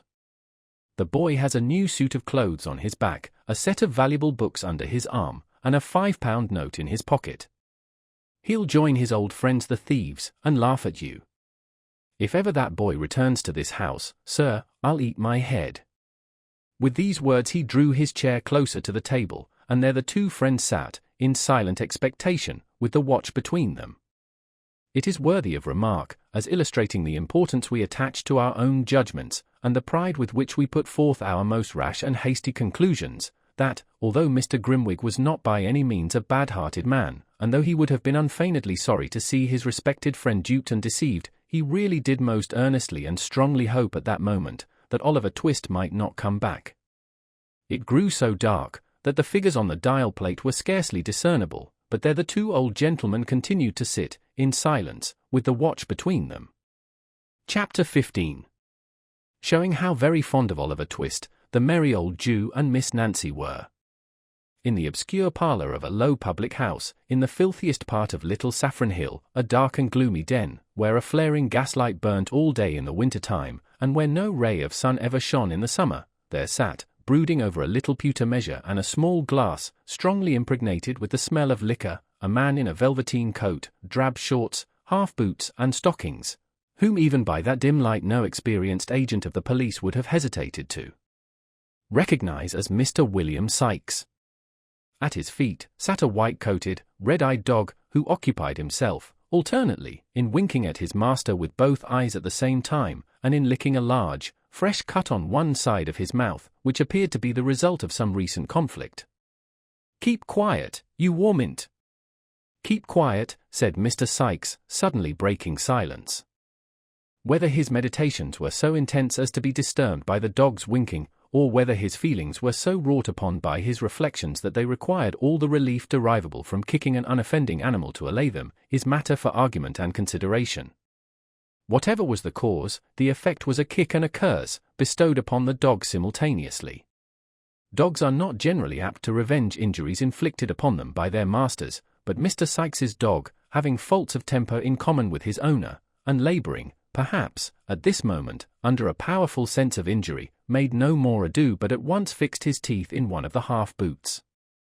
Having given in a hearty shake, he retired, growling, under a form, just escaping the pewter measure which Mr. Sikes levelled at his head. "You would you?" said Sikes, seizing the poker in one hand, and deliberately opening with the other a large clasp knife, which he drew from his pocket. "Come here, you born devil! Come here! D'ye hear?"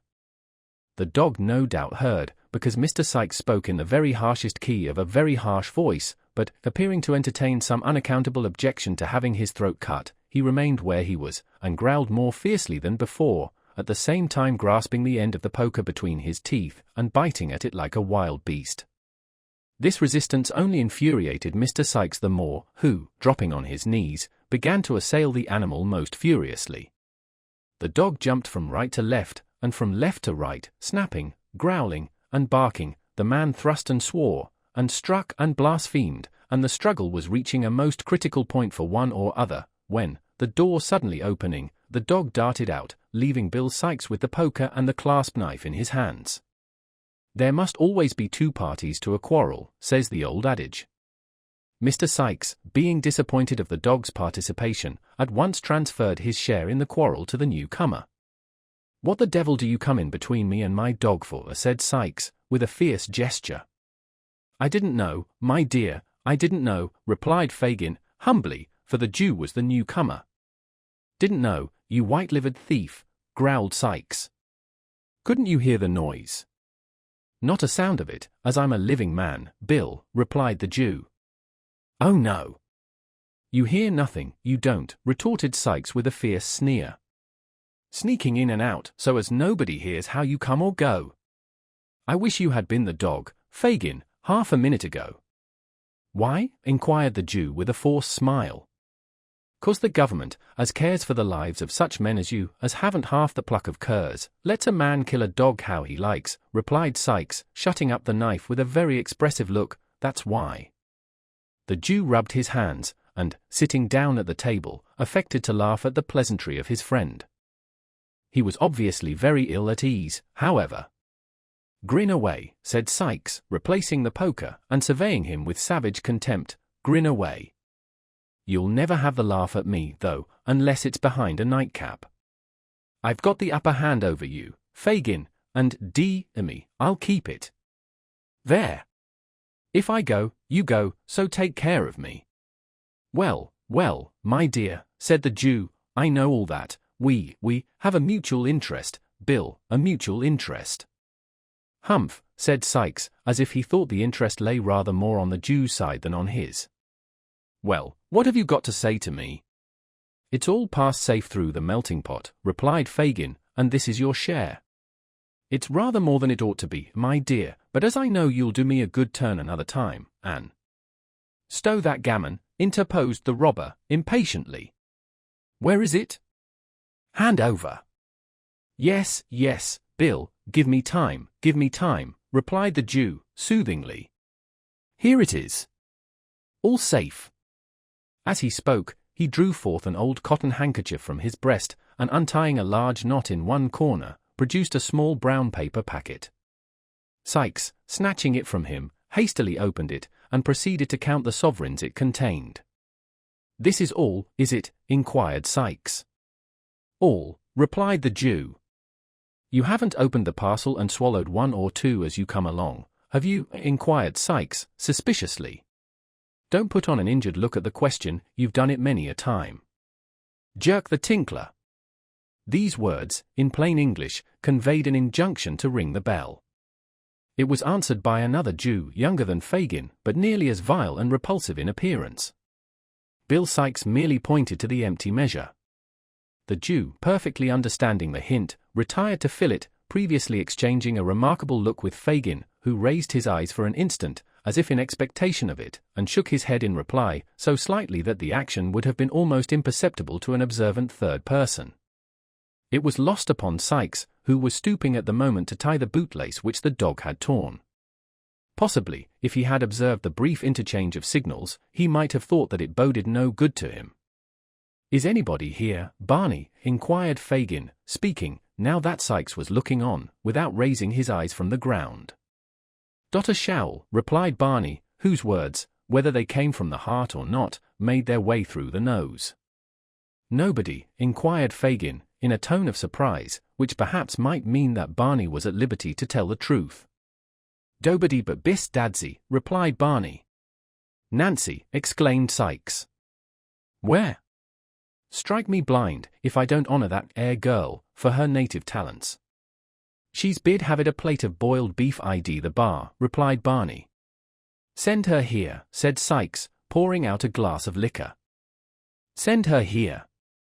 Barney looked timidly at Fagin, as if for permission, the Jew remaining silent, and not lifting his eyes from the ground, he retired, and presently returned, ushering in Nancy, who was decorated with the bonnet, apron, basket, and street door key, complete.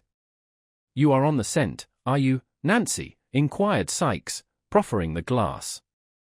"Yes, I am, Bill," replied the young lady, disposing of its contents, "and tired enough of it I am, too.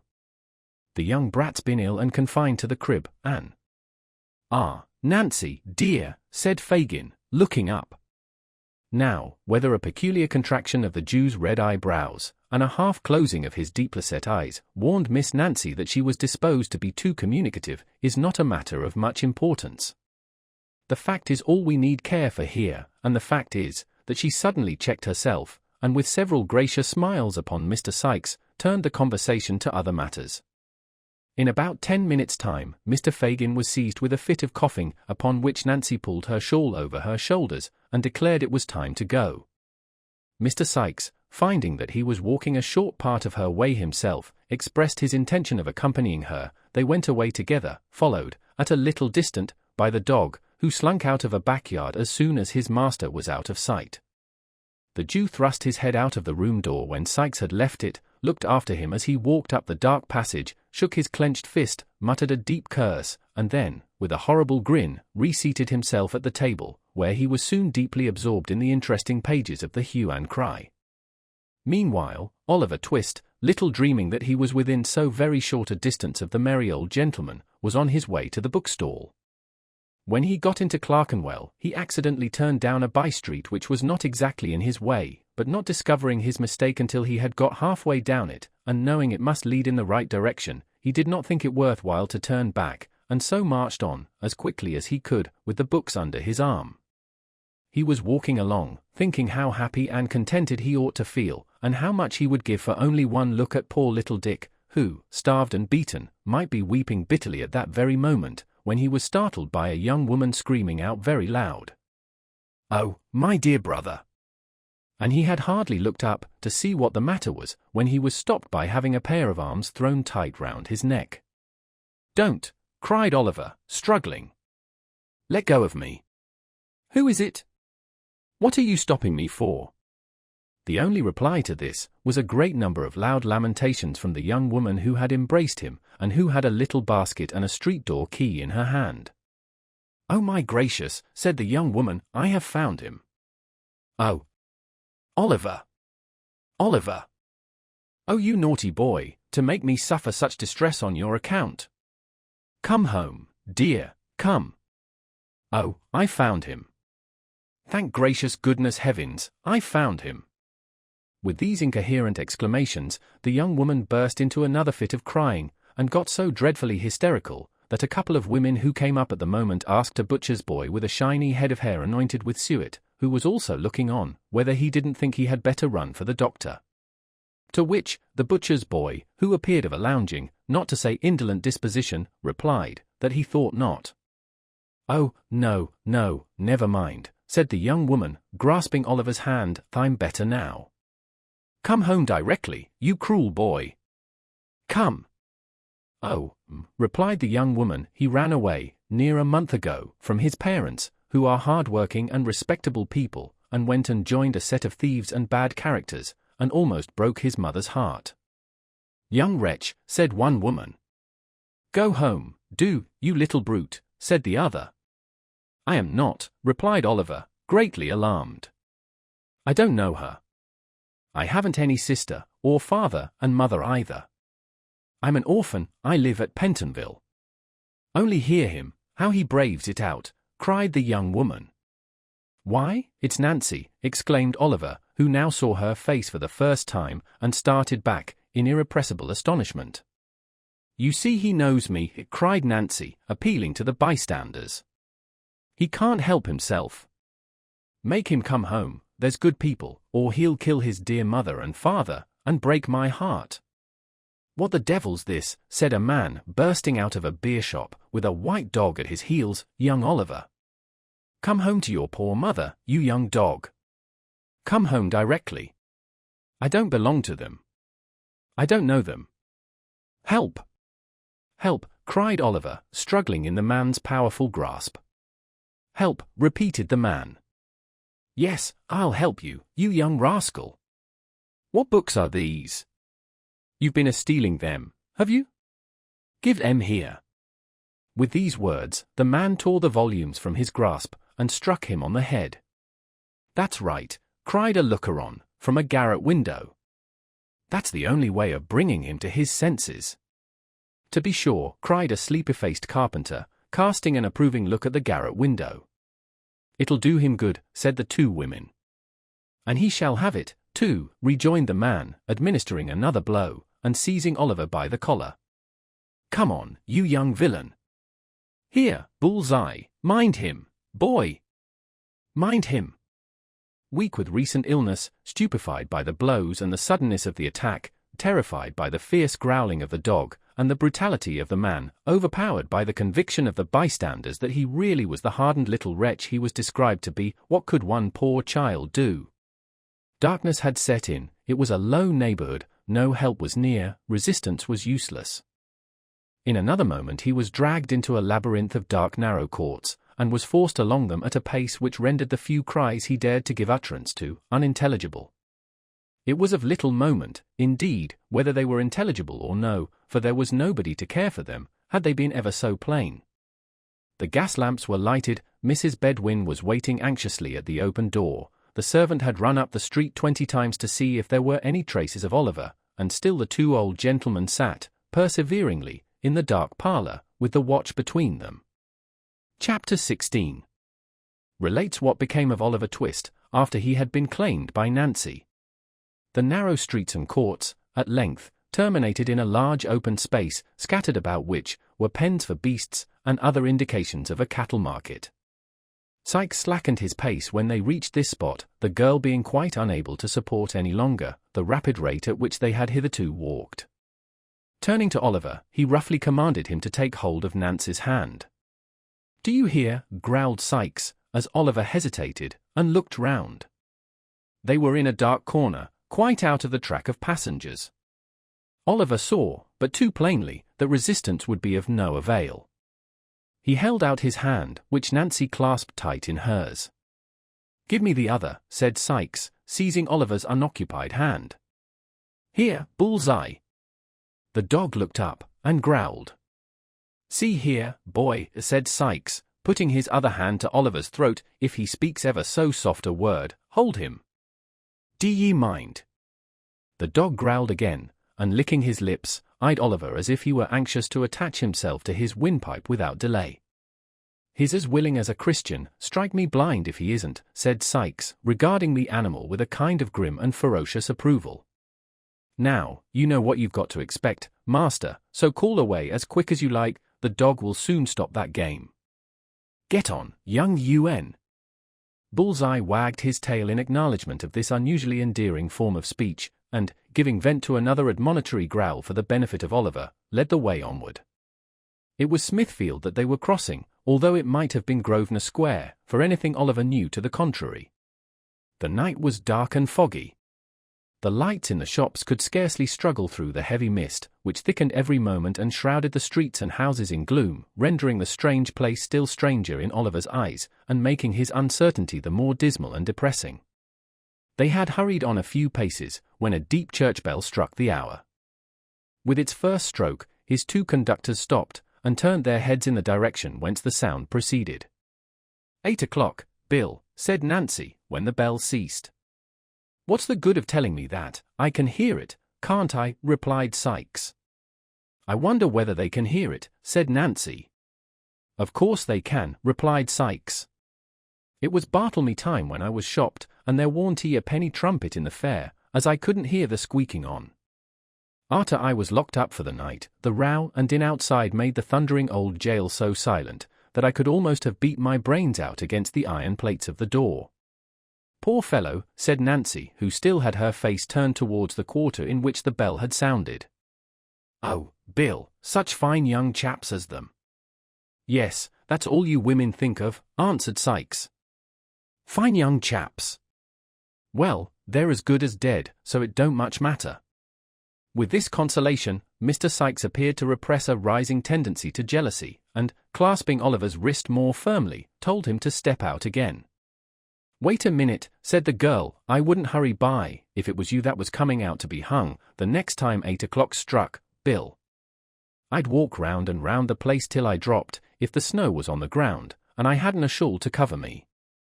"And what good would that do?" inquired the unsentimental Mr. Sikes. "Unless you could pitch over a file and 20 yards of good stout rope, you might as well be walking 50 mile off, or not walking at all, for all the good it would do me. Come on, and don't stand preaching there." The girl burst into a laugh, drew her shawl more closely round her, and they walked away. But Oliver felt her hand tremble, and, looking up in her face as they passed a gas lamp, saw that it had turned a deadly white. They walked on, by little frequented and dirty ways, for a full half-hour, meeting very few people, and those appearing from their looks to hold much the same position in society as Mr. Sikes himself. At length they turned into a very filthy narrow street, nearly full of old clothes shops, the dog running forward, as if conscious that there was no further occasion for his keeping on guard, stopped before the door of a shop that was closed and apparently untenanted. The house was in a ruinous condition, and on the door was nailed a board, intimating that it was to let, which looked as if it had hung there for many years. "All right," cried Sikes, glancing cautiously about. Nancy stooped below the shutters, and Oliver heard the sound of a bell. They crossed to the opposite side of the street, and stood for a few moments under a lamp. A noise, as if a sash window were gently raised, was heard, and soon afterwards the door softly opened. Mr. Sikes then seized the terrified boy by the collar with very little ceremony, and all three were quickly inside the house. The passage was perfectly dark. They waited, while the person who had let them in, chained and barred the door. "Anybody here?" inquired Sikes. "No," replied a voice, which Oliver thought he had heard before. "Is the old UN here?" asked the robber. "Yes," replied the voice, "and precious down in the mouth he has been." "Won't he be glad to see you?" "Oh, no."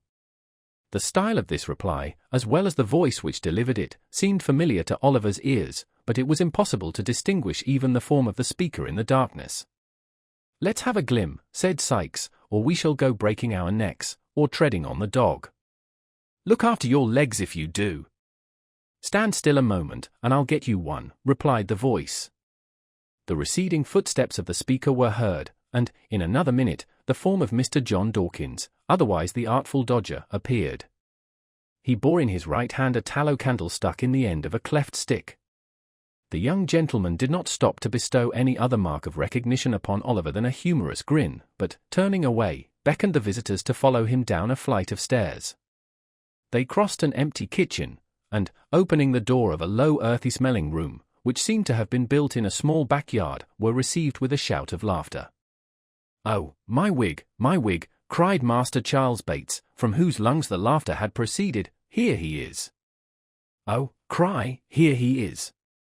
"Oh, Fagin, look at him." "Fagin, do look at him." "I can't bear it, it is such a jolly game, I can't bear it.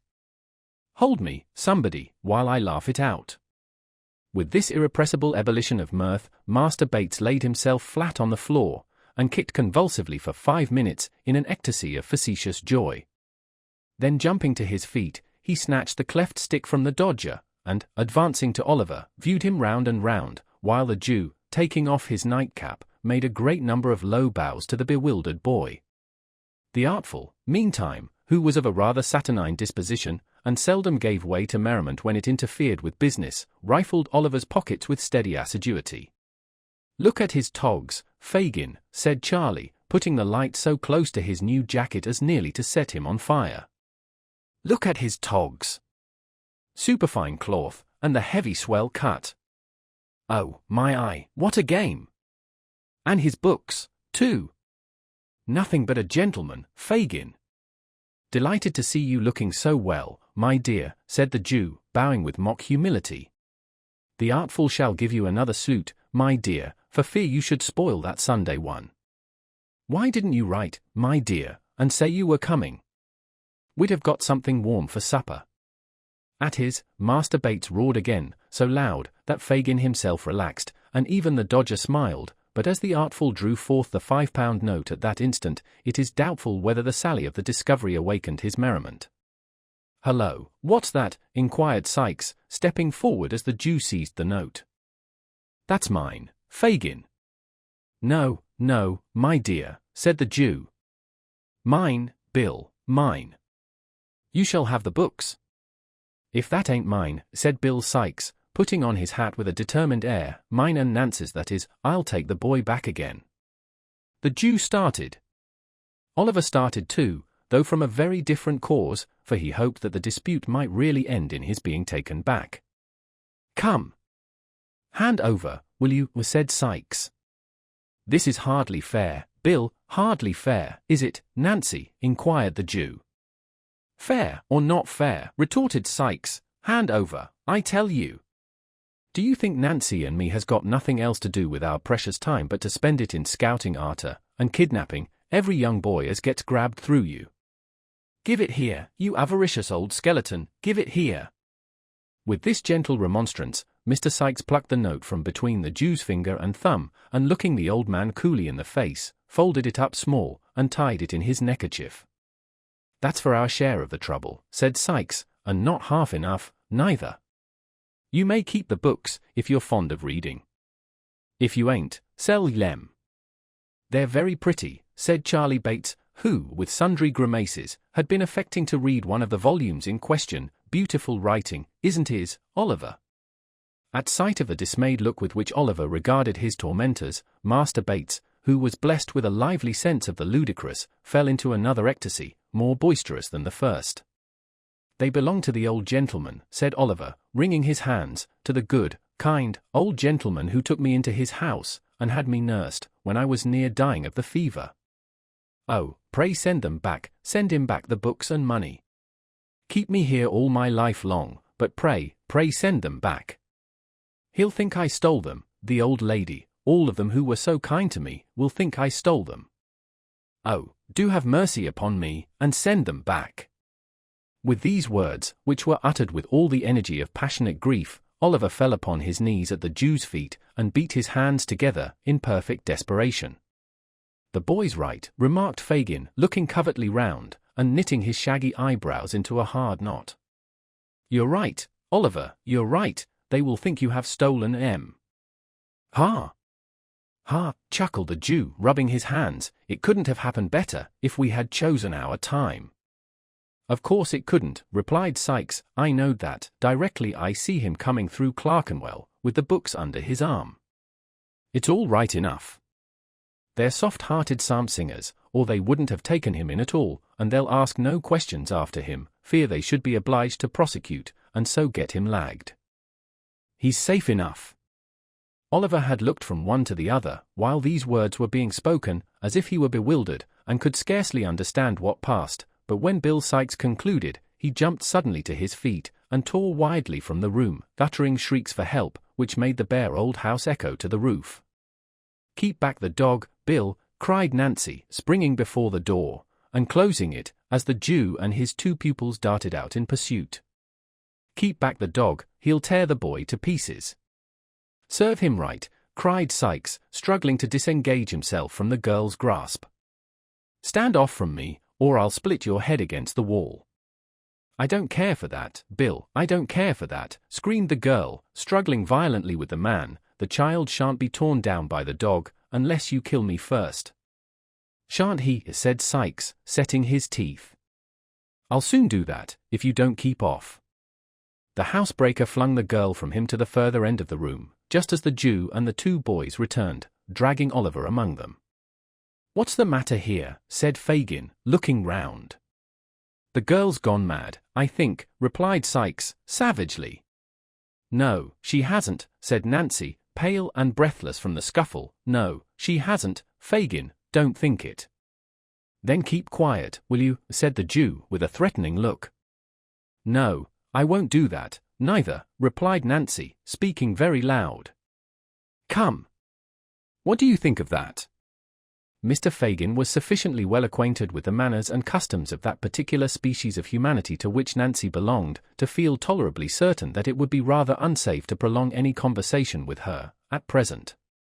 With the view of diverting the attention of the company, he turned to Oliver.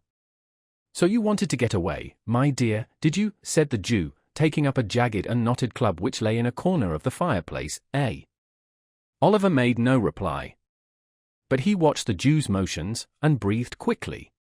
"Wanted to get assistance, called for the police, did you?" sneered the Jew, catching the boy by the arm. "We'll cure you of that, my young master." The Jew inflicted a smart blow on Oliver's shoulders with the club, and was raising it for a second, when the girl, rushing forward, wrested it from his hand. She flung it into the fire, with a force that brought some of the glowing coals whirling out into the room. "I won't stand by and see it done, Fagin," cried the girl. "You've got the boy, and what more would you have? Let him be, or I shall put that mark on some of you, that will bring me to the gallows before my time." The girl stamped her foot violently on the floor as she vented this threat, and with her lips compressed, and her hands clenched, looked alternately at the Jew and the other robber, her face quite colourless from the passion of rage into which she had gradually worked herself. "Why, Nancy," said the Jew, in a soothing tone, after a pause, during which he and Mr. Sikes had stared at one another in a disconcerted manner, you're more clever than ever tonight." "Ha! Ha! My dear, you are acting beautifully." "Am I?" said the girl. "Take care I don't overdo it." "You will be the worse for it, Fagin, if I do, and so I tell you in good time to keep clear of me. There is something about a roused woman, especially if she add to all her other strong passions, the fierce impulses of recklessness and despair, which few men like to provoke." The Jew saw that it would be hopeless to affect any further mistake regarding the reality of Miss Nancy's rage, and, shrinking involuntarily back a few paces, cast a glance, half imploring and half cowardly, at Sikes, as if to hint that he was the fittest person to pursue the dialogue. Mr. Sikes, thus mutely appealed to, and possibly feeling his personal pride and influence interested in the immediate reduction of Miss Nancy to reason, gave utterance to about a couple of score of curses and threats, the rapid production of which reflected great credit on the fertility of his invention. As they produced no visible effect on the object against whom they were discharged, however, he resorted to more tangible arguments. "What do you mean by this?" said Sikes, backing the inquiry with a very common imprecation concerning the most beautiful of human features, which, if it were heard above, only once out of every 50,000 times that it is uttered below, would render blindness as common a disorder as measles. "What do you mean by it?" Burn my body. Do you know who you are, and what you are? Oh, yes, I know all about it, replied the girl, laughing hysterically, and shaking her head from side to side, with a poor assumption of indifference. Well, then, keep quiet, rejoined Sikes, with a growl like that he was accustomed to use when addressing his dog, or I'll quiet you for a good long time to come. The girl laughed again, even less composedly than before, and, darting a hasty look at Sikes, turned her face aside, and bit her lip till the blood came. You're a nice one, added Sikes, as he surveyed her with a contemptuous air, to take up the humane and genteel side. A pretty subject for the child, as you call him, to make a friend of. God Almighty help me, I am, cried the girl passionately, and I wish I had been struck dead in the street, or had changed places with them we pass so near tonight, before I had lent a hand in bringing him here. He's a thief, a liar, a devil, all that's bad, from this night forth. Isn't that enough for the old wretch, without blows? Come, come, Sikes, said the Jew, appealing to him in a remonstratory tone, and motioning towards the boys, who were eagerly attentive to all that passed. We must have civil words, Bill. Civil words, cried the girl, whose passion was frightful to see. Civil words, you villain. Yes, you deserve M from me. I thieved for you when I was a child not half as old as this, pointing to Oliver. I have been in the same trade, and in the same service, for 12 years since. Don't you know it? Speak out. Don't you know it? Well, well, replied the Jew, with an attempt at pacification, and, if you have, it's your living. Aye, it is, returned the girl, not speaking, but pouring out the words in one continuous and vehement scream. It is my living, and the cold, wet, dirty streets are my home, and you're the wretch that drove me to them long ago, and that'll keep me there, day and night, till I die. I shall do you a mischief, interposed the Jew, goaded by these reproaches, a mischief worse than that, if you say much more. The girl said nothing more, but, tearing her hair and dress in a transport of passion, made such a rush at the Jew as would probably have left signal marks of her revenge upon him, had not her wrists been seized by Sikes at the right moment, upon which she made a few ineffectual struggles, and fainted. She's all right now, said Sikes, laying her down in a corner. She's uncommon strong in the arms, when she's up in this way. The Jew wiped his forehead, and smiled, as if it were a relief to have the disturbance over, but neither he, nor Sikes, nor the dog, nor the boys, seemed to consider it in any other light than a common occurrence incidental to business. It's the worst of having to do with women, said the Jew, replacing his club, but they're clever, and we can't get on, in our line, without Lem. Charlie, show Oliver to bed. I suppose he'd better not wear his best clothes tomorrow, Fagin, had he, inquired Charlie Bates. Certainly not, replied the Jew, reciprocating the grin with which Charlie put the question. Master Bates, apparently much delighted with his commission, took the cleft stick, and led Oliver into an adjacent kitchen, where there were 2 or 3 of the beds on which he had slept before, and here, with many uncontrollable bursts of laughter, he produced the identical old suit of clothes which Oliver had so much congratulated himself upon leaving off at Mr. Brownlow's, and the accidental display of which, to Fagin, by the Jew who purchased them, had been the very first clue received of his whereabout. Put off the smart ones, said Charlie, and I'll give em to Fagin to take care of. What fun it is! Poor Oliver unwillingly complied. Master Bates, rolling up the new clothes under his arm, departed from the room, leaving Oliver in the dark, and locking the door behind him. The noise of Charlie's laughter, and the voice of Miss Betsy, who opportunely arrived to throw water over her friend, and perform other feminine offices for the promotion of her recovery, might have kept many people awake under more happy circumstances than those in which Oliver was placed.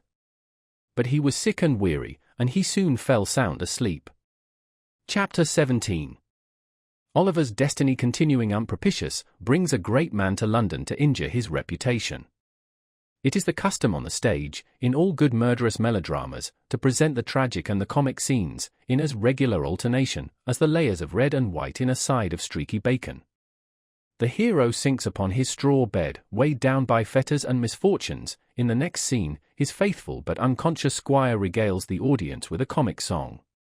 We behold, with throbbing bosoms, the heroine in the grasp of a proud and ruthless baron, her virtue and her life alike in danger, drawing forth her dagger to preserve the one at the cost of the other, and just as our expectations are wrought up to the highest pitch, a whistle is heard, and we are straightway transported to the great hall of the castle, where a grey-headed seneschal sings a funny chorus with a funnier body of vassals, who are free of all sorts of places, from church vaults to palaces, and roam about in company, carolling perpetually.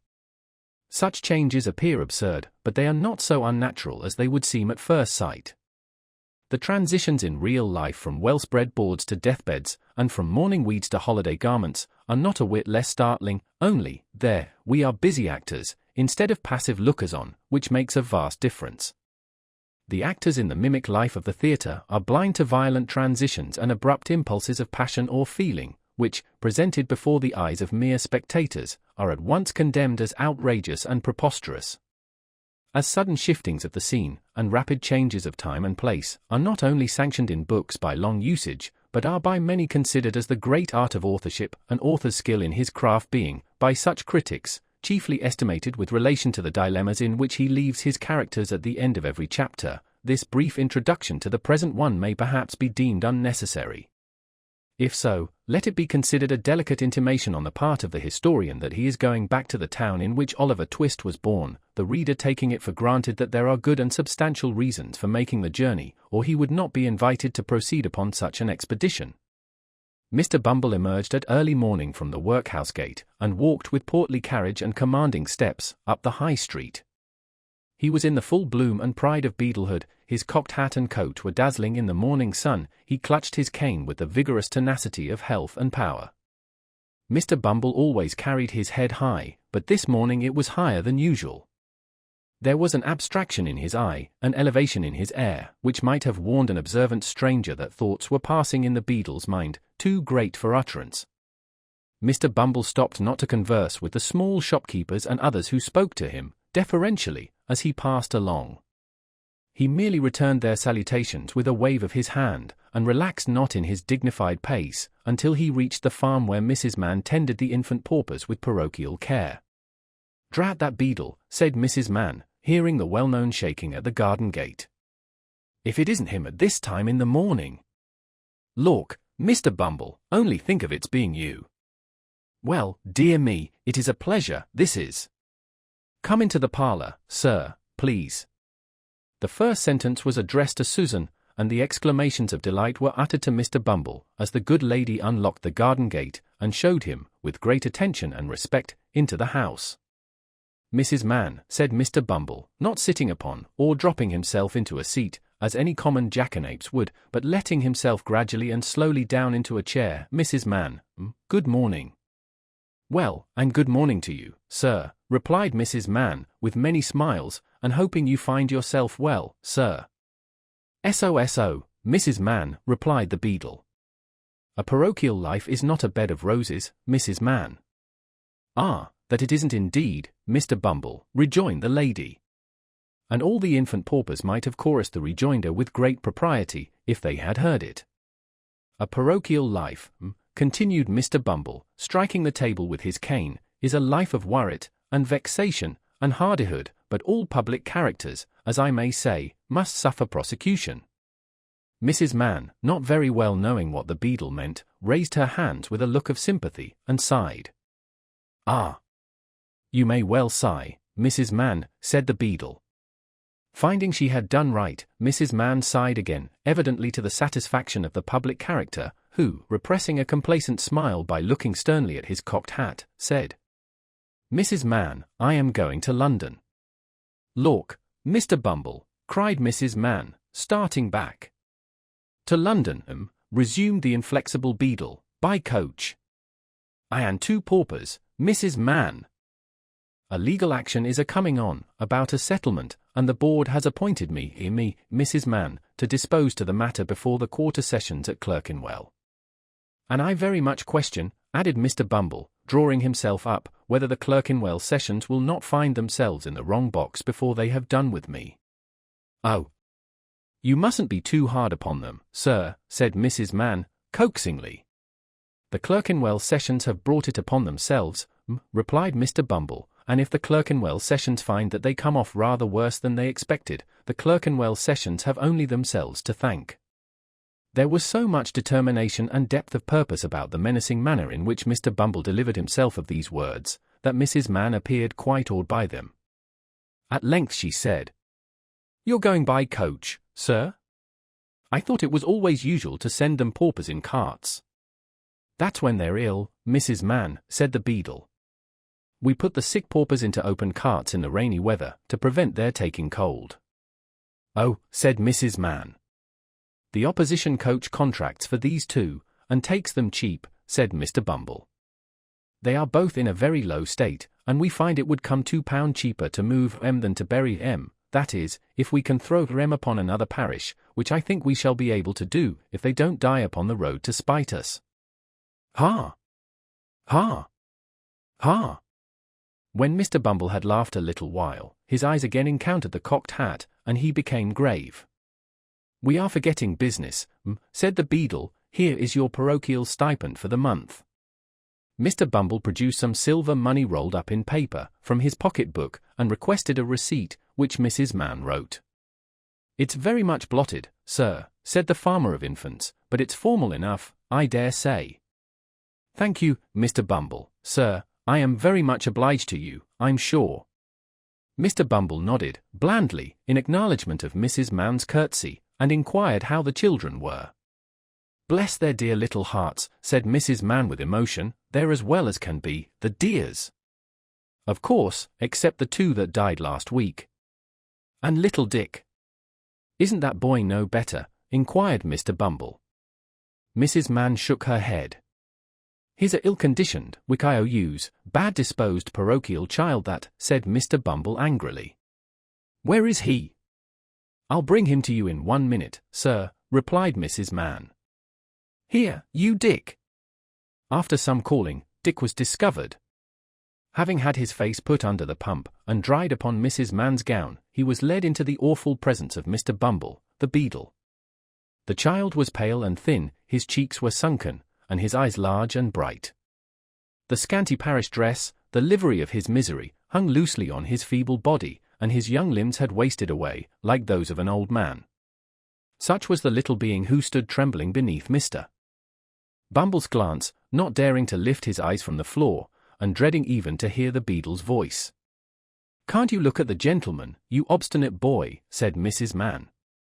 The child meekly raised his eyes, and encountered those of Mr. Bumble. "What's the matter with you, parochial Dick?" inquired Mr. Bumble, with well-timed jocularity. "Nothing, sir," replied the child faintly. "I should think not," said Mrs. Mann, who had of course laughed very much at Mr. Bumble's humour. "You want for nothing, I'm sure." "I should like," faltered the child. "Heyday," interposed Mrs. Mann, "I suppose you're going to say that you do want for something, now?" "Why, you little wretch." "Stop, Mrs. Mann, stop," said the beadle, raising his hand with a show of authority. "Like what, sir, eh?" "I should like," faltered the child, "if somebody that can write, would put a few words down for me on a piece of paper, and fold it up and seal it, and keep it for me, after I am laid in the ground." "Why, what does the boy mean?" exclaimed Mr. Bumble, on whom the earnest manner and wan aspect of the child had made some impression, accustomed as he was to such things. "What do you mean, sir?" "I should like," said the child, "to leave my dear love to poor Oliver Twist, and to let him know how often I have sat by myself and cried to think of his wandering about in the dark nights with nobody to help him. And I should like to tell him," said the child, pressing his small hands together, and speaking with great fervour, "that I was glad to die when I was very young, for, perhaps, if I had lived to be a man, and had grown old, my little sister who is in heaven, might forget me, or be unlike me, and it would be so much happier if we were both children there together." Mr. Bumble surveyed the little speaker, from head to foot, with indescribable astonishment, and, turning to his companion, said, "They're all in one story, Mrs. Mann. That audacious Oliver had demobilized them all." "I couldn't have believed it, sir," said Mrs. Mann, holding up her hands, and looking malignantly at Dick. "I never see such a hardened little wretch." "Take him away," said Mr. Bumble imperiously. "This must be stated to the board, Mrs. Mann." "I hope the gentleman will understand that it isn't my fault, sir," said Mrs. Mann, whimpering pathetically. "They shall understand that, they shall be acquainted with the true state of the case," said Mr. Bumble. "There, take him away, I can't bear the sight on him." Dick was immediately taken away, and locked up in the coal cellar. Mr. Bumble shortly afterwards took himself off, to prepare for his journey. At 6 o'clock next morning, Mr. Bumble, having exchanged his cocked hat for a round one, and encased his person in a blue greatcoat with a cape to it, took his place on the outside of the coach, accompanied by the criminals whose settlement was disputed, with whom, in due course of time, he arrived in London. He experienced no other crosses on the way than those which originated in the perverse behavior of the two paupers, who persisted in shivering and complaining of the cold, in a manner which, Mr. Bumble declared, caused his teeth to chatter in his head, and made him feel quite uncomfortable, although he had a greatcoat on. Having disposed of these evil-minded persons for the night, Mr. Bumble sat himself down in the house at which the coach stopped, and took a temperate dinner of steaks, oyster sauce, and porter. Putting a glass of hot gin and water on the chimney-piece, he drew his chair to the fire, and, with sundry moral reflections on the too prevalent sin of discontent and complaining, composed himself to read the paper. The very first paragraph upon which Mr. Bumble's eye rested was the following advertisement: 5 guineas reward. Whereas a young boy, named Oliver Twist, absconded, or was enticed, on Thursday evening last, from his home, at Pentonville, and has not since been heard of. The above reward will be paid to any person who will give such information as will lead to the discovery of the said Oliver Twist, or tend to throw any light upon his previous history, in which the advertiser is, for many reasons, warmly interested. And then followed a full description of Oliver's dress, person, appearance, and disappearance, with the name and address of Mr. Brownlow at full length. Mr. Bumble opened his eyes, read the advertisement, slowly and carefully, 3 several times, and in something more than 5 minutes was on his way to Pentonville, having actually, in his excitement, left the glass of hot gin and water untasted. "Is Mr. Brownlow at home?" inquired Mr. Bumble of the girl who opened the door. To this inquiry the girl returned the not uncommon, but rather evasive reply of "I don't know, where do you come from?" Mr. Bumble no sooner uttered Oliver's name, in explanation of his errand, than Mrs. Bedwin, who had been listening at the parlour door, hastened into the passage in a breathless state. Come in," said the old lady, "I knew we should hear of him." "Poor dear! I knew we should. I was certain of it. Bless his heart! I said so all along." Having said this, the worthy old lady hurried back into the parlour again, and seating herself on a sofa, burst into tears. The girl, who was not quite so susceptible, had run upstairs meanwhile, and now returned with a request that Mr. Bumble would follow her immediately, which he did. He was shown into the little back study, where sat Mr. Brownlow and his friend Mr. Grimwig, with decanters and glasses before them. The latter gentleman at once burst into the exclamation: "A beadle! A parish beadle, or I'll eat my head." "Pray don't interrupt just now," said Mr. Brownlow. "Take a seat, will you?" Mr. Bumble sat himself down, quite confounded by the oddity of Mr. Grimwig's manner. Mr. Brownlow moved the lamp, so as to obtain an uninterrupted view of the beadle's countenance, and said, with a little impatience: "Now, sir, you come in consequence of having seen the advertisement." "Yes, sir," said Mr. Bumble. "And you are a beadle, are you not?" inquired Mr. Grimwig. "I am a parochial beadle, gentlemen," rejoined Mr. Bumble proudly. "Of course," observed Mr. Grimwig aside to his friend, "I knew he was a beadle all over." Mr. Brownlow gently shook his head to impose silence on his friend, and resumed: "Do you know where this poor boy is now?" "No more than nobody," replied Mr. Bumble. "Well, what do you know of him?" inquired the old gentleman. "Speak out, my friend, if you have anything to say.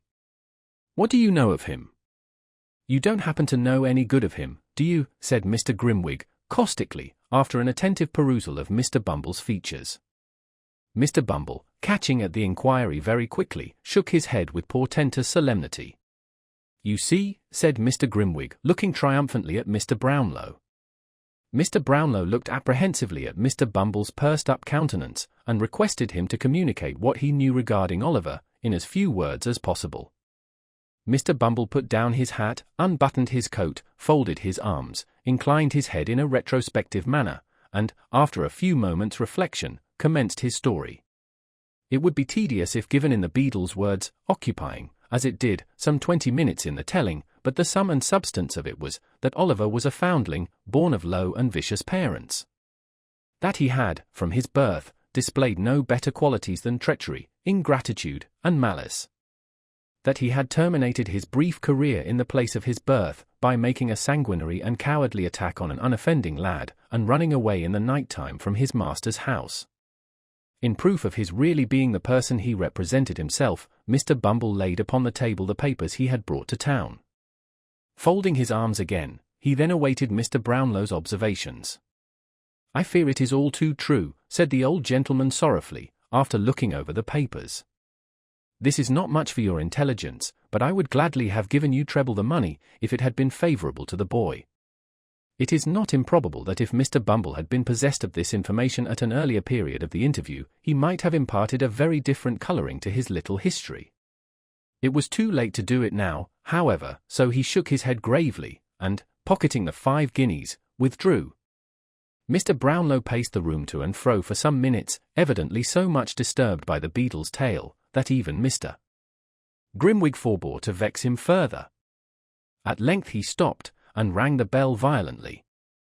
"Mrs. Bedwin," said Mr. Brownlow, when the housekeeper appeared, "that boy, Oliver, is an impostor." "It can't be, sir." "It cannot be," said the old lady energetically. "I tell you he is," retorted the old gentleman. "What do you mean by can't be?"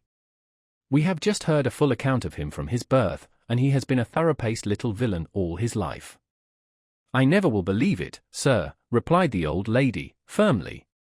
"Never. You old women never believe anything but quack doctors and lying storybooks," growled Mr. Grimwig. "I knew it all along. Why didn't you take my advice in the beginning? You would if he hadn't had a fever, I suppose, eh? He was interesting, wasn't he?" "Interesting? Bah!" And Mr. Grimwig poked the fire with a flourish. "He was a dear, grateful, gentle child, sir," retorted Mrs. Bedwin, indignantly. "I know what children are, sir, and have done these 40 years, and people who can't say the same, shouldn't say anything about them. That's my opinion." This was a hard hit at Mr. Grimwig, who was a bachelor. As it extorted nothing from that gentleman but a smile, the old lady tossed her head, and smoothed down her apron preparatory to another speech, when she was stopped by Mr. Brownlow. "Silence," said the old gentleman, feigning an anger he was far from feeling. "Never let me hear the boy's name again. I rang to tell you that. Never. Never, on any pretence, mind. You may leave the room, Mrs. Bedwin. Remember. I am in earnest." There were sad hearts at Mr. Brownlow's that night. Oliver's heart sank within him, when he thought of his good friends. It was well for him that he could not know what they had heard, or it might have broken outright. Chapter 18. How Oliver passed his time in the improving society of his reputable friends. About noon next day, when the Dodger and Master Bates had gone out to pursue their customary avocations, Mr. Fagin took the opportunity of reading Oliver a long lecture on the crying sin of ingratitude, of which he clearly demonstrated he had been guilty, to no ordinary extent, in wilfully absenting himself from the society of his anxious friends, and, still more, in endeavouring to escape from them after so much trouble and expense had been incurred in his recovery. Mr. Fagin laid great stress on the fact of his having taken Oliver in, and cherished him, when, without his timely aid, he might have perished with hunger, and he related the dismal and affecting history of a young lad whom, in his philanthropy, he had succoured under parallel circumstances, but who, proving unworthy of his confidence and evincing a desire to communicate with the police, had unfortunately come to be hanged at the Old Bailey one morning. Mr.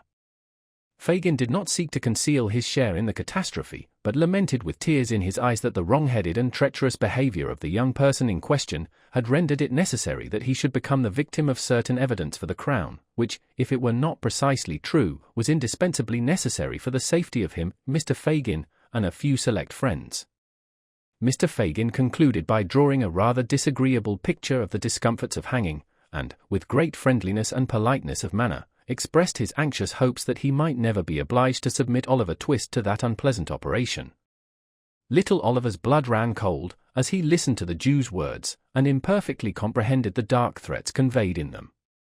That it was possible even for justice itself to confound the innocent with the guilty when they were in accidental companionship, he knew already, and that deeply laid plans for the destruction of inconveniently knowing or over-communicative persons had been really devised and carried out by the Jew on more occasions than one, he thought by no means unlikely, when he recollected the general nature of the altercations between that gentleman and Mr. Sikes, which seemed to bear reference to some foregone conspiracy of the kind. As he glanced timidly up, and met the Jew's searching look, he felt that his pale face and trembling limbs were neither unnoticed nor unrelished by that wary old gentleman. The Jew, smiling hideously, patted Oliver on the head, and said that if he kept himself quiet, and applied himself to business, he saw they would be very good friends yet. Then, taking his hat, and covering himself with an old patched greatcoat, he went out, and locked the room door behind him. And so Oliver remained all that day, and for the greater part of many subsequent days, seeing nobody, between early morning and midnight, and left during the long hours to commune with his own thoughts, which, never failing to revert to his kind friends, and the opinion they must long ago have formed of him, were sad indeed. After the lapse of a week or so, the Jew left the room door unlocked, and he was at liberty to wander about the house. It was a very dirty place. The rooms upstairs had great high wooden chimney-pieces and large doors, with panelled walls and cornices to the ceiling, which, although they were black with neglect and dust, were ornamented in various ways. From all of these tokens Oliver concluded that a long time ago, before the old Jew was born, it had belonged to better people, and had perhaps been quite gay and handsome, dismal and dreary as it looked now. Spiders had built their webs in the angles of the walls and ceilings, and sometimes, when Oliver walked softly into a room, the mice would scamper across the floor, and run back terrified to their holes. With these exceptions, there was neither sight nor sound of any living thing, and often, when it grew dark, and he was tired of wandering from room to room, he would crouch in the corner of the passage by the street door, to be as near living people as he could, and would remain there, listening and counting the hours, until the Jew or the boys returned. In all the rooms, the mouldering shutters were fast closed, the bars which held them were screwed tight into the wood, the only light which was admitted, stealing its way through round holes at the top, which made the rooms more gloomy, and filled them with strange shadows. There was a back garret window with rusty bars outside, which had no shutter, and out of this, Oliver often gazed with a melancholy face for hours together, but nothing was to be descried from it but a confused and crowded mass of housetops, blackened chimneys, and gable ends. Sometimes, indeed, a grisly head might be seen, peering over the parapet wall of a distant house, but it was quickly withdrawn again, and as the window of Oliver's observatory was nailed down, and dimmed with the rain and smoke of years, it was as much as he could do to make out the forms of the different objects beyond, without making any attempt to be seen or heard, which he had as much chance of being, as if he had lived inside the ball of St. Paul's Cathedral. One afternoon, the Dodger and Master Bates being engaged out that evening, the first-named young gentleman took it into his head to evince some anxiety regarding the decoration of his person. To do him justice, this was by no means an habitual weakness with him, and, with this end and aim, he condescendingly commanded Oliver to assist him in his toilet, straightway. Oliver was but too glad to make himself useful, too happy to have some faces, however bad, to look upon, too desirous to conciliate those about him when he could honestly do so, to throw any objection in the way of this proposal. So he at once expressed his readiness, and, kneeling on the floor, while the Dodger sat upon the table so that he could take his foot in his laps, he applied himself to a process which Mr. Dawkins designated as japanning his trotter cases. The phrase, rendered into plain English, signifieth cleaning his boots. Whether it was the sense of freedom and independence which a rational animal may be supposed to feel when he sits on a table in an easy attitude smoking a pipe, swinging one leg carelessly to and fro, and having his boots cleaned all the time, without even the past trouble of having taken them off, or the prospective misery of putting them on, to disturb his reflections, or whether it was the goodness of the tobacco that soothed the feelings of the Dodger, or the mildness of the beer that mollified his thoughts. He was evidently tinctured, for the nonce, with a spice of romance and enthusiasm, foreign to his general nature. He looked down on Oliver, with a thoughtful countenance, for a brief space, and then, raising his head, and heaving a gentle sigh, said, half in abstraction, and half to Master Bates, "What a pity it is he isn't a prig." "Ah," said Master Charles Bates, "he don't know what's good for him." The Dodger sighed again, and resumed his pipe, as did Charlie Bates. They both smoked, for some seconds, in silence. "I suppose you don't even know what a prig is," said the Dodger mournfully. "I think I know that," replied Oliver, looking up. "It's a the you're one, are you not?" inquired Oliver, checking himself. "I am," replied the Dodger. "I'd scorn to be anything else." Mr. Dawkins gave his hat a ferocious cock, after delivering this sentiment, and looked at Master Bates, as if to denote that he would feel obliged by his saying anything to the contrary. "I am," repeated the Dodger. "So's Charlie." "So's Fagin." "So's Sikes." "So's Nancy." "So's Bet." "So we all are, down to the dog. And he's the downiest one of the lot." "And the least given to peaching," added Charlie Bates. "He wouldn't so much as bark in a witness box, for fear of committing himself, no, not if you tied him up in one, and left him there without whitles for a fortnight," said the Dodger. "Not a bit of it," observed Charlie. "He's a rum dog." "Don't he look fierce at any strange cove that laughs or sings when he's in company?" pursued the Dodger. "Won't he growl at all when he hears a fiddle playing? And don't he hate other dogs as ain't of his breed?" "Oh, no. He's an out-and-out Christian," said Charlie.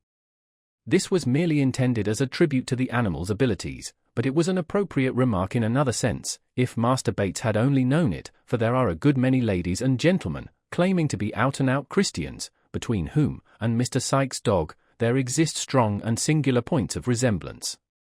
"Well, well," said the Dodger, recurring to the point from which they had strayed, with that mindfulness of his profession which influenced all his proceedings. "This hasn't got anything to do with young Green here." "No more it has," said Charlie. "Why don't you put yourself under Fagin, Oliver? And make your fortune out of hand," added the Dodger, with a grin. "And so be able to retire on your property, and do the genteel, as I mean to, in the very next leap year, but for that ever comes, and the 42nd Tuesday in Trinity week," said Charlie Bates. "I don't like it," rejoined Oliver, timidly. "I wish they would let me go." I would rather go." "And Fagin would rather not," rejoined Charlie. Oliver knew this too well, but thinking it might be dangerous to express his feelings more openly, he only sighed, and went on with his boot cleaning. "Go," exclaimed the Dodger. "Why, where's your spirit? Don't you take any pride out of yourself? Would you go and be dependent on your friends?" "Oh, blow that," said Master Bates, drawing 2 or 3 silk handkerchiefs from his pocket, and tossing them into a cupboard. "That's too mean, that is." "I couldn't do it," said the Dodger, with an air of haughty disgust. "You can leave your friends, though," said Oliver with a half-smile, "and let them be punished for what you did." "That," rejoined the Dodger, with a wave of his pipe, "that was all out of consideration for Fagin, 'cause the traps know that we work together, and he might have got into trouble if we hadn't made our lucky. That was the move, wasn't it, Charlie?" Master Bates nodded assent, and would have spoken, but the recollection of Oliver's flight came so suddenly upon him, that the smoke he was inhaling got entangled with a laugh, and went up into his head, and down into his throat, and brought on a fit of coughing and stamping, about 5 minutes long. "Look here," said the Dodger, drawing forth a handful of shillings and halfpence. "Here's a jolly life. What's the odds where it comes from? Here, catch hold, there's plenty more where they were took from. You won't you?" "Oh, you precious flat." "It's naughty, ain't it, Oliver?" inquired Charlie Bates. "He'll come to be scragged, won't he?" "I don't know what that means," replied Oliver. "Something in this way, old fella," said Charlie. As he said it, Master Bates caught up an end of his neckerchief, and, holding it erect in the air, dropped his head on his shoulder, and jerked a curious sound through his teeth, thereby indicating, by a lively pantomimic representation, that scragging and hanging were one and the same thing. "That's what it means," said Charlie. "Look how he stares, Jack. I never did see such prime company as that boy. He'll be the death of me, I know he will." Master Charlie Bates, having laughed heartily again, resumed his pipe with tears in his eyes. "You've been brought up bad," said the Dodger, surveying his boots with much satisfaction when Oliver had polished them. "Fagin will make something of you, though, or you'll be the first he ever had that turned out unprofitable. You'd better begin at once, for you'll come to the trade long before you think of it, and you're only losing time, Oliver." Master Bates backed this advice with sundry moral admonitions of his own, which, being exhausted, he and his friend Mr. Dawkins launched into a glowing description of the numerous pleasures incidental to the life they led, interspersed with a variety of hints to Oliver that the best thing he could do would be to secure Fagin's favor without more delay, by the means which they themselves had employed to gain it.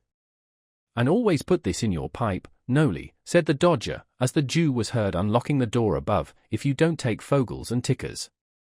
"What's the good of talking in that way?" interposed Master Bates. "He don't know what you mean." "If you don't take pocket hand-catchers and watches," said the Dodger, reducing his conversation to the level of Oliver's capacity, "some other cove will, so that the coves that lose 10 will be all the worse, and you'll be all the worse, too, and nobody half a ha'porth the better, except the chaps what gets them, and you've just as good a right to them as they have." To be sure," said the Jew, who had entered unseen by Oliver. "It all lies in a nutshell, my dear, in a nutshell, take the Dodger's word for it." "Ha! Ha! Ha! He understands the catechism of his trade."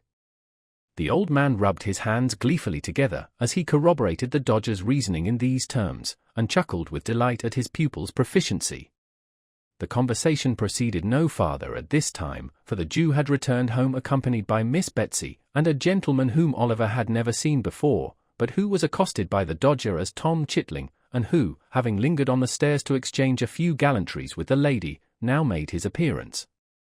Mr. Chitling was older in years than the Dodger, having perhaps numbered 18 winters, but there was a degree of deference in his deportment towards that young gentleman which seemed to indicate that he felt himself conscious of a slight inferiority in point of genius and professional acquirements. He had small twinkling eyes, and a pock-marked face, wore a fur cap, a dark corduroy jacket, greasy fustian trousers, and an apron. His wardrobe was, in truth, rather out of repair, but he excused himself to the company by stating that his time was only out an hour before, and that, in consequence of having worn the regimentals for 6 weeks past, he had not been able to bestow any attention on his private clothes. Mr. Chitling added, with strong marks of irritation, that the new way of fumigating clothes up yonder was infernal unconstitutional, for it burnt holes in them, and there was no remedy against the county. The same remark he considered to apply to the regulation mode of cutting the hair, which he held to be decidedly unlawful. Mr. Chitling wound up his observations by stating that he had not touched a drop of anything for 42 moral long hard-working days, and that he wished he might be busted if he worn tea as dry as a lime basket. "Where do you think the gentleman has come from, Oliver?" inquired the Jew, with a grin, as the other boys put a bottle of spirits on the table.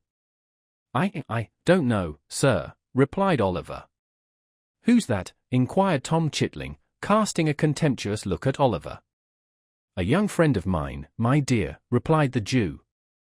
"He's in luck, then," said the young man, with a meaning look at Fagin.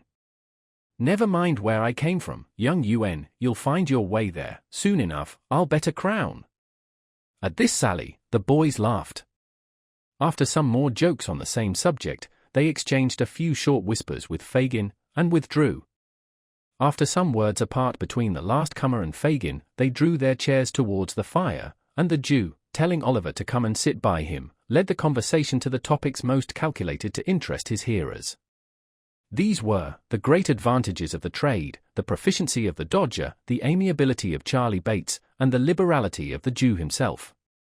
At length these subjects displayed signs of being thoroughly exhausted, and Mr. Chitling did the same, for the House of Correction becomes fatiguing after a week or two. Miss Betsy accordingly withdrew, and left the party to their repose. From this day, Oliver was seldom left alone, but was placed in almost constant communication with the two boys, who played the old game with the Jew every day, whether for their own improvement or Oliver's, Mr. Fagin best knew. At other times the old man would tell them stories of robberies he had committed in his younger days, mixed up with so much that was droll and curious, that Oliver could not help laughing heartily, and showing that he was amused in spite of all his better feelings. In short, the wily old Jew had the boy in his toils. Having prepared his mind, by solitude and gloom, to prefer any society to the companionship of his own sad thoughts in such a dreary place, he was now slowly instilling into his soul the poison which he hoped would blacken it, and change its hue forever. Chapter 19. In which a notable plan is discussed and determined on. It was a chill, damp, windy night, when the Jew, buttoning his greatcoat tight round his shriveled body, and pulling the collar up over his ears so as completely to obscure the lower part of his face, emerged from his den. He paused on the step as the door was locked and chained behind him, and having listened while the boys made all secure, and until their retreating footsteps were no longer audible, slunk down the street as quickly as he could. The house to which Oliver had been conveyed was in the neighborhood of Whitechapel. The Jew stopped for an instant at the corner of the street, and, glancing suspiciously round, crossed the road, and struck off in the direction of the Spitalfields. The mud lay thick upon the stones, and a black mist hung over the streets, the rain fell sluggishly down, and everything felt cold and clammy to the touch. It seemed just the night when it befitted such a being as the Jew to be abroad. As he glided stealthily along, creeping beneath the shelter of the walls and doorways, the hideous old man seemed like some loathsome reptile engendered in the slime and darkness through which he moved, crawling forth, by night, in search of some rich offal for a meal. He kept on his course, through many winding and narrow ways, until he reached Bethnal Green, then, turning suddenly off to the left, he soon became involved in a maze of the mean and dirty streets which abound in that close and densely populated quarter. The Jew was evidently too familiar with the ground he traversed to be at all bewildered, either by the darkness of the night, or the intricacies of the way. He hurried through several alleys and streets, and at length turned into one, lighted only by a single lamp at the farther end. At the door of a house in this street, he knocked, having exchanged a few muttered words with the person who opened it, he walked upstairs. A dog growled as he touched the handle of a room door, and a man's voice demanded who was there. "Only me, Bill, only me, my dear," said the Jew looking in. "Bring in your body then," said Sikes. "Lie down, you stupid brute. Don't you know the devil when he's got a great coat on?" Apparently, the dog had been somewhat deceived by Mr. Fagin's outer garment, for as the Jew unbuttoned it, and threw it over the back of a chair, he retired to the corner from which he had risen, wagging his tail as he went, to show that he was as well satisfied as it was in his nature to be. "Well," said Sikes. "Well, my dear," replied the Jew. "Nancy." The latter recognition was uttered with just enough of embarrassment to imply a doubt of its reception, for Mr. Fagin and his young friend had not met since she had interfered in behalf of Oliver. All doubts upon the subject, if he had any, were speedily removed by the young lady's behavior. She took her feet off the fender, pushed back her chair, and bade Fagin draw up his, without saying more about it, for it was a cold night, and no mistake. "It is cold, Nancy dear," said the Jew as he warmed his skinny hands over the fire. "It seems to go right through one," added the old man, touching his side. "It must be a pisser, if it finds its way through your heart," said Mr. Sikes. "Give him something to drink, Nancy. Burn my body, make haste. It's enough to turn a man ill, to see his lean old carcass shivering in that way, like a ugly ghost just rose from the grave." Nancy quickly brought a bottle from a cupboard, in which there were many, which, to judge from the diversity of their appearance, were filled with several kinds of liquids. Sikes, pouring out a glass of brandy, bade the Jew drink it off. "Quite enough, quite, thankee, Bill," replied the Jew, putting down the glass after just setting his lips to it. "What? You're afraid of our getting the better of you, are you?" inquired Sikes, fixing his eyes on the Jew. "Ooh." With a hoarse grunt of contempt, Mr. Sikes seized the glass, and threw the remainder of its contents into the ashes, as a preparatory ceremony to filling it again for himself, which he did at once. The Jew glanced round the room, as his companion tossed down the second glassful, not in curiosity, for he had seen it often before, but in a restless and suspicious manner habitual to him.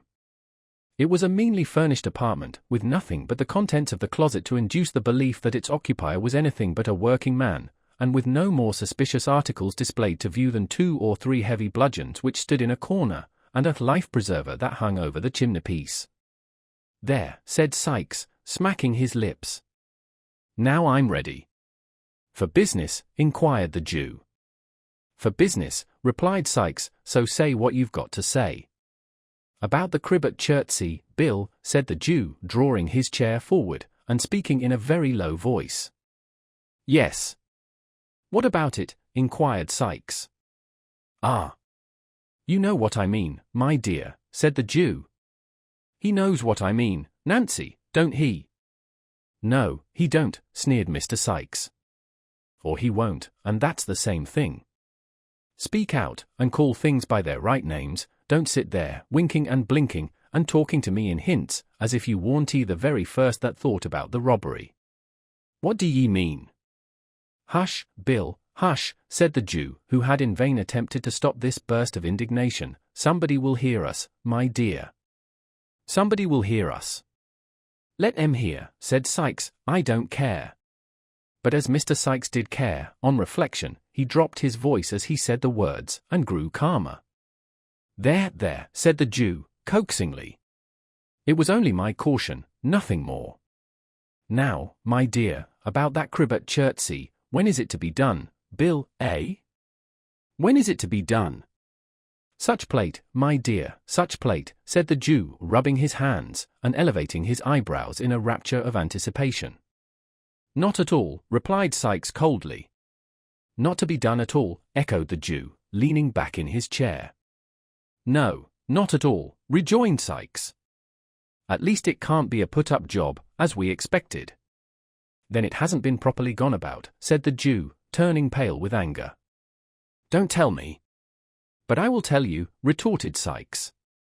"Who are you that's not to be told? I tell you that Toby Crackit has been hanging about the place for a fortnight, and he can't get one of the servants in line." "Do you mean to tell me, Bill," said the Jew, softening as the other grew heated, "that neither of the 2 men in the house can be got over?" "Yes, I do mean to tell you so," replied Sikes. "The old lady has had these 20 years, and if you were to give her £500, they wouldn't be in it." "But do you mean to say, my dear," remonstrated the Jew, "that the women can't be got over?" "Not a bit of it," replied Sikes. "Not by flash Toby Crackit," said the Jew incredulously. "Think what women are, Bill." "No, not even by flash Toby Crackit," replied Sikes. "He says his worn sham whiskers, and a canary waistcoat, the whole blessed time he's been loitering down there, and it's all of no use.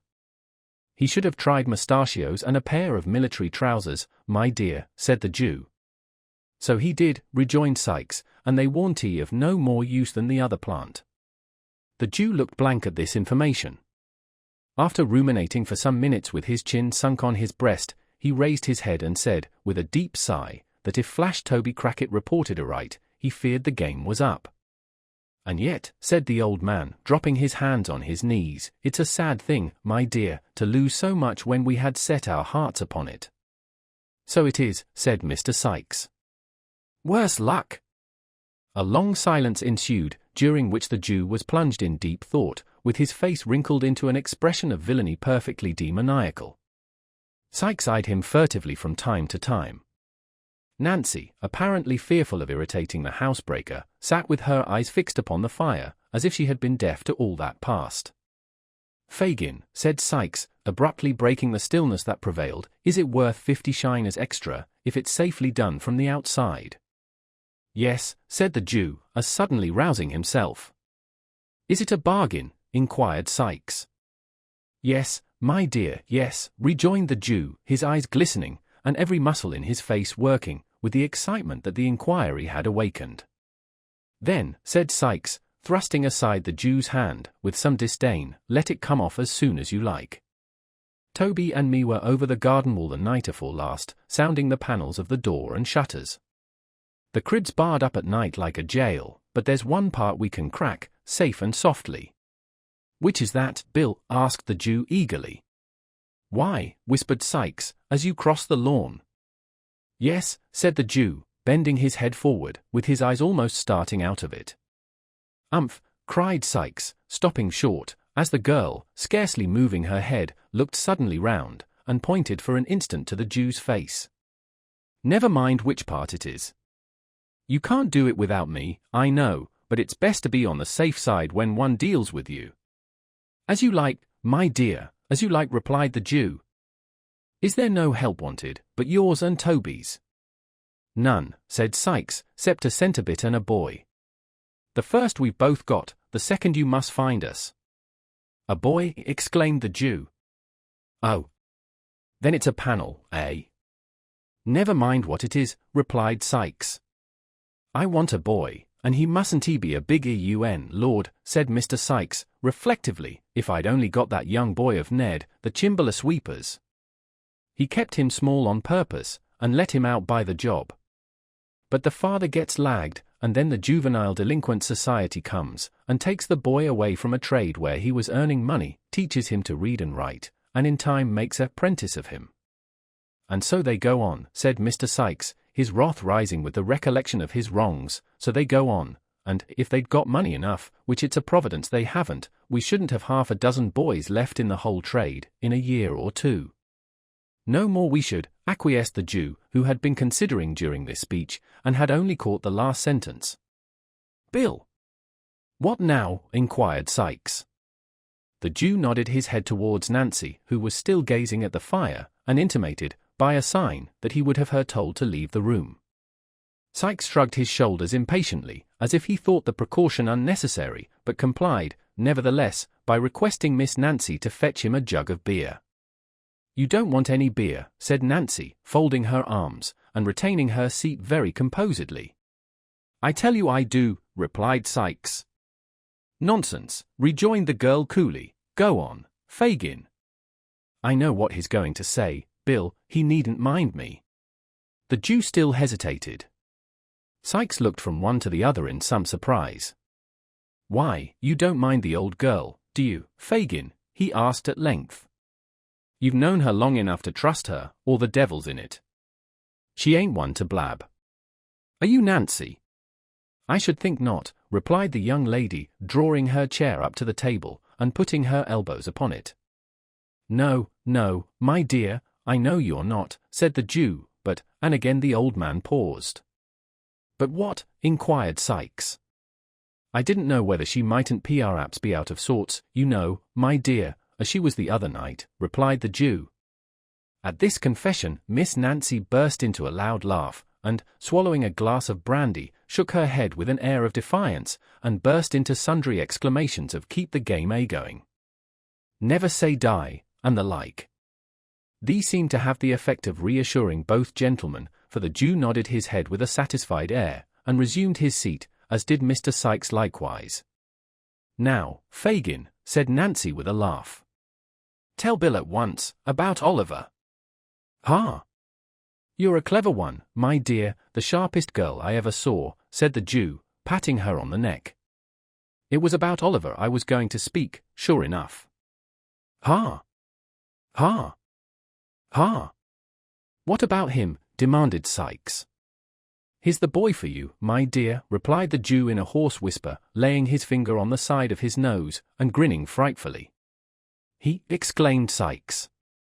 "Have him, Bill," said Nancy. "I would, if I was in your place. He mayn't be so much up as any of the others, but that's not what you want if he's only to open a door for you. Depend upon it he's a safe one, Bill." "I know he is," rejoined Fagin. "He's been in good training these last few weeks, and it's time he began to work for his bread. Besides, the others are all too big." "Well, he is just the size I want," said Mr. Sikes, ruminating. "And will do everything you want, Bill, my dear," interposed the Jew. "He can't help himself. That is, if you frighten him enough." "Frighten him," echoed Sikes. "It'll be no sham frightening, mind you. If there's anything queer about him when we once get into the work, in for a penny, in for a pound. You won't see him alive again, Fagin. Think of that, before you send him."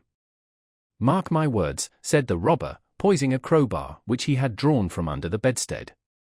"I've thought of it all," said the Jew with energy. I've had my eye upon him, my dears, close, close. Once let him feel that he is one of us, once fill his mind with the idea that he has been a thief, and his hours. Hours for his life. Aho! It couldn't have come about better. The old man crossed his arms upon his breast, and, drawing his head and shoulders into a heap, literally hugged himself for joy.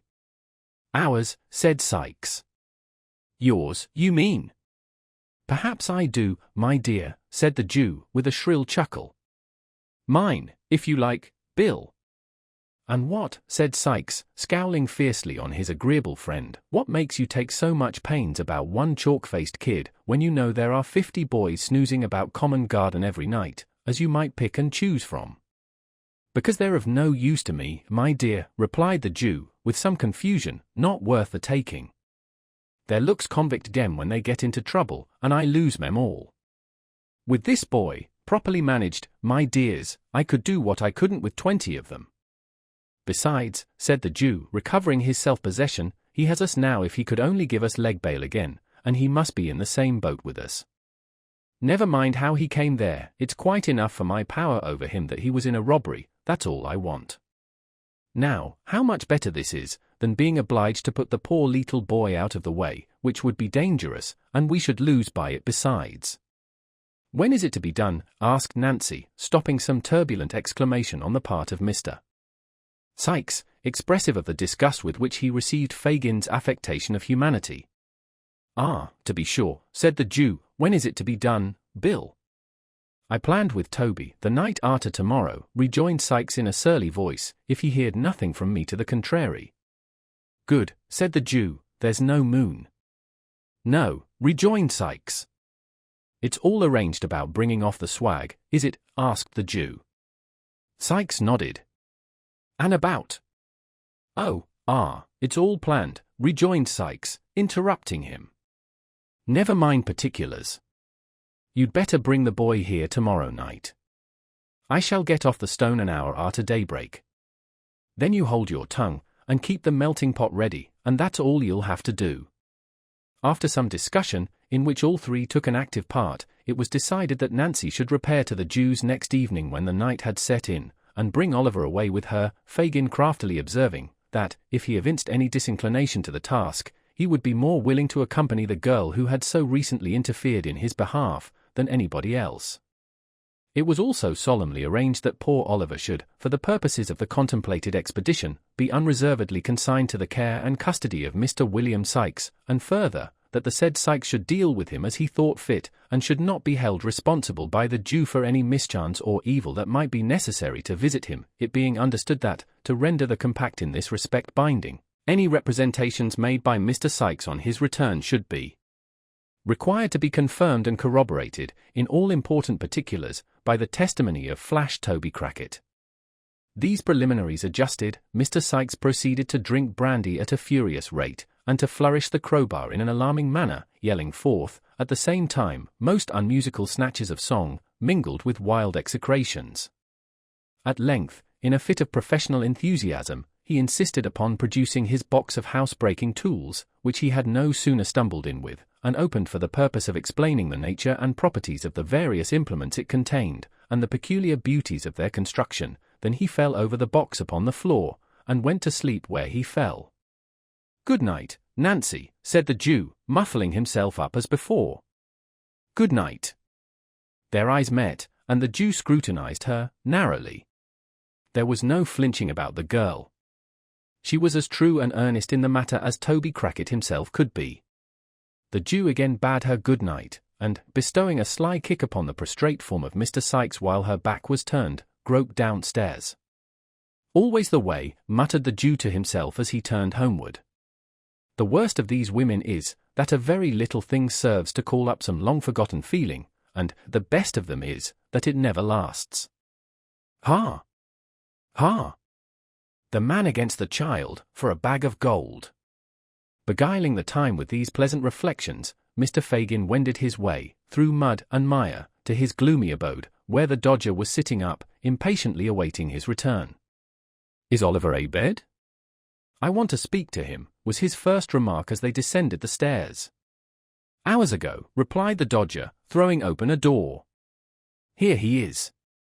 The The boy was lying, fast asleep, on a rude bed upon the floor, so pale with anxiety, and sadness, and the closeness of his prison, that he looked like death, not death as it shows in shroud and coffin, but in the guise it wears when life has just departed, when a young and gentle spirit has, but an instant, fled to heaven, and the gross air of the world has not had time to breathe upon the changing dust it hallowed. "Not now," said the Jew, turning softly away. "Tomorrow. Tomorrow." Chapter 20. Wherein Oliver is delivered over to Mr. William Sikes. When Oliver awoke in the morning, he was a good deal surprised to find that a new pair of shoes, with strong thick soles, had been placed at his bedside, and that his old shoes had been removed. At first, he was pleased with the discovery, hoping that it might be the forerunner of his release, but such thoughts were quickly dispelled, on his sitting down to breakfast along with the Jew, who told him, in a tone and manner which increased his alarm, that he was to be taken to the residence of Bill Sikes that night. Stop there, sir?" asked Oliver, anxiously. No, my dear. Not to stop there," replied the Jew. "We shouldn't like to lose you. Don't be afraid, Oliver, you shall come back to us again." Ha! "We won't be so cruel as to send you away, my dear." "Oh no. The old man, who was stooping over the fire toasting a piece of bread, looked round as he bantered Oliver thus, and chuckled as if to show that he knew he would still be very glad to get away if he could. "I suppose," said the Jew, fixing his eyes on Oliver, "you want to know what you're going to Bill's for, my dear?" Oliver coloured, involuntarily, to find that the old thief had been reading his thoughts, but boldly said, yes, he did want to know. "Why, do you think?" inquired Fagin, parrying the question. "Indeed I don't know, sir," replied Oliver. "Bah," said the Jew, turning away with a disappointed countenance from a close perusal of the boy's face. "Wait till Bill tells you, then."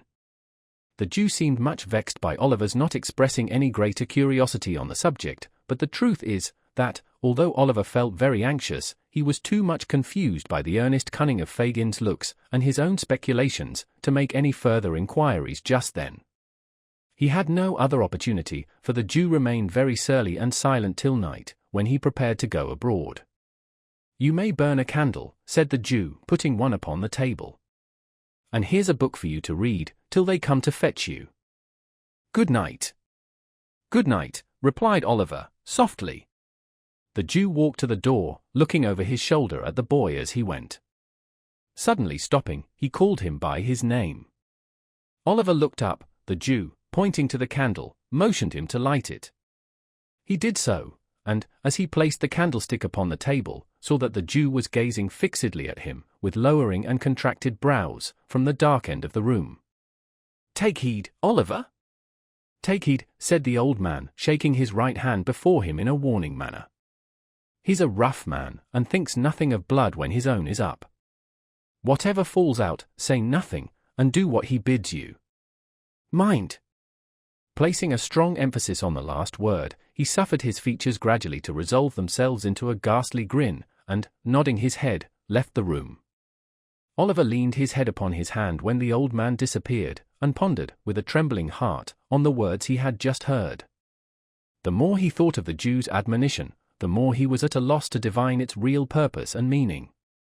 He could think of no bad object to be attained by sending him to Sikes, which would not be equally well answered by his remaining with Fagin, and after meditating for a long time, concluded that he had been selected to perform some ordinary menial offices for the housebreaker, until another boy, better suited for his purpose, could be engaged. He was too well accustomed to suffering, and had suffered too much where he was, to bewail the prospect of change very severely. He remained lost in thought for some minutes, and then, with a heavy sigh, snuffed the candle, and, taking up the book which the Jew had left with him, began to read. He turned over the leaves. Carelessly at first, but, lighting on a passage which attracted his attention, he soon became intent upon the volume. It was a history of the lives and trials of great criminals, and the pages were soiled and thumbed with use.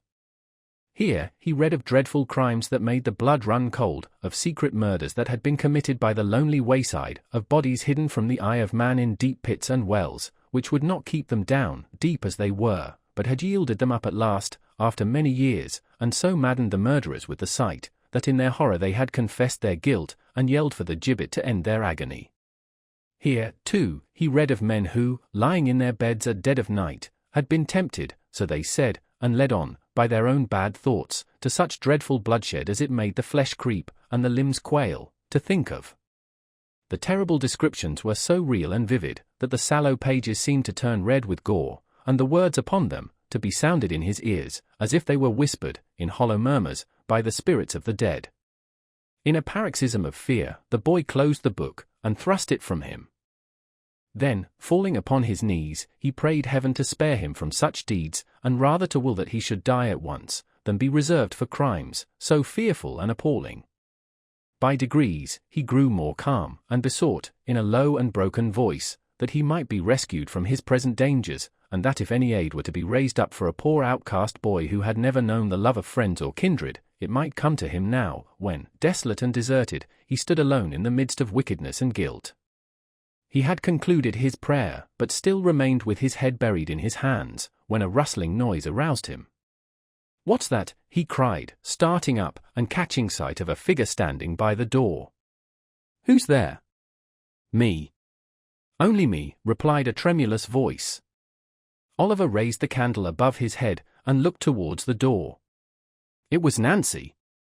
"Put down the light," said the girl, turning away her head.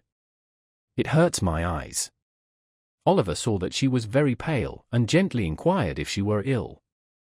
The girl threw herself into a chair, with her back towards him, and wrung her hands, but made no reply. "God forgive me," she cried after a while, "I never thought of this." "Has anything happened?" asked Oliver. "Can I help you?" "I will if I can." "I will, indeed." She rocked herself to and fro, caught her throat, and, uttering a gurgling sound, gasped for breath. "Nancy," cried Oliver, "what is it?" The girl beat her hands upon her knees, and her feet upon the ground, and, suddenly stopping, drew her shawl close round her, and shivered with cold. Oliver stirred the fire. Drawing her chair close to it, she sat there for a little time, without speaking, but at length she raised her head, and looked round. "I don't know what comes over me sometimes," said she, affecting to busy herself in arranging her dress. "It's this damp, dirty room, I think." "Now, Noli, dear, are you ready?" "Am I to go with you?" asked Oliver. "Yes." "I have come from Bill," replied the girl. "You are to go with me." "What for?" asked Oliver, recoiling. "What for?" echoed the girl, raising her eyes, and averting them again, the moment they encountered the boy's face. "Oh, for no harm." "I don't believe it," said Oliver, who had watched her closely. "Have it your own way," rejoined the girl, affecting to laugh. "For no good, then?" Oliver could see that he had some power over the girl's better feelings, and, for an instant, thought of appealing to her compassion for his helpless state. But then, the thought darted across his mind that it was barely 11 o'clock, and that many people were still in the streets, of whom surely some might be found to give credence to his tale. As the reflection occurred to him, he stepped forward, and said, somewhat hastily, that he was ready. Neither his brief consideration, nor its purport, was lost on his companion. She eyed him narrowly, while he spoke, and cast upon him a look of intelligence which sufficiently showed that she guessed what had been passing in his thoughts. "Hush," said the girl, stooping over him, and pointing to the door as she looked cautiously round. "You can't help yourself. I have tried hard for you, but all to no purpose. You are hedged round and round. If ever you are to get loose from here, this is not the time." Struck by the energy of her manner, Oliver looked up in her face with great surprise. She seemed to speak the truth, her countenance was white and agitated, and she trembled with very earnestness. "I have saved you from being ill-used once, and I will again, and I do now," continued the girl aloud, "for those who would have fetched you, if I had not, would have been far more rough than me. I have promised for your being quiet and silent. If you are not, you will only do harm to yourself and me too, and perhaps be my death. See here. I have borne all this for you already, as true as God sees me show it." She pointed, hastily, to some livid bruises on her neck and arms, and continued, with great rapidity. Remember this. And don't let me suffer more for you, just now. If I could help you, I would, but I have not the power. They don't mean to harm you, whatever they make you do, is no fault of yours. Hush. Every word from you is a blow for me. Give me your hand. Make haste. Your hand. She caught the hand which Oliver instinctively placed in hers, and, blowing out the light, drew him after her up the stairs. The door was opened, quickly, by some one shrouded in the darkness, and was as quickly closed, when they had passed out. A hackney cabriolet was in waiting. With the same vehemence which she had exhibited in addressing Oliver, the girl pulled him in with her, and drew the curtains close. The driver wanted no directions, but lashed his horse into full speed, without the delay of an instant. The girl still held Oliver fast by the hand, and continued to pour into his ear the warnings and assurances she had already imparted. All was so quick and hurried that he had scarcely time to recollect where he was, or how he came there, when the carriage stopped at the house to which the Jew's steps had been directed on the previous evening. For one brief moment, Oliver cast a hurried glance along the empty street, and a cry for help hung upon his lips. But the girl's voice was in his ear, beseeching him in such tones of agony to remember her, that he had not the heart to utter it. While he hesitated, the opportunity was gone. He was already in the house, and the door was shut. "This way," said the girl, releasing her hold for the first time. "Bill." "Hello," replied Sikes, appearing at the head of the stairs, with a candle. "Oh. That's the time of day. Come on." This was a very strong expression of approbation, an uncommonly hearty welcome, from a person of Mr. Sikes' temperament. Nancy, appearing much gratified thereby, saluted him cordially. "Bullseye's gone home with Tom," observed Sikes, as he lighted them up. "He'd have been in the way." "That's right," rejoined Nancy. "So you've got the kid," said Sikes when they had all reached the room, closing the door as he spoke. "Yes, here he is," replied Nancy. "Did he come quiet?" inquired Sikes. "Like a lamb," rejoined Nancy. "I'm glad to hear it," said Sikes, looking grimly at Oliver, for the sake of his young carcass, as would otherwise have suffered for it. "Come here, young UN, and let me read you a lecture, which is as well got over at once." Thus addressing his new pupil, Mr. Sikes pulled off Oliver's cap and threw it into a corner, and then, taking him by the shoulder, sat himself down by the table, and stood the boy in front of him. "Now, first, do you know what this is?" inquired Sikes, taking up a pocket pistol which lay on the table. Oliver replied in the affirmative. "Well, then, look here," continued Sikes. "This is powder, there's a bullet, and this is a little bit of a old hat for waddin' the dot." Oliver murmured his comprehension of the different bodies referred to, and Mr. Sikes proceeded to load the pistol, with great nicety and deliberation. "Now it's loaded," said Mr. Sikes, when he had finished. "Yes, I see it is, sir," replied Oliver. "Well," said the robber, grasping Oliver's wrist, and putting the barrel so close to his temple that they touched, at which moment the boy could not repress a start, "if you speak a word when you're out o' doors with me, except when I speak to you, that loading will be in your head without notice. So, if you do make up your mind to speak without leave, say your prayers first."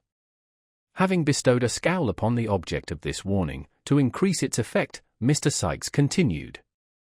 "As near as I know, there isn't anybody as would be asking very particular arter you, if you was disposed of, so I needn't take this devil and all of trouble to explain matters to you, if it warn't for your own good.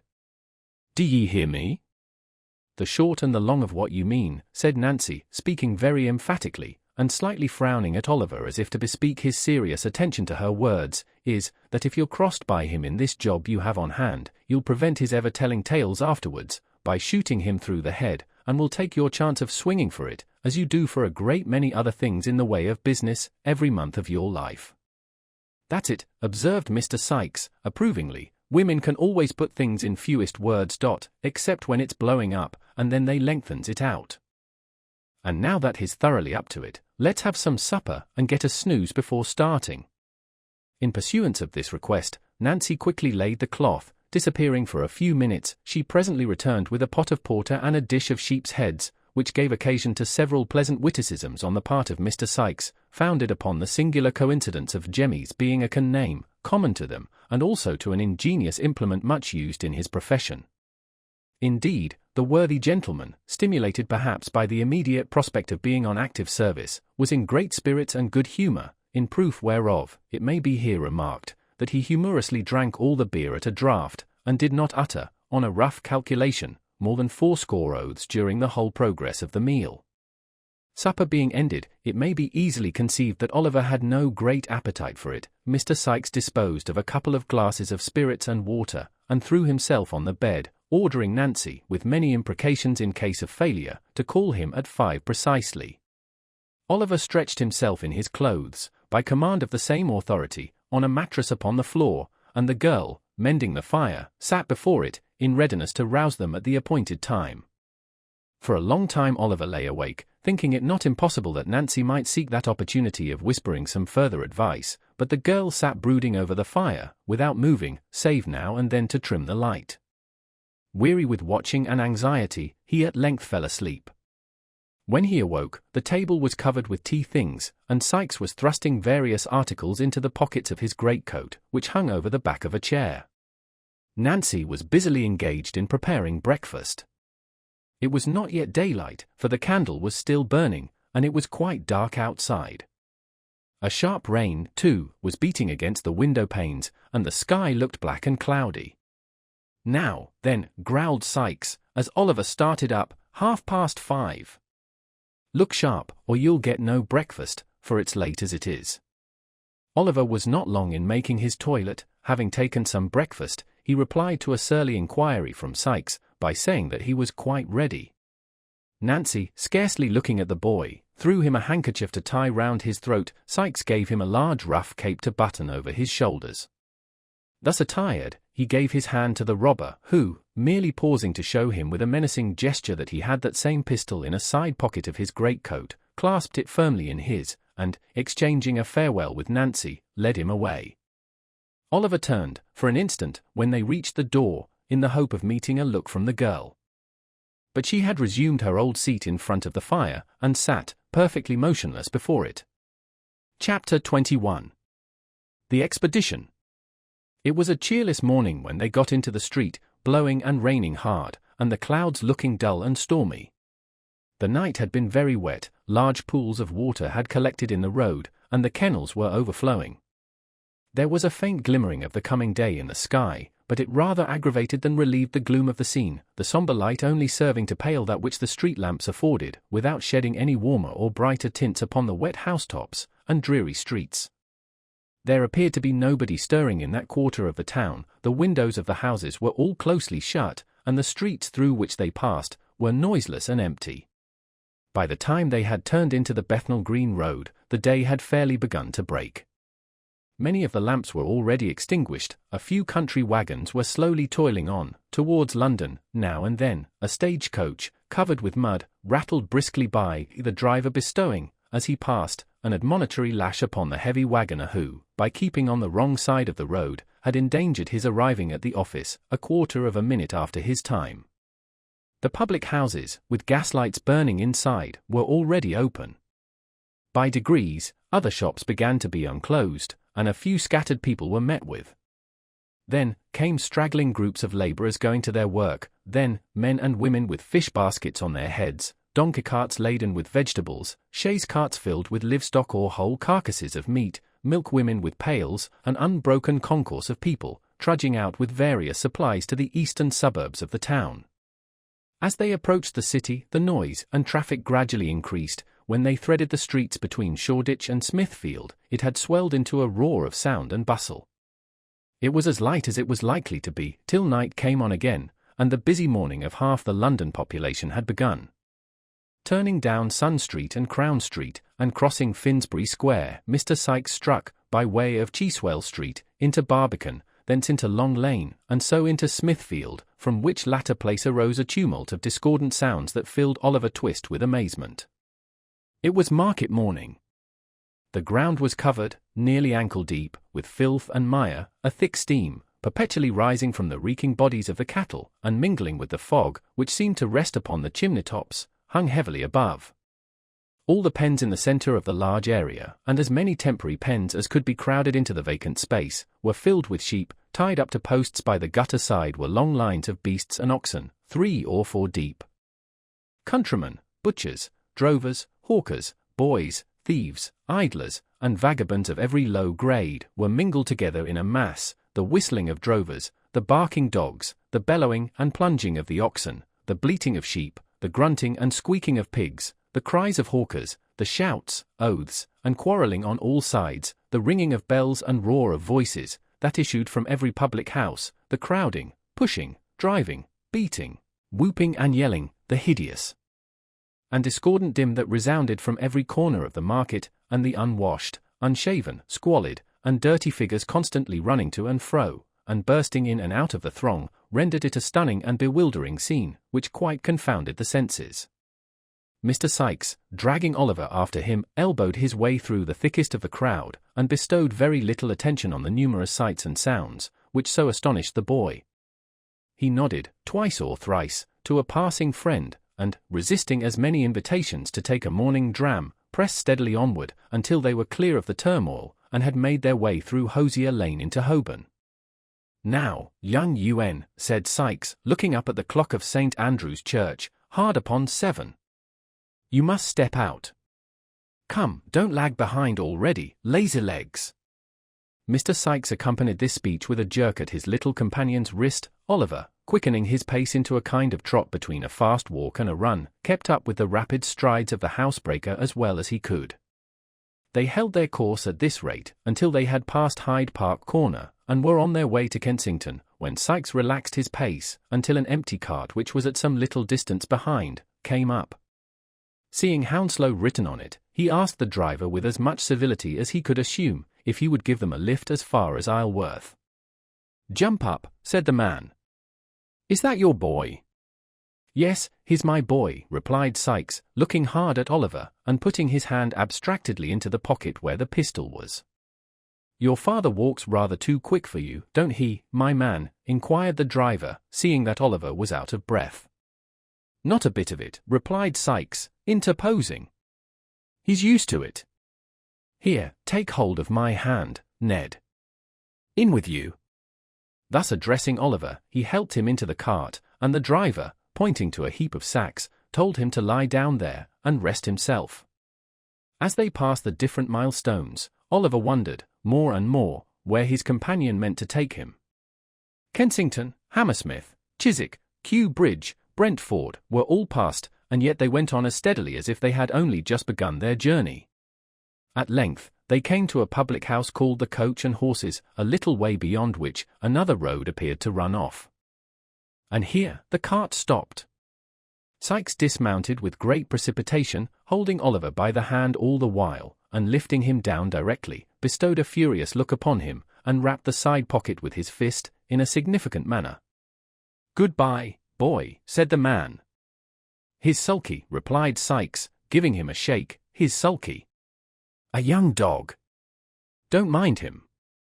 "Not I," rejoined the other, getting into his cart. "It's a fine day, after all." And he drove away. Sikes waited until he had fairly gone, and then, telling Oliver he might look about him if he wanted, once again led him onward on his journey. They turned round to the left, a short way past the public house, and then, taking a right-hand road, walked on for a long time, passing many large gardens and gentlemen's houses on both sides of the way, and stopping for nothing but a little beer, until they reached a town. Here against the wall of a house, Oliver saw written up in pretty large letters, Hampton. They lingered about, in the fields, for some hours. At length they came back into the town, and, turning into an old public house with a defaced signboard, ordered some dinner by the kitchen fire. The kitchen was an old, low-roofed room, with a great beam across the middle of the ceiling, and benches, with high backs to them, by the fire, on which were seated several rough men in smock-frocks, drinking and smoking. They took no notice of Oliver, and very little of Sikes, and, as Sikes took very little notice of them, he and his young comrade sat in a corner by themselves, without being much troubled by their company.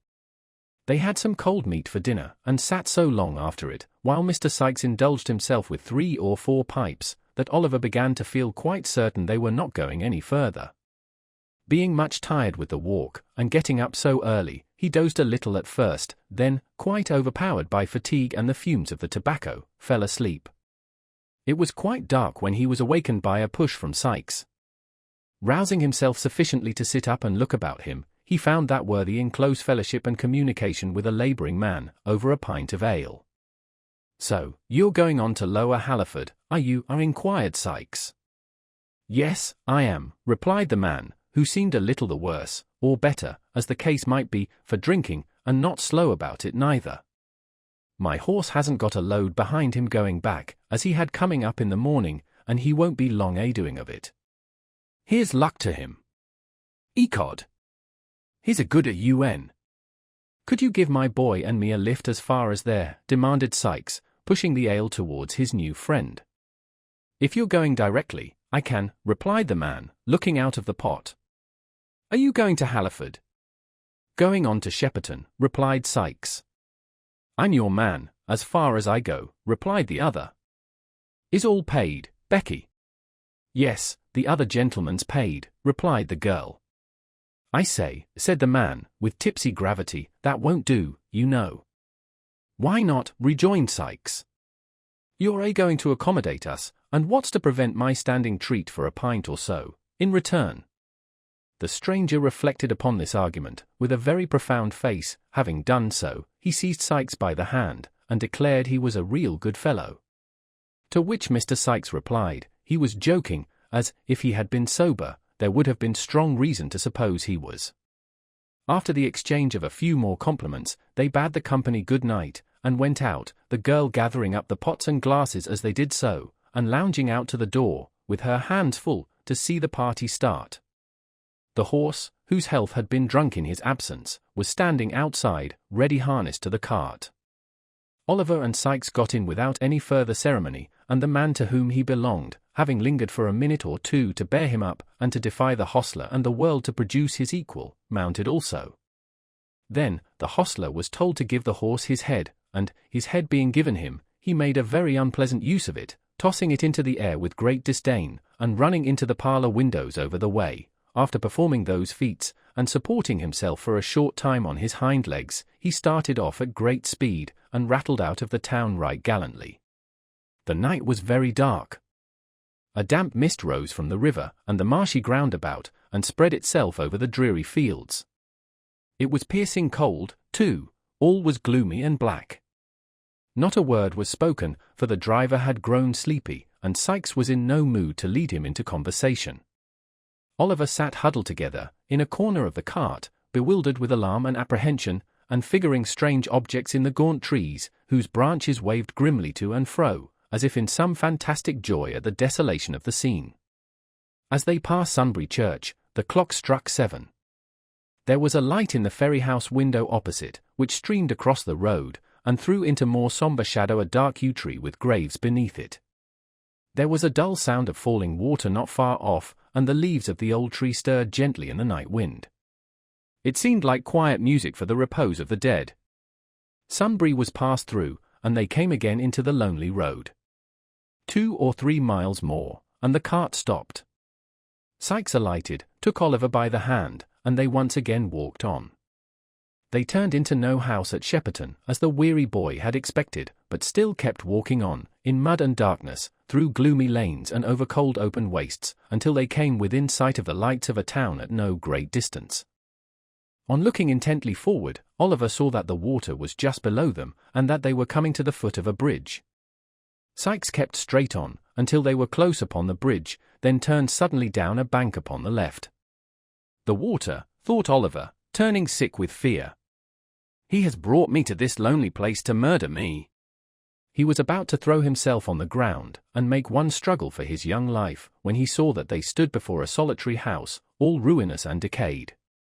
There was a window on each side of the dilapidated entrance, and 1 story above, but no light was visible.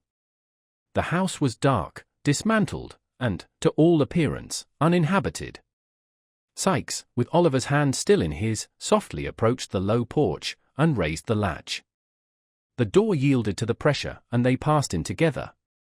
Chapter 22. The burglary. Hello, cried a loud, hoarse voice, as soon as they set foot in the passage. Don't make such a row, said Sikes, bolting the door. Show a glim, Toby.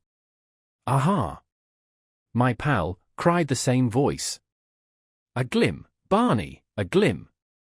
Show the gentleman in, Barney, wake up first, if convenient.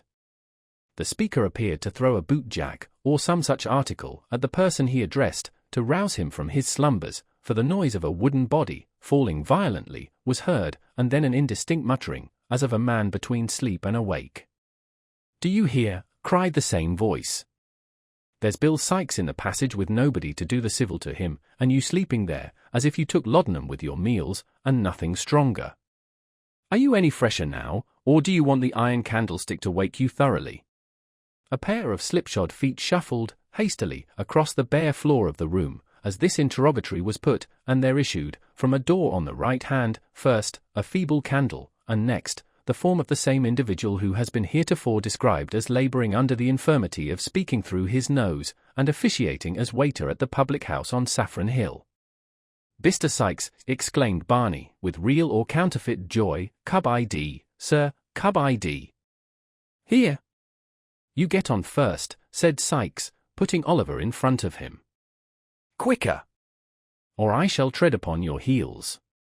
Muttering a curse upon his tardiness, Sikes pushed Oliver before him, and they entered a low dark room with a smoky fire, 2 or 3 broken chairs, a table, and a very old couch, on which, with his legs much higher than his head, a man was reposing at full length, smoking a long clay pipe.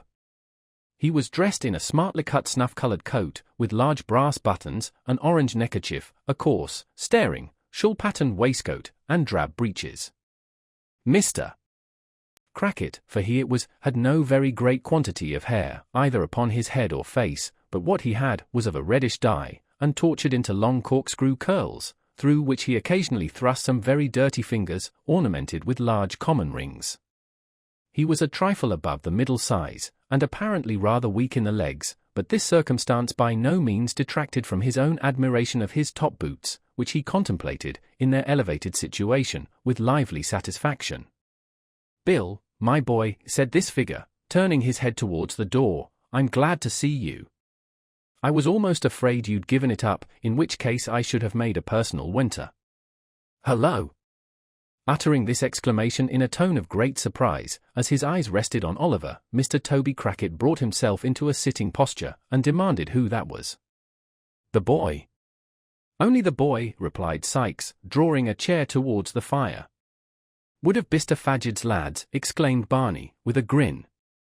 Fagin's, eh? Exclaimed Toby, looking at Oliver. What an inwailable boy that'll make, for the old lady's pockets in chapels. His mug is a fortuna to him. There's enough of that, interposed Sikes, impatiently, and stooping over his recumbent friend, he whispered a few words in his ear, at which Mr. Crackit laughed immensely, and honoured Oliver with a long stare of astonishment. Now, said Sikes, as he resumed his seat, if you'll give us something to eat and drink while we're waiting, you'll put some heart in us, or in me, at all events. Sit down by the fire, younker, and rest yourself, for you'll have to go out with us again tonight, though not very far off. Oliver looked at Sikes, in mute and timid wonder, and drawing a stool to the fire, sat with his aching head upon his hands, scarcely knowing where he was, or what was passing around him. Here, said Toby, as the young Jew placed some fragments of food, and a bottle upon the table, success to the crack. He rose to honour the toast, and, carefully depositing his empty pipe in a corner, advanced to the table, filled a glass with spirits, and drank off its contents. Mr. Sikes did the same. A drain for the boy, said Toby, half filling a wine-glass. Down with it, innocence. Indeed, said Oliver, looking piteously up into the man's face, indeed, I. Down with it, echoed Toby. Do you think I don't know what's good for you? Tell him to drink it, Bill. He had better, said Sikes, clapping his hand upon his pocket. Burn my body, if he isn't more trouble than a whole family of dodgers. Drink it, you perverse imp, drink it. Frightened by the menacing gestures of the two men, Oliver hastily swallowed the contents of the glass, and immediately fell into a violent fit of coughing, which delighted Toby Crackit and Barney, and even drew a smile from the surly Mr. Sikes. This done, and Sikes having satisfied his appetite, Oliver could eat nothing but a small crust of bread which they made him swallow. The two men laid themselves down on chairs for a short nap. Oliver retained his stool by the fire. Barney, wrapped in a blanket, stretched himself on the floor, close outside the fender. They slept, or appeared to sleep, for some time, nobody stirring but Barney, who rose once or twice to throw coals on the fire. Oliver fell into a heavy doze, imagining himself straying along the gloomy lanes, or wandering about the dark churchyard, or retracing some one or other of the scenes of the past day, when he was roused by Toby Crackit jumping up and declaring it was 1:30. In an instant, the other two were on their legs, and all were actively engaged in busy preparation. Sikes and his companion enveloped their necks and chins in large dark shawls, and drew on their great coats. Barney, opening a cupboard, brought forth several articles, which he hastily crammed into the pockets. "Barkers for me, Barney," said Toby Crackit. "Here they are," replied Barney, producing a pair of pistols. "You loaded them yourself?" "All right," replied Toby, stowing them away. "The persuaders?" "I've got 'em," replied Sikes. "Crape, keys, centrebits, darkies, nothing forgotten?" inquired Toby, fastening a small crowbar to a loop inside the skirt of his coat. "All right," rejoined his companion. "Bring them bits of timber, Barney. That's the time of day." With these words, he took a thick stick from Barney's hands, who, having delivered another to Toby, busied himself in fastening on Oliver's cape. "Now then," said Sikes, holding out his hand. Oliver, who was completely stupefied by the unwonted exercise, and the air, and the drink which had been forced upon him, put his hand mechanically into that which Sikes extended for the purpose. "Take his other hand, Toby," said Sikes. "Look out, Barney." The man went to the door, and returned to announce that all was quiet. The two robbers issued forth with Oliver between them. Barney, having made all fast, rolled himself up as before, and was soon asleep again. It was now intensely dark. The fog was much heavier than it had been in the early part of the night, and the atmosphere was so damp that, although no rain fell, Oliver's hair and eyebrows, within a few minutes after leaving the house, had become stiff with the half-frozen moisture that was floating about. They crossed the bridge, and kept on towards the lights which he had seen before. They were at no great distance off, and, as they walked pretty briskly, they soon arrived at Chertsey. "Slap through the town," whispered Sikes, "there'll be nobody in the way, tonight, to see us." Toby acquiesced, and they hurried through the main street of the little town, which at that late hour was wholly deserted. A dim light shone at intervals from some bedroom window, and the hoarse barking of dogs occasionally broke the silence of the night. But there was nobody abroad. They had cleared the town, as the church bell struck 2. Quickening their pace, they turned up a road upon the left hand. After walking about a quarter of a mile, they stopped before a detached house surrounded by a wall, to the top of which Toby Crackit, scarcely pausing to take breath, climbed in a twinkling. "The boy next," said Toby. "Hoist him up, I'll catch hold of him." Before Oliver had time to look round, Sikes had caught him under the arms, and in 3 or 4 seconds he and Toby were lying on the grass on the other side. Sikes followed directly, and they stole cautiously towards the house. And now, for the first time, Oliver, well-nigh mad with grief and terror, saw that housebreaking and robbery, if not murder, were the objects of the expedition. He clasped his hands together, and involuntarily uttered a subdued exclamation of horror. A mist came before his eyes, the cold sweat stood upon his ashy face, his limbs failed him, and he sank upon his knees. "Get up," murmured Sikes, trembling with rage, and drawing the pistol from his pocket. "Get up, or I'll strew your brains upon the grass." "Oh! For God's sake let me go," cried Oliver, "let me run away and die in the fields. I will never come near London, never, never. Oh! Pray have mercy on me, and do not make me steal. For the love of all the bright angels that rest in heaven, have mercy upon me." The man to whom this appeal was made, swore a dreadful oath, and had cocked the pistol, when Toby, striking it from his grasp, placed his hand upon the boy's mouth, and dragged him to the house. "Hush!" cried the man, it won't answer here. Say another word, and I'll do your business myself with a crack on the head. That makes no noise, and is quite as certain, and more genteel. Here, Bill, wrench the shutter open. He's game enough now, I'll engage. I've seen older hands of his age took the same way, for a minute or two, on a cold night. Sikes, invoking terrific imprecations upon Fagin's head for sending Oliver on such an errand, plied the crowbar vigorously, but with little noise. After some delay, and some assistance from Toby, the shutter to which he had referred swung open on its hinges. It was a little lattice window, about 5 feet and a half above the ground, at the back of the house, which belonged to a scullery, or small brewing place, at the end of the passage.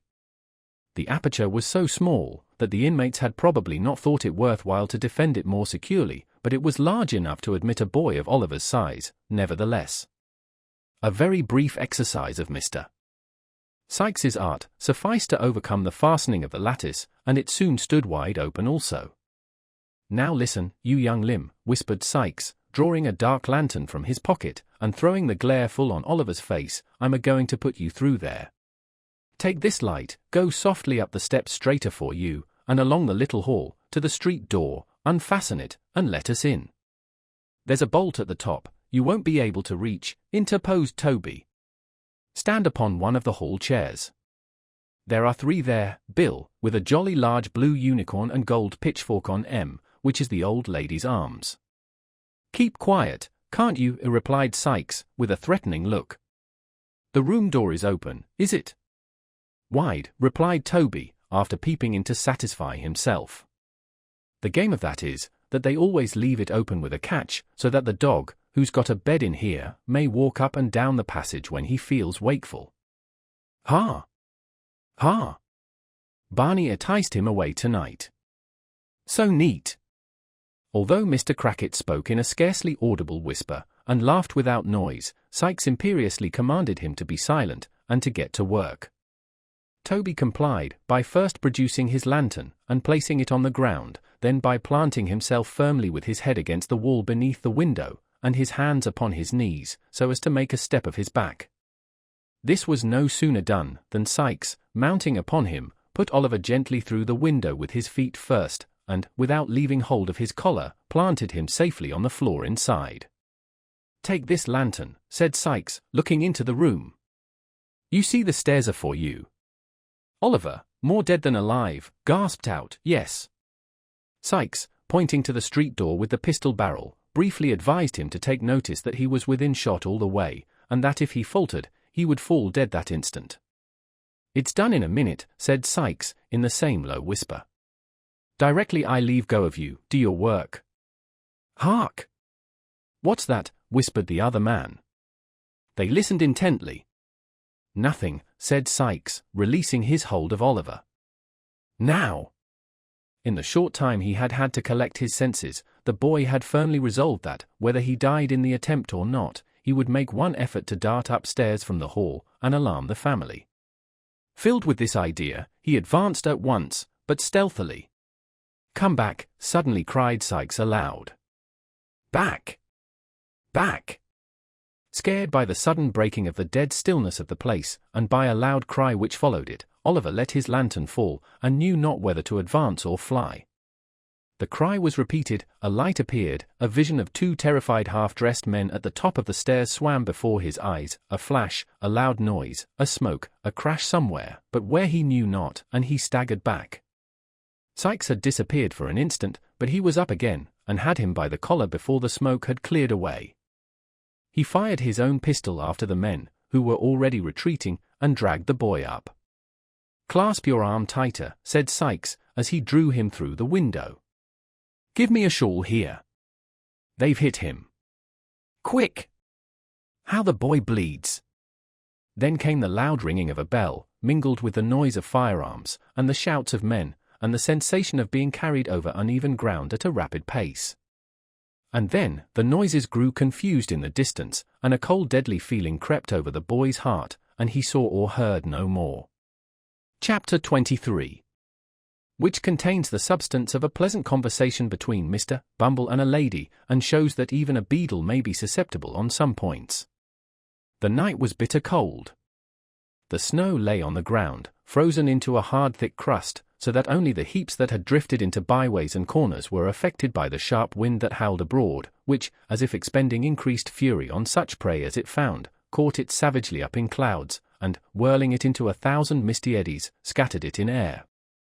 Bleak, dark, and piercing cold, it was a night for the well-housed and fed to draw round the bright fire and thank God they were at home, and for the homeless, starving wretch to lay him down and die. Many hunger-worn outcasts close their eyes in our bare streets, at such times, who, let their crimes have been what they may, can hardly open them in a more bitter world.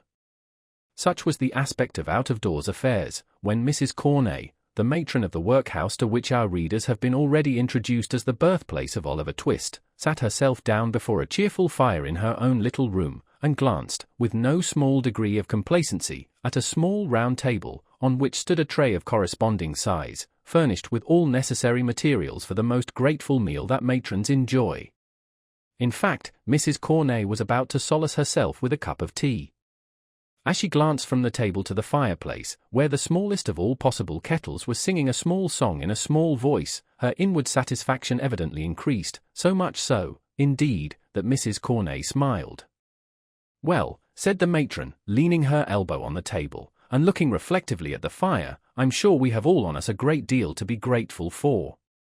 A great deal, if we did but know it." "Ah." Mrs. Corney shook her head mournfully, as if deploring the mental blindness of those paupers who did not know it, and thrusting a silver spoon, private property, into the inmost recesses of a 2-ounce tin tea-caddy, proceeded to make the tea. "How slight a thing will disturb the equanimity of our frail minds." The black teapot, being very small and easily filled, ran over while Mrs. Corney was moralizing, and the water slightly scalded Mrs. Corney's hand. "Drat the pot," said the worthy matron, setting it down very hastily on the hob, "a little stupid thing, that only holds a couple of cups. What use is it to anybody?" "Except," said Mrs. Corney, pausing, "except to a poor desolate creature like me." "Oh dear!" With these words, the matron dropped into her chair, and, once more resting her elbow on the table, thought of her solitary fate. The small teapot, and the single cup, had awakened in her mind sad recollections of Mr. Corney, who had not been dead more than 25 years, and she was overpowered. "I shall never get another," said Mrs. Corney, pettishly, "I shall never get another, like him." Whether this remark bore reference to the husband, or the teapot, is uncertain. It might have been the latter, for Mrs. Corney looked at it as she spoke, and took it up afterwards. She had just tasted her first cup, when she was disturbed by a soft tap at the room door. "Oh, come in with you," said Mrs. Corney, sharply. "Some of the old women dying, I suppose." "They always die when I'm at meals." "Don't stand there, letting the cold air in, don't." "What's amiss now, eh?" "Nothing, nothing," replied a man's voice. "Dear me," exclaimed the matron, in a much sweeter tone, "is that Mr. Bumble?" "At your service," said Mr. Bumble, who had been stopping outside to rub his shoes clean, and to shake the snow off his coat, and who now made his appearance, bearing the cocked hat in one hand and a bundle in the other. "Shall I shut the door?" The lady modestly hesitated to reply, lest there should be any impropriety in holding an interview with Mr. Bumble, with closed doors. Mr. Bumble, taking advantage of the hesitation, and being very cold himself, shut it without permission. "Hard weather, Mr. Bumble," said the matron. "Hard, indeed," replied the beadle. "Antiparochial weather this. We have given away, Mrs. Corney, we have given away a matter of 20 quartern loaves and a cheese and a half, this very blessed afternoon, and yet them paupers are not contented." "Of course not." "When would they be, Mr. Bumble?" said the matron, sipping her tea. "When, indeed?" rejoined Mr. Bumble. "Why, here's one man that, in consideration of his wife and large family, has a quartern loaf and a good pound of cheese, full weight. Is he grateful, Is he grateful? Not a copper farthing's worth of it. What does he do, but ask for a few coals, if it's only a pocket handkerchief full, he says. Coals? What would he do with coals? Toast his cheese with them and then come back for more. That's the way with these people. You give them an apron full of coals today, and they'll come back for another, the day after tomorrow, as brazen as alabaster.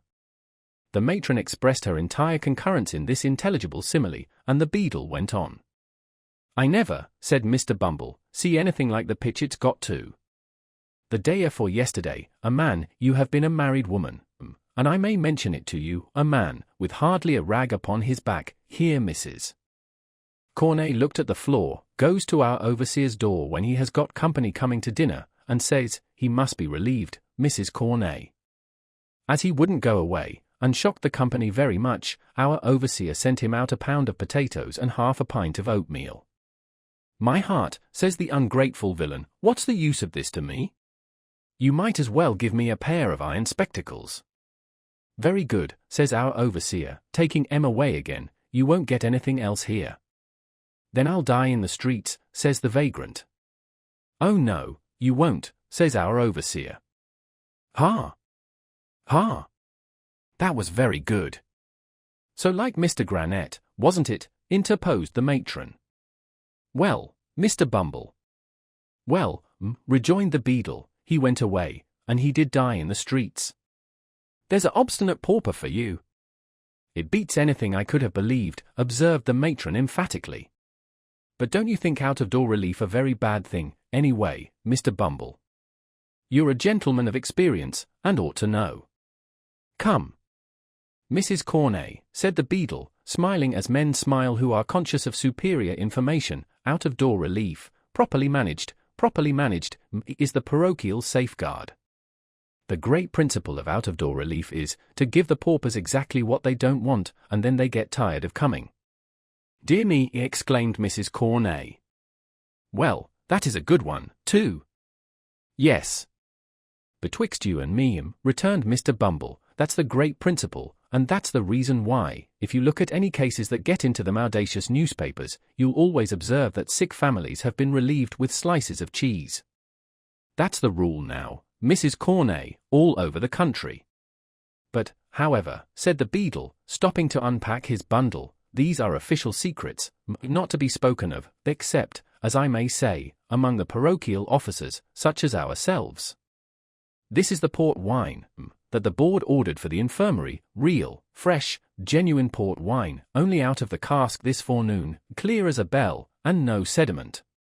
Having held the first bottle up to the light, and shaken it well to test its excellence, Mr. Bumble placed them both on top of a chest of drawers, folded the handkerchief in which they had been wrapped, put it carefully in his pocket, and took up his hat, as if to go.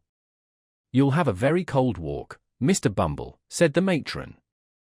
It blows, replied Mr. Bumble, turning up his coat collar, enough to cut one's ears off. The matron looked, from the little kettle, to the beadle, who was moving towards the door, and as the beadle coughed, preparatory to bidding her good night, bashfully inquired whether he wouldn't take a cup of tea. Mr. Bumble instantaneously turned back his collar again, laid his hat and stick upon a chair, and drew another chair up to the table. As he slowly seated himself, he looked at the lady. She fixed her eyes upon the little teapot. Mr. Bumble coughed again, and slightly smiled. Mrs. Corney rose to get another cup and saucer from the closet. As she sat down, her eyes once again encountered those of the gallant beadle. She coloured, and applied herself to the task of making his tea. Again Mr. Bumble coughed, louder this time than he had coughed yet. Sweet? Mr. Bumble, inquired the matron, taking up the sugar basin. Very sweet, indeed, replied Mr. Bumble. He fixed his eyes on Mrs. Corney as he said this, and if ever a beadle looked tender, Mr. Bumble was that beadle at that moment. The tea was made, and handed in silence. Mr. Bumble, having spread a handkerchief over his knees to prevent the crumbs from sullying the splendor of his shorts, began to eat and drink, varying these amusements, occasionally, by fetching a deep sigh which, however, had no injurious effect upon his appetite, but, on the contrary, rather seemed to facilitate his operations in the tea and toast department. You have a cat, I see, said Mr. Bumble, glancing at one who, in the centre of her family, was basking before the fire, and kittens too, I declare. I am so fond of them, Mr. Bumble, you can't think, replied the matron. They're so happy, so frolicsome, and so cheerful, that they are quite companions for me." "Very nice animals," replied Mr. Bumble, approvingly, "so very domestic." "Oh, yes," rejoined the matron with enthusiasm, "so fond of their home too, that it's quite a pleasure, I'm sure." "Mrs. Corney," said Mr. Bumble, slowly, and marking the time with his teaspoon, "I mean to say this, that any cat, or kitten, that could live with you, and not be fond of its home, must be a ass." "Oh, Mr. Bumble," remonstrated Mrs. Corney. "It's of no use disguising facts," said Mr. Bumble, slowly flourishing the teaspoon with a kind of amorous dignity which made him doubly impressive. "I would drown it myself, with pleasure." "Then you're a cruel man," said the matron vivaciously, as she held out her hand for the beadle's cup, "and a very hard-hearted man besides." "Hard-hearted," said Mr. Bumble. "Hard?" Mr. Bumble resigned his cup without another word, squeezed Mrs. Corney's little finger as she took it, and inflicting 2 open-handed slaps upon his laced waistcoat, gave a mighty sigh, and hitched his chair a very little morsel farther from the fire. It was a round table, and as Mrs. Corney and Mr. Bumble had been sitting opposite each other, with no great space between them, and fronting the fire, it will be seen that Mr. Bumble, in receding from the fire, and still keeping at the table, increased the distance between himself and Mrs. Corney, which proceeding, some prudent readers will doubtless be disposed to admire, and to consider an act of great heroism on Mr. Bumble's part, he being in some sort tempted by time, place, and opportunity, to give utterance to certain soft nothings, which however well they may become the lips of the light and thoughtless, do seem immeasurably beneath the dignity of judges of the land, members of Parliament, ministers of state, Lord Mayors, and other great public functionaries, but more particularly beneath the stateliness and gravity of a beadle, who, as is well known, should be the sternest and most inflexible among them all. Whatever were Mr. Bumble's intentions, however, and no doubt they were of the best, it unfortunately happened, as has been twice before remarked, that the table was a round one. Consequently Mr. Bumble, moving his chair by little and little, soon began to diminish the distance between himself and the matron, and, continuing to travel round the outer edge of the circle, brought his chair, in time, close to that in which the matron was seated. Indeed, the 2 chairs touched, and when they did so, Mr. Bumble stopped. Now, if the matron had moved her chair to the right, she would have been scorched by the fire, and if to the left, she must have fallen into Mr. Bumble's arms. So, being a discreet matron, and no doubt foreseeing these consequences at a glance, she remained where she was, and handed Mr. Bumble another cup of tea. "Hard-hearted, Mrs. Corney," said Mr. Bumble, stirring his tea, and looking up into the matron's face, "are you hard-hearted, Mrs. Corney?" "Dear me," exclaimed the matron, "what a very curious question from a single man. What can you want to know for, Mr. Bumble?" The beadle drank his tea to the last drop, finished a piece of toast, whisked the crumbs off his knees, wiped his lips, and deliberately kissed the matron. Mr. Bumble cried that discreet lady in a whisper, for the fright was so great that she had quite lost her voice. "Mr. Bumble, I shall scream." Mr. Bumble made no reply, but in a slow and dignified manner, put his arm round the matron's waist. As the lady had stated her intention of screaming, of course she would have screamed at this additional boldness, but that the exertion was rendered unnecessary by a hasty knocking at the door, which was no sooner heard than Mr. Bumble darted, with much agility, to the wine bottles, and began dusting them with great violence, while the matron sharply demanded who was there. It is worthy of remark, as a curious physical instance of the efficacy of a sudden surprise in counteracting the effects of extreme fear, that her voice had quite recovered all its official asperity. "If you please, mistress," said a withered old female pauper, hideously ugly, putting her head in at the door, "old Sally is going fast." "Well, what's that to me?" angrily demanded the matron. "I can't keep her alive, can I?" "No, no, mistress," replied the old woman, "nobody can, she's far beyond the reach of help. I've seen a many people die, little babes and great strong men, and I know when death's coming, well enough. But she's troubled in her mind, and when the fits are not on her, and that's not often, for she is dying very hard, she says she has got something to tell, which you must hear. She'll never die quiet till you come, mistress." At this intelligence, the worthy Mrs. Corney muttered a variety of invectives against old women who couldn't even die without purposely annoying their betters, and, muffling herself in a thick shawl which she hastily caught up, briefly requested Mr. Bumble to stay till she came back, lest anything particular should occur. Bidding the messenger walk fast, and not be all night hobbling up the stairs, she followed her from the room with a very ill grace, scolding all the way. Mr. Bumble's conduct on being left to himself was rather inexplicable. He opened the closet, counted the teaspoons, weighed the sugar tongs, closely inspected a silver milk pot to ascertain that it was of the genuine metal, and, having satisfied his curiosity on these points, put on his cocked hat cornerwise, and danced with much gravity 4 distinct times round the table. Having gone through this very extraordinary performance, he took off the cocked hat again, and, spreading himself before the fire with his back towards it, seemed to be mentally engaged in taking an exact inventory of the furniture. Chapter 24. Treats on a very poor subject, but is a short one, and may be found of importance in this history. It was no unfit messenger of death who had disturbed the quiet of the matron's room.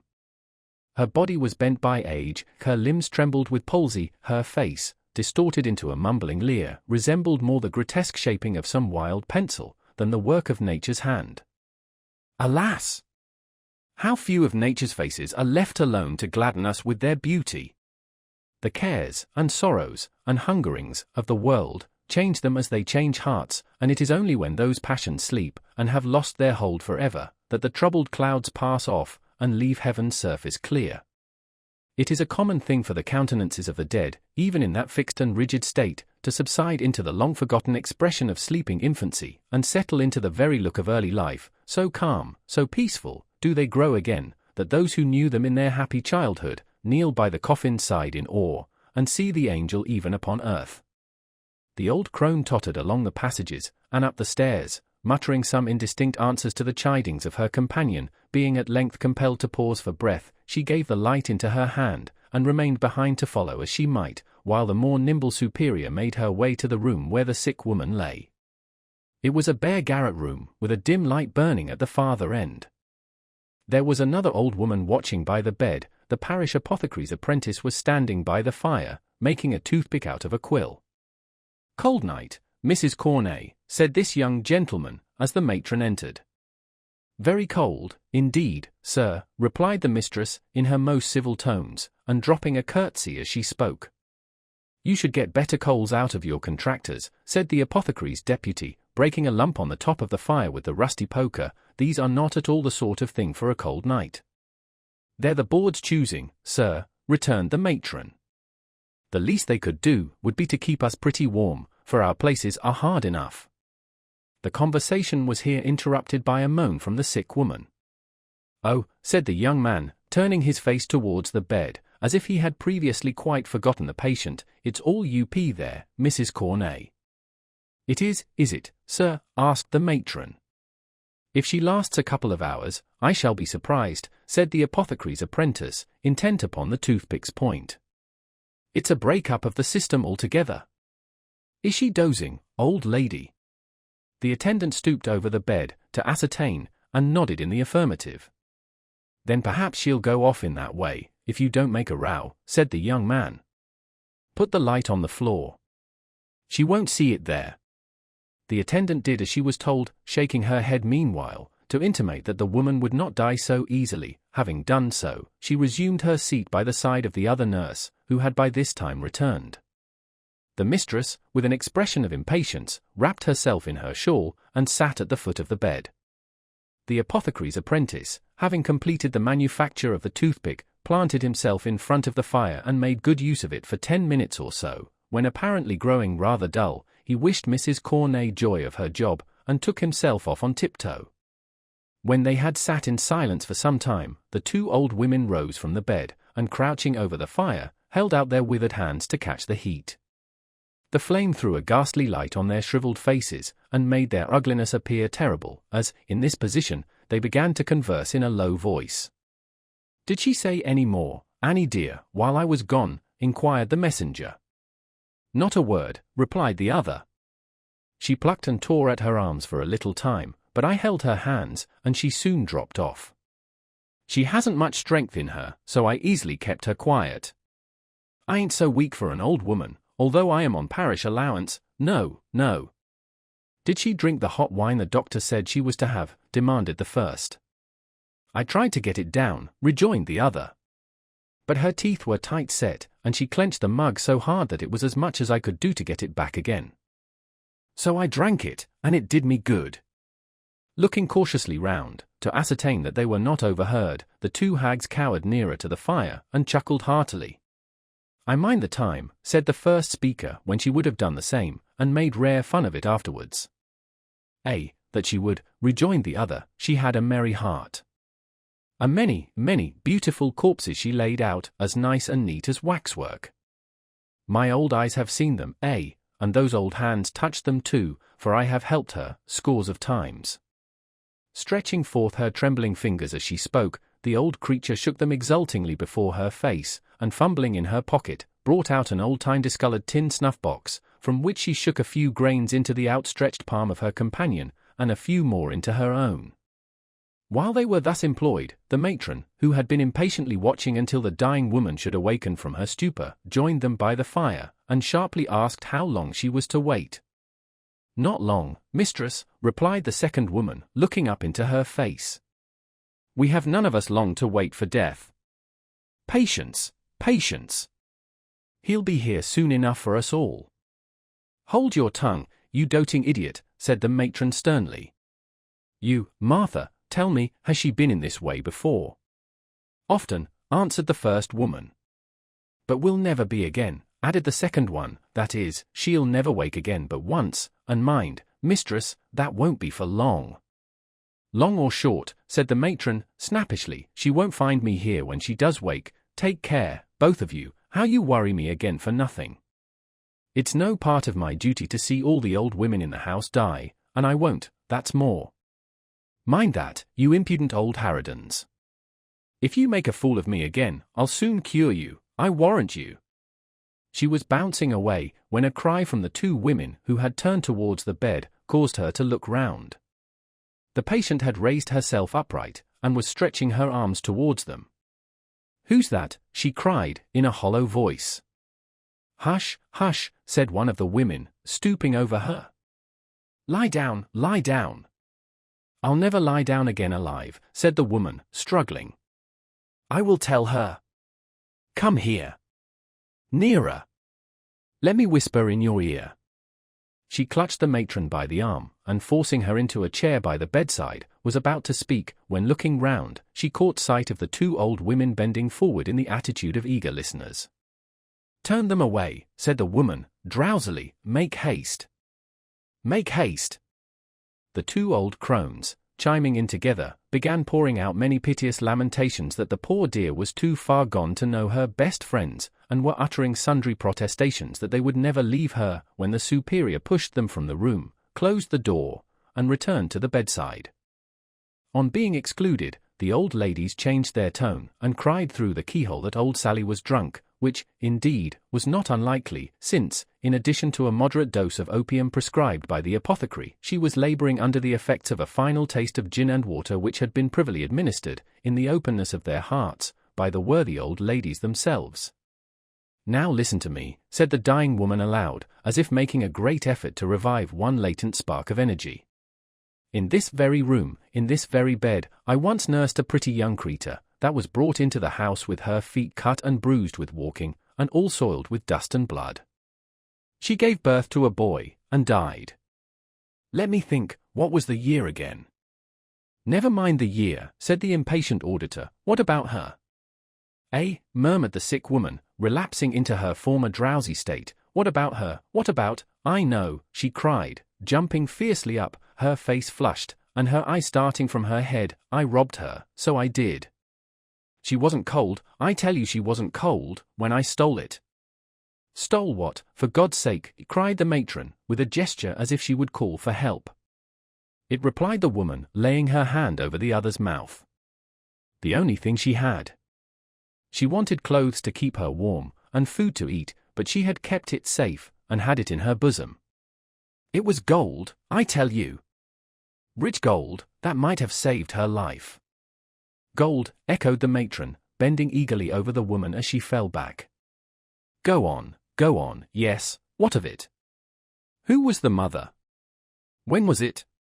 She charged me to keep it safe, replied the woman with a groan, and trusted me as the only woman about her.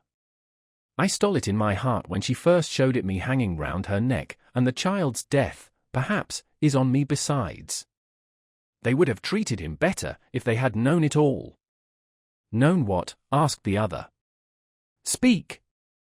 The boy grew so like his mother, said the woman, rambling on, and not heeding the question, that I could never forget it when I saw his face. Poor girl. Poor girl. She was so young, too. Such a gentle lamb. Wait, there's more to tell. I have not told you all, have I? No, no, replied the matron, inclining her head to catch the words, as they came more faintly from the dying woman.